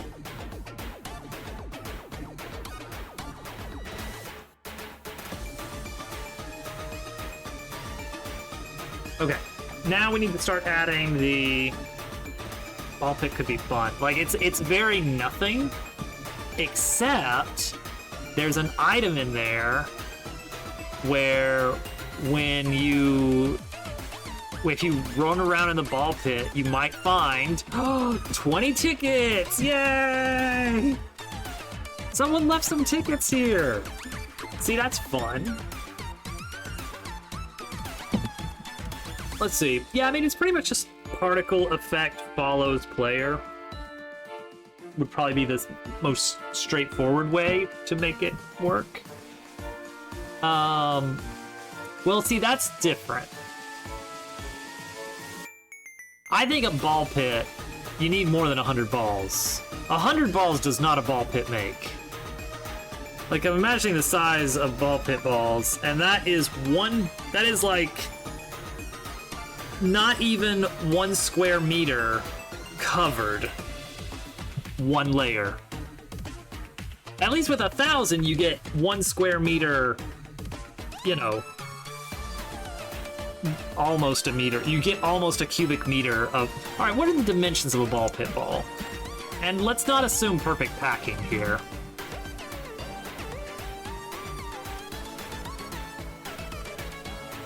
Uh, 7 centimeters. More like the snow. I think what it'll be is... What would it be? Shader. Shader? To wiggle it away from you? Oh, 100 separate meshes? As long as they're really simple, you might be able to get away with doing shaders to kind of just have... It's just a bunch of meshes, and we use the global position, pass it into the shader as a parameter to the material, and that would make them kind of like move a little bit when you get close, and then also have a little particle effect when you're moving that make balls fly out. Not real ones. They have no actual collision with anything. They just kind of roll around, fly up. Okay, we need to score things.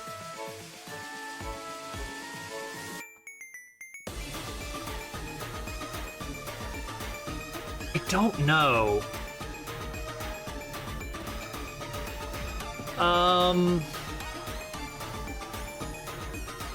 Oh, you know what? The player manager. Partner ability.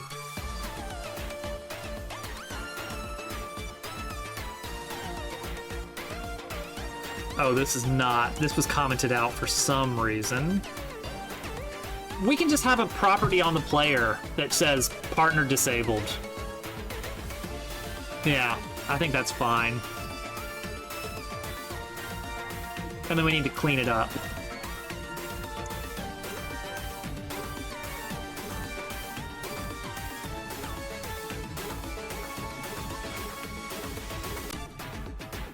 Oh, hey, Slav. Always fun to have you watch me make them all.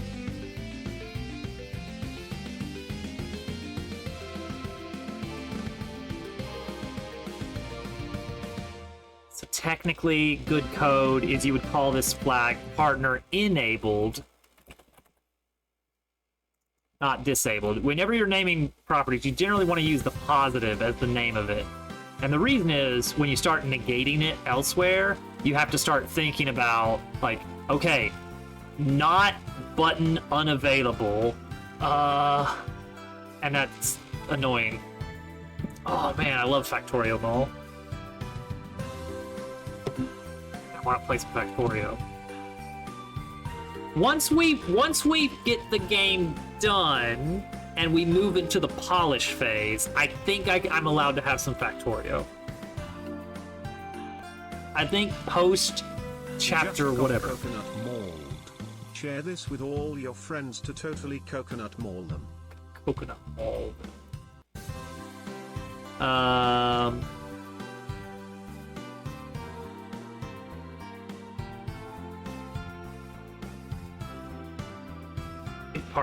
Partner is enabled. Partner has to be enabled. Okay, so now the partner can run around in there with you, and that's fine. I'm probably gonna keep them out of the play area. I know it's still in experimental. RIP Space Casinos. Not that I ever got to the point where I was doing anything with Space Casinos.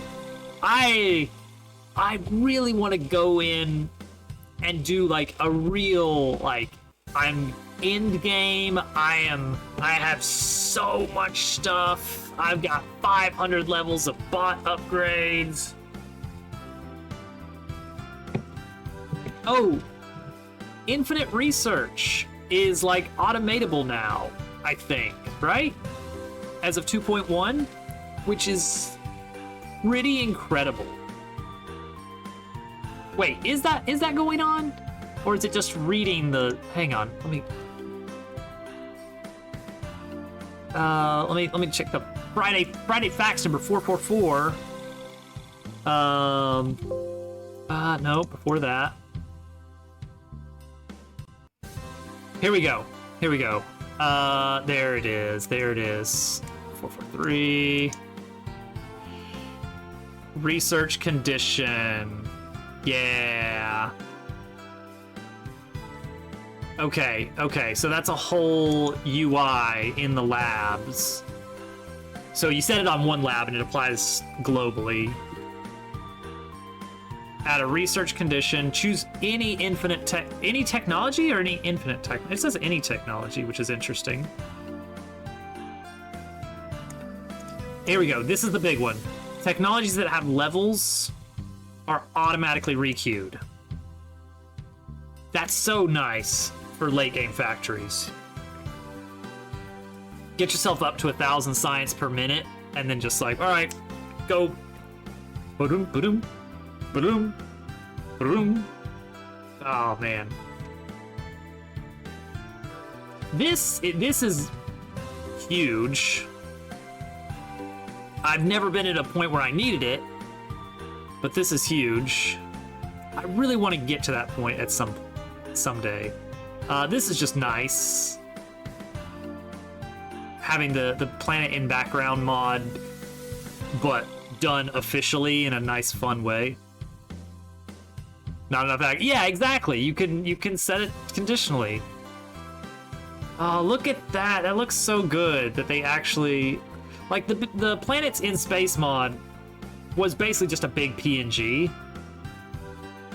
I'm really hoping that the custom planets get ported to use this, because I know that they've got support for the planets in space mod, but it'd be really nice to have that set up for this. Yeah. Prettier graphics. This was a fun little ending bit. This like huge GIF. What is this?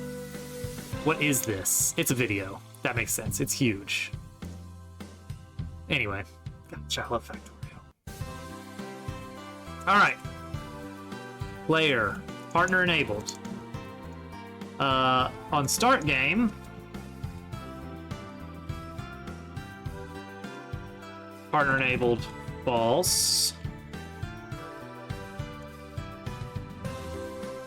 And then on end game, we're gonna have our cleanup. Make sure to set it back to true. The partner may not even follow you in. I may disconnect the follow pointer so that the partner stays outside of the ring.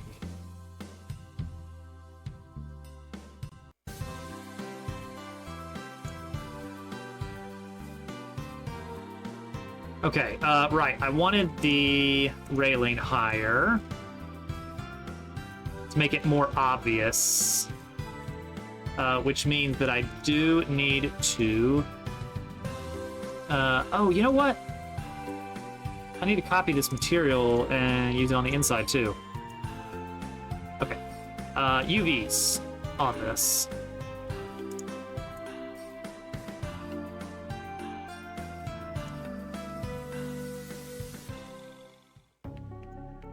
Yeah. Sugar farmer. Okay, now we need to actually make the moles respond to whatever their thing is. Oh, on setup mole, if you cannot jump on it, then I want to make the area 3D monitoring. Let's call this jump area.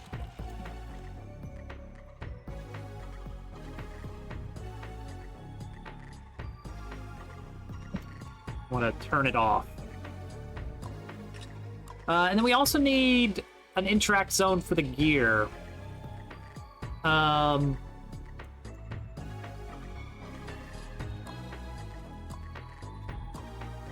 do I have for that?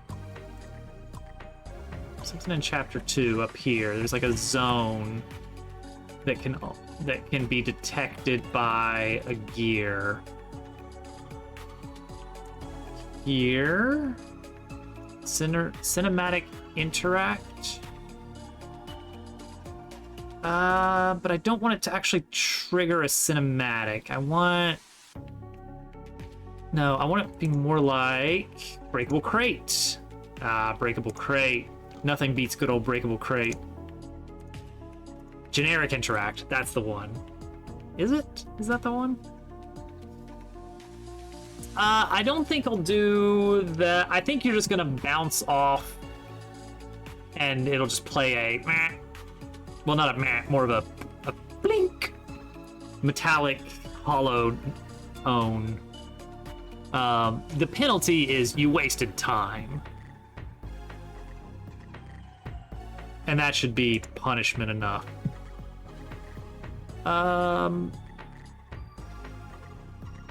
Generic interact. It's something in the player manager, isn't it? That searches for an area called generic interact, and if it finds one, grabs the code or grabs the function interact inside of it. That is it, isn't it? Okay, okay. So I just need an area labeled generic interact. And then what I do with that area is up to me.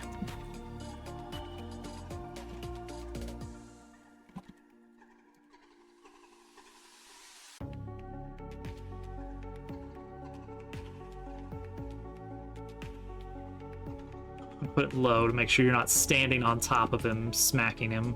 That's not going to work. Oh, actually, I don't want to do this. Okay.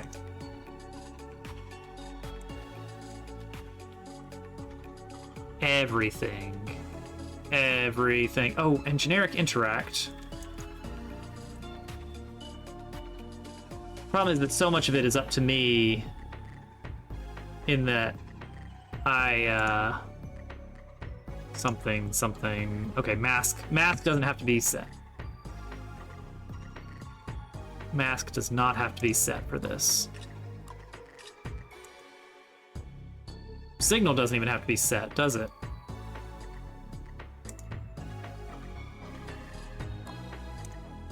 As long as we have function interact defined.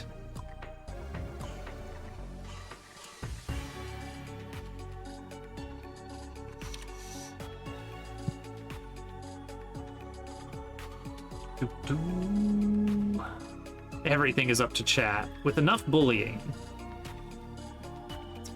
Chilly. Oh, it's getting late. Getting late.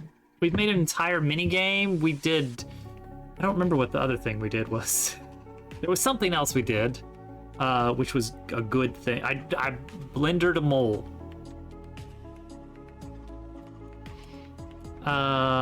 Let's see here. If this is a jumpable mole,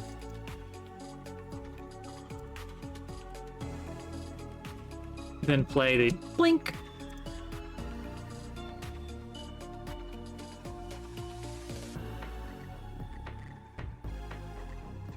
And when you jump on it, if it's not jumpable, play the plink sound effect. Either way on this, bounce off.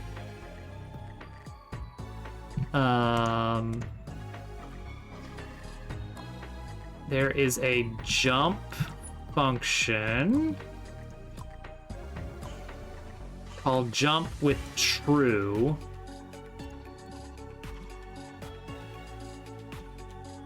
Oh, you know what? I can't really give you velocity.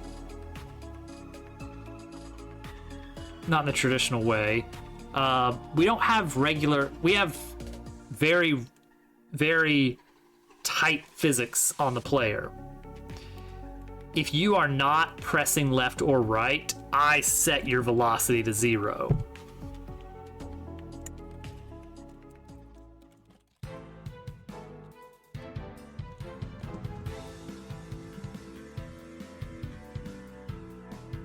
I can force you to jump,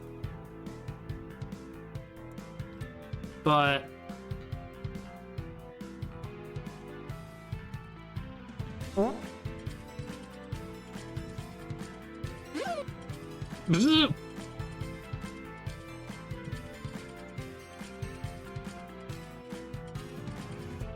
all right, I need to give the area itself an interact zone.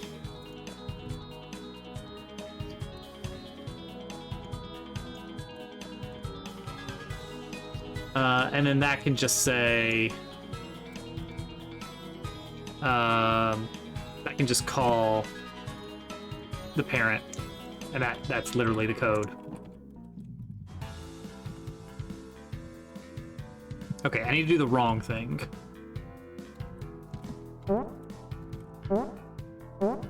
Not hearing any blink. Oh, that one did it though.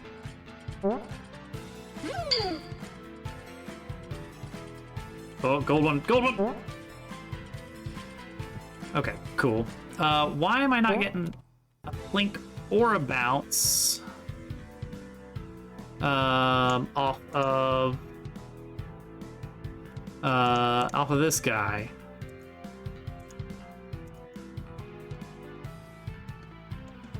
Oh, because I turned off the monitoring, because I thought that was the way to do it. Okay. Can I force you a little bit left or right? You know what? We should not be getting into this. We should be considering a raid right now.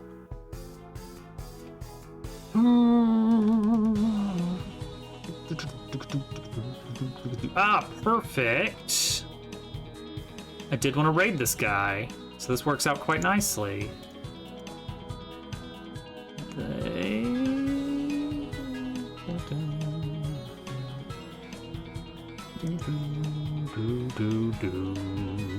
Okay, we're gonna do this so that I'm gonna have some time to actually hang out and we can meet new people together.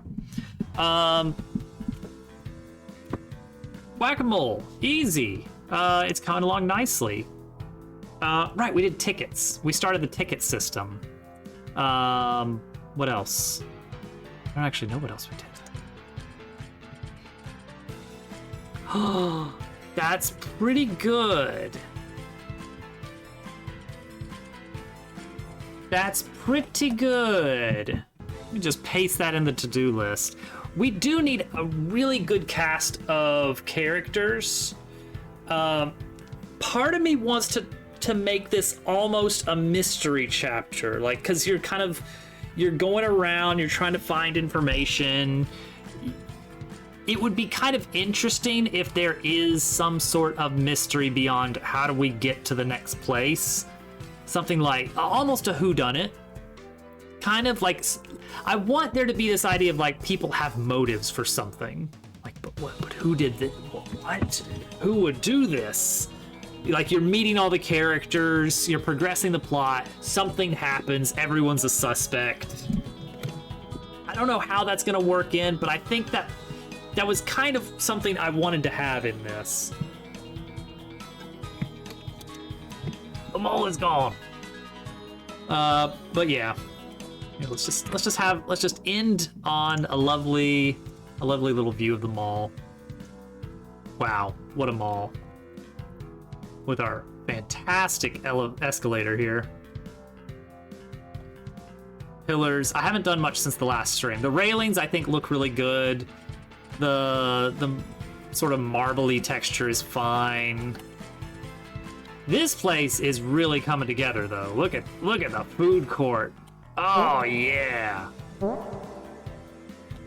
The food court is really coming together. There's still nothing over here at this little spot, but there will be. This place is just full of life. Love it. I feel like I need to go back and whimsify so much though. Their bubble tea. I think that's the vague idea with this. Although this isn't meant to be like a modern mall. This, imagine more think I'm aiming for late 90s, early 2000s is the vague setting. Maybe a little bit before even. What language are the signs? Frog script is what I've been calling it. It's pure substitution. Nothing fancy. It's going to be really easy for people to figure it out. There is an alternate language in the game that is very hard to figure out. And gets you, neither of the languages actually get you anything. You get nothing for knowing the languages. But like everything, you know, fun. These little signs are in Frog script. This is Taco Ranch and Slurps with a Z. But I think it looks pretty good. Okay, Dupu rated this guy the other day. Oh, good. Ads. No, that's actually good. I'm gonna let the ads play through. Oh, wait, are the ads stuck? Hello? Oh, nice. He just got a raid from Chip. How recently? I don't know.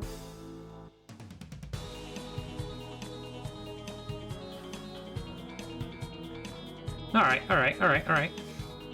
Actually, not too recently. It was like 45 minutes ago. Perfect. All right, let's get in here and derail Mr. Goon and Watch's progress. As Dupu mentioned, he's had the name longer than the internet has. All right, cool. We did it. We got a lot done, I feel like. Next stream will be Friday. Remains to be seen if it'll be a long stream or not. I feel like there's been too many long streams based on what me and Hovercat had initially discussed. Yeah, I know, right? He likes bad N64 games, which I can appreciate a lot. Thank you all for hanging out. The mall's coming along. We're getting stuff done. We're gonna make this game happen. Yeah, get excited. The game is gonna happen. It may take another 2 years, but we're gonna have a video game. Then maybe it's just paper? I know demo. Here, everybody go play the demo. We'll be polishing so soon. We got a while until polish starts, maybe about a year. We'll see. Bye!